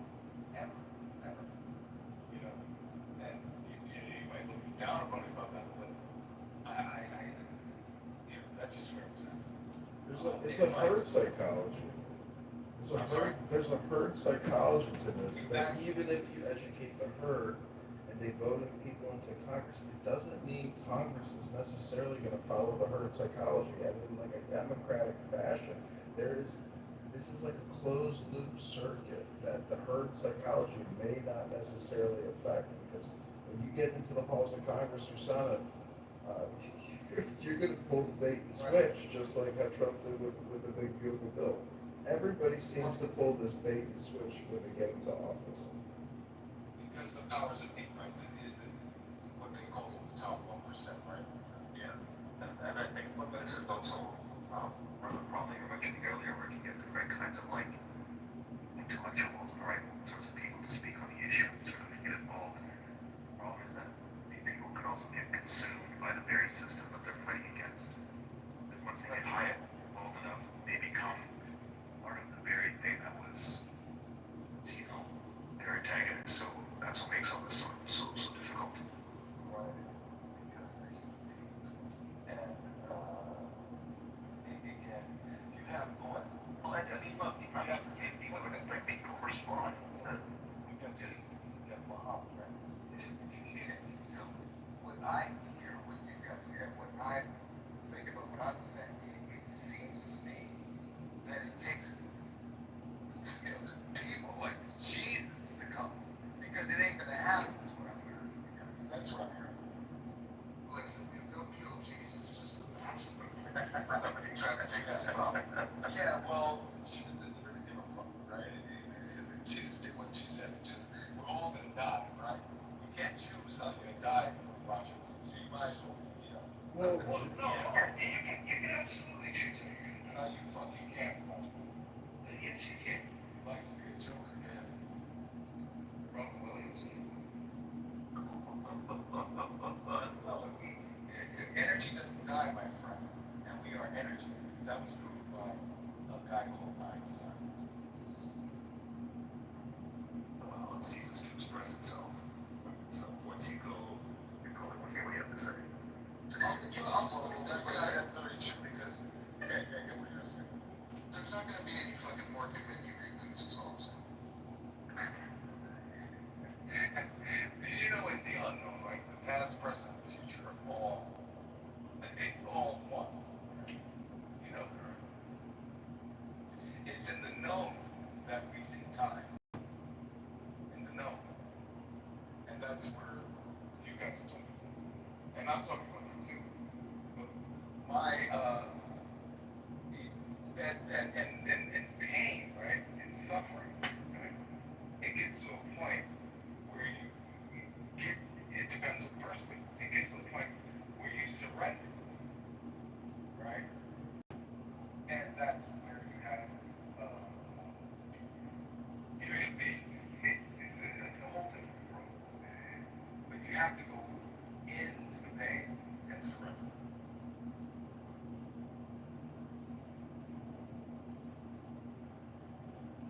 I mean, look at a woman when she has a baby. It's a painful thing, right? And then you have another life. So we're,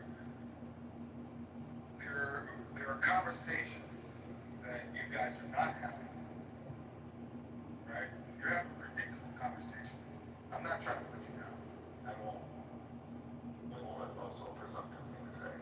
Well, when I say predictable conversation, I'm saying that all your conversations comes from your knowledge, and your knowledge comes from the past. And the past is yeah. So when you wake up in the morning, right? You wake up in the past because you're thinking about the past. You're thinking about your friends, family, emails, business, money, health, whatever it is. It's all from the past. So it's predictable, your outcomes. That's just the way the mind works. 95% of your outcomes come from your subconscious, not your conscious mind. Right? So when I talk about this change that you guys want to see, I keep going back to the individual person. Whether it be John talked about before, the top 1% or the bottom 99%, the answer is still the fucking same. that's addressed. And that's where people like Jesus come from, right? Because they're willing to put their life on their line, you know? And I know there's some people encouraged, but a lot of people, you know, for the most part, don't have that kind of courage, right? It takes something more to get to that place, you know? And it's called being selfless, which most of us are not selfless. We're selfish. Wait, hold on. I've spent about 18 hours on this app today. I'm very selflessly, No, you're not. No, just, oh yeah, zero selfish mother. 18 hours. I helped Congressman Kitover raise $1,000 today. For your own selfish needs. I don't believe in altruism, Steve, but I think you're right. There's definitely always something in it for the self. That's right. Exactly. And I'm with it, but for all of us. But here's the cool thing: the illusion of altruism, the idea that you're helping somebody else, and the fact that it makes you feel good when you do help other people. I think that's a benefit. Imagine if there wasn't that feeling of satisfaction of helping somebody, where you get that selfish pleasure of doing something for others. Then even the illusion of altruism would be gone.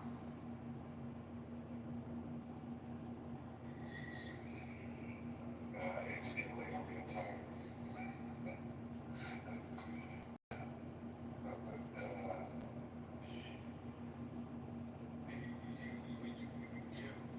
Look, if I go all in the spiritual side of this, life is about attaining the ability to love unconditionally. When I say life is, we are individuals and human beings that want to see the next moment. We create the illusion of tomorrow so that we feel like we're safe. And it's a paradox, right? So when you're able, listen, I'm not religious, but there's others besides Jesus, Muhammad. There's others that are selfless. They give Bring up Muhammad. Do you want me to let me quick just finish? Let me just finish. Okay, but Unconditionally loving, right? Unconditionally loving. To unconditionally love, you are guaranteed to be whole because you're doing it because you're already whole, right?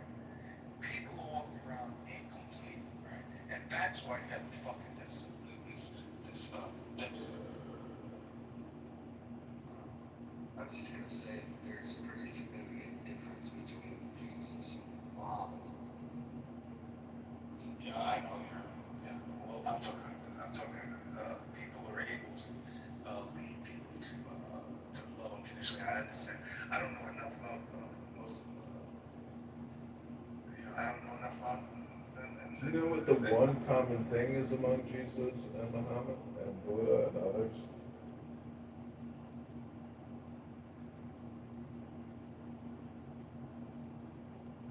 I read this in a book, but apparently they all disappeared and came back, with revelation. Moses went to the mountain, Muhammad went to the cave, Jesus went to where did he go? It was Egypt, I think.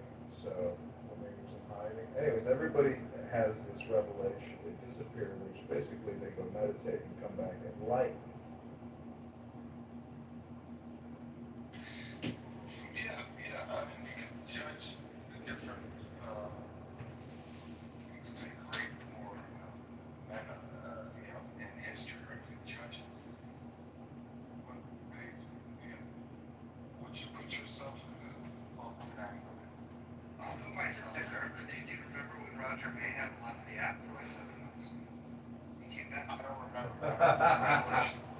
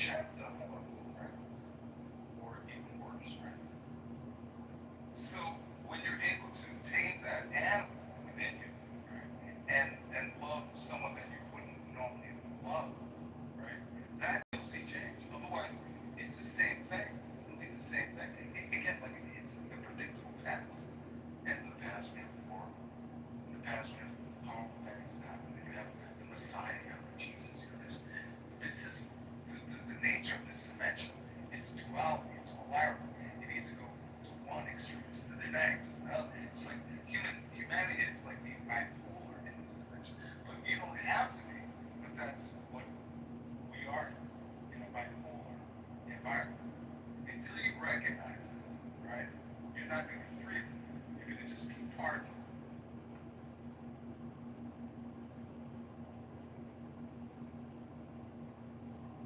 Yeah, I have to respectfully disagree with that outlook. Of course you do, because that is predictable that you disagree. Yeah, but trying to mortgage my life to say, I've got to care about other people and put their goals over myself, Real unconditional quick, love.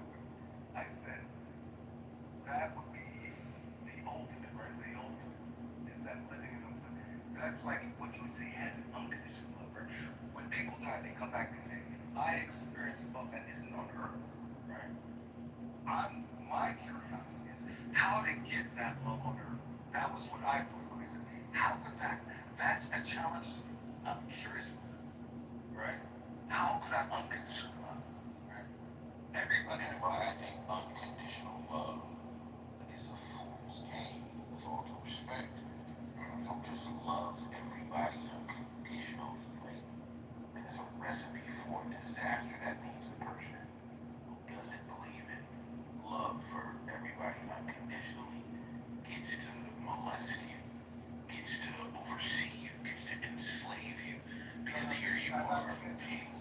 Don't take it. No, I mean, it's not even an extreme, it's just how it's played out. If I sit here and turn the other cheek, but you're interested in chopping off heads, how do I benefit from that arrangement? That's an extreme.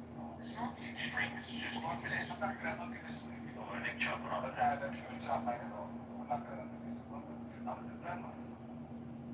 That's the extreme. The chances of getting your head chopped off dramatically decrease if you leave Muslim countries. Thank you.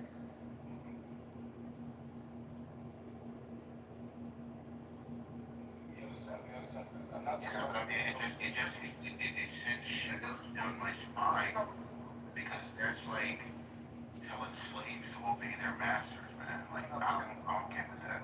Let's start with this. Let's start with you. I can disagree with you. The very, let's say you feel better when you are hurt, right? You could say that's a subtle form of love, right? Then you go to the next level. The person curses you out, right? Right? And you don't allow that person to get out. You say, okay, I want to tell him to go fuck himself too. And fuck him up, right? Oh, no, this shit. You tame it, you go, okay, I see that you can tell that you follow me, then that is a higher form. It sounds like appeasement. Sounds like appeasement. No, because you're whole. You're whole. The person someone call me a nigga, someone call me whatever they want. It doesn't say nothing about it. It's them. I don't take any of this to shit person. I can listen to that on a one-to-one basis. Somebody calls me the N-word. I don't have to, once I try to bring in and trying to respond. Yeah. See. But in terms of a civilization and people, if we're just sitting here saying, we're stronger than you, we're smarter than you, but we won't smash you, Iran. We'll let you live. We'll live. We'll negotiate with you. We'll sit at a round table with you, your leaders who represent evil. We're not gonna win that. If we come in with this turn the other cheek proposition, they're going to win. I don't want to live under that. I didn't say turn up the other cheeks. It's actually what I said. Listen, that's not what I said. Yeah, you're not using those words on America. Just to a certain degree, there is some truth to it. So to love unconditionally, you have to live with the past. We don't have the courage as humans. We don't have the courage. That's why people people who passed on. They come back, they see their body, they see everything before they come back. They experience this kind of love. Then they don't want to come back. So I'm just in the inquiry of what that kind of love is. And I'm in the inquiry. So I know selflessness has something to do with it. I know if loving what you do has something to do with it. So I can go down the list of things that and get me to that place. Ultimately, it's courage. Right? Ultimately, it's letting go that this is all that there is. Right? Yeah. All right. Mention. Let me. I can go down this inquiry over and over and over again, And that's where people get to the place of life and they're able to love unconditionally. Because we started this conversation about the debt, right? And I was talking to John, and we keep talking about the results of the thing that you're not talking about, which is yourself, the problem. I mean, let me be forthright. I'm an atheist. Are you a Christian? What'd you say, Ad? Glad you know. And like what your ethics are based in, like Christian ideology. I think human beings are born with a certain amount of knowingness, right? And you don't need to be always told how to behave, right? There's something that tells me at a very young age, if I put my hand on fire, if my hands are burn, I'm not going to grab that other 3-year-old with their face on that fire, right? So, not to demean religion, right? But I haven't followed religion more than I followed my relationship with myself and the divinity within. I've developed, one might say, a relationship with this knowingness, right? Which might sound ridiculous to some people, but it's. Well, I guess I would say you're not a Christian, but you do believe like in some form of supernaturalism. Well, I think we're all because we're all created. Whether you like what you're doing. See, first, I believe in that you are the creator of your reality, right? So life is you pushed out. So if you don't like what you see, look at yourself. Go within yourself. Okay, let me ask you this way, if you don't mind. Is there any context that you can imagine that 2 plus 2 doesn't equal 4? Like, is there some way that that might not hold in one context? In this dimension, that's how people function. Oh, it doesn't. Well, I'm asking you, do you believe that like there's a certain context where it might not be true? Yeah, in this room. If you go into the unknown, you will get the unknown answer. Okay, so that tells me a lot, and I'm not trying to disrespect you, but that tells me a lot about, how we might even approach this disagreement that we might be having. I do not believe that in any context that a human being can experience, 2 plus 2 can equal anything else but 4. And if you believe in a spiritual dimension where that might not be true, it might be full. Yeah, so you can't think. See, you're getting that answer, right? You have the experience. So you're saying there can't be. So that's, let me be completely honest. That's foolish. So you think that because you haven't experienced it, it's not real. It's not reality. Well, You haven't experienced it's it. not, because there are a lot of things that I have not experienced. I haven't experienced living in Tokyo, but my rational mind tells me it's there. 25 to 30 million people live there. So no, I don't think that's a fair argument. You're still But I think that the laws of physics hold. No matter where I am, no matter what I'm thinking about, 2 plus 2 will always equal 4, and there is no side dimension or spiritual context that will make that untrue. But you seem to believe that there may be. It's just like time slows down. You know a guy named Einstein. You know what he did when he found out, right? I've said it before, right? There's always somebody that when you're this idea that you have that 2 plus 2 only equals 4. That's, and I'm not going to. I'm going to. I mean, it's a deep conversation. And I know we're just gonna meet each other. I followed you before this room, so I know I must have met you somewhere. But you know, I'm not trying to offend you, and I'm not trying to offend you. The thing is, you just gotta sit with your thought and say, is there something else than what's in my mind? And it just my mind, all like all things, and my experience, all things. When you just sit with that, you're gonna come up, and if you come with the answer yes, then my friend, you're not reality because you don't know everything. Well, Yoga, so I got a question for you, please. Do you think it's extraordinary or just ordinary that we're sitting around talking about this app? Pardon?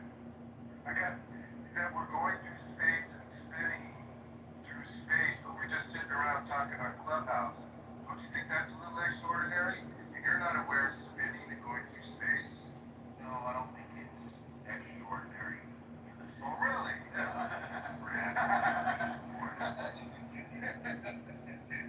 Oh, okay. Now, to your point, to your point, Max. My point is, just being alive is so fucking mysterious that you talking about 2 plus 2 just sounds like, I know you're trying to be reasonable, but it just sounds, he said it foolish. He's trying to be friendly with you, but yeah, well, when you're saying that people who are sounding reasonable sound foolish, I would ask you to maybe check your verses. Same comment. Oh, one second. What about metaphysics that two things can exist? One thing way away from something else can affect the other. Quantum physics doesn't act exactly like the 2 plus 2, does it? What I would say to all of that is we have a way of trying to confirm what we know. We have a way of trying to confirm knowledge. And if there's a question that I come up against that I don't know the answer to, I don't leapfrog to a supernatural explanation. I say, well, given the scientific method, I don't know, why the sun went dark when it went dark. Have you ever experienced, I understand it, but I'm serious. Okay, all right. But I'll get off your case because it sounds like I'm being a troll. Have you ever experienced knowing somebody's going to phone you and you knew who was going to be on the line? I mean, maybe when I had caller ID. Okay. All right. That's a good stand-up response. But even in the RAF, the Royal Air Force, before they could detect planes behind them, they used to teach the people that were flying the planes in England, don't look behind because you've never sensed, you think it's just like made up, like if you're in a subway or wherever you are and you look at somebody, you think they don't know you're looking at them, they turn around and look at you. You've never experienced that? Maybe to a certain extent, but that's not how you get to like nuclear physics. Well, I'm not talking nuclear physics. I'm talking about things that explain that kind of regular scientific. What you're saying is like, you can have intuition, you can be aware of premonitions and things like that. We can talk about that, but that's not how you, try to bring gains in the sciences. I can't believe in science now is upside down. We used to think we were the center of the earth, and then they came around and they made him world for saying something different. And he was embracing science and not mysticism. Right, but each things that you're embracing now will seem ridiculous in the future. Well, I don't think 2 plus 2 equals 4 will sound ridiculous in the future. Unless we're ever taken by like narcissists. Let me get it right. Right. Then reality is that 2 plus 2 equal 4 there? I think that's a really tacky analogy. I don't think it really fits the argument that you might be trying to make. Well, all I'm saying is that when you think that you're kind of putting yourself in a box. No, there is a distinction and an extent to which you can know. eventually were observing it from, right? Whether you Well, did or unless didn't you're know it. because But, but, okay. Walter, you can speak for me. Can you give your sense of what your opinion is? About objective reality, is that what we're talking about? No, okay.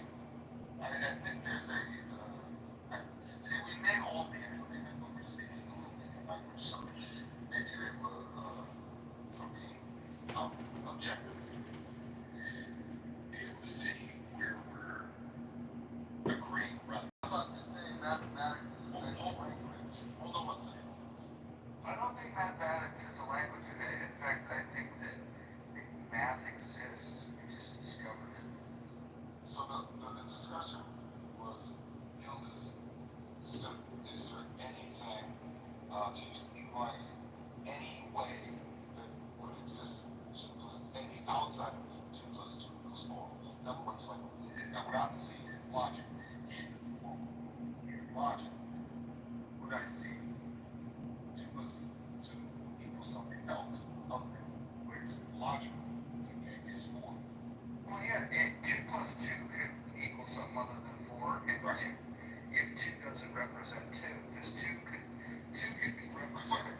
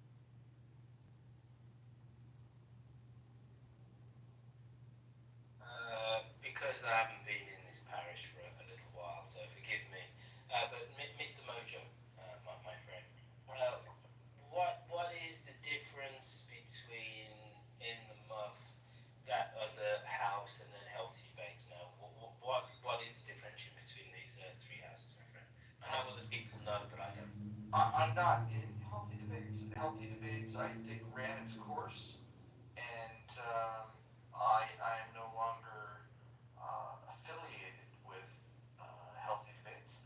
Um, in the muff is where I choose to be. It's where I long to be. And then there's the other thing, rational discussion group. That's a place that's designed to have rational discussions, as opposed to being in the muff where that does not happen. So, do you feel any emotional longing to the house that you created and spent time, blood, sweat, and tears creating? No, after reading the Tao over the last couple of days, I've really adopted this sense that you need to be able to let things go.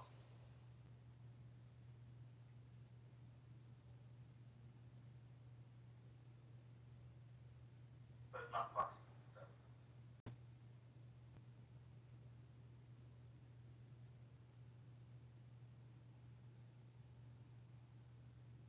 Okay, well that cleared everything up for me. I'm sorry. What was the question? No, I said, well that cleared everything up for me, is what I said. Yeah. So what are you doing? Are you gonna start doing some rooms again? No. Absolutely not, sir.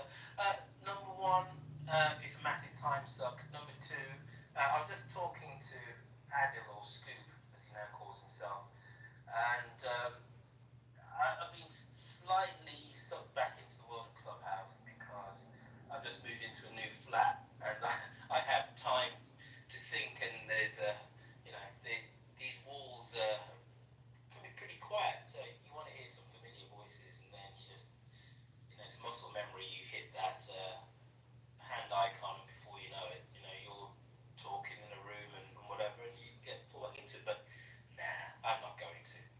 I don't think there's any point.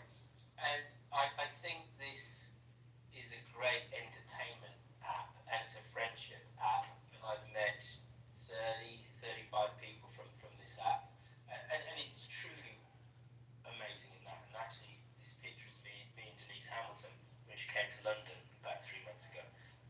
But how many truly good discussions are to be had on this app? And to be fair, not to knock the app, how many times do we confront people with different views and we changed, in and off this app?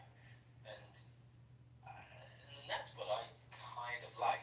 However, that's not to take away from the great entertainment that you provide on this app, and you're a man of the people, and you know how to press buttons and conduct a room. And I say this to you all the time off the app. You're a genius, sir. Man, we're using that term a little loosely, aren't we? Not at all. You truly understand how to moderate the room, how to get people passionate, riled up. You also know which topics are truly going to excite people. I don't. I'm too in my head, and I want a level of classic discussion. You can do that, but also you can pivot and entertain. Yeah, we were talking earlier about like the mix between quality conversation and just mindless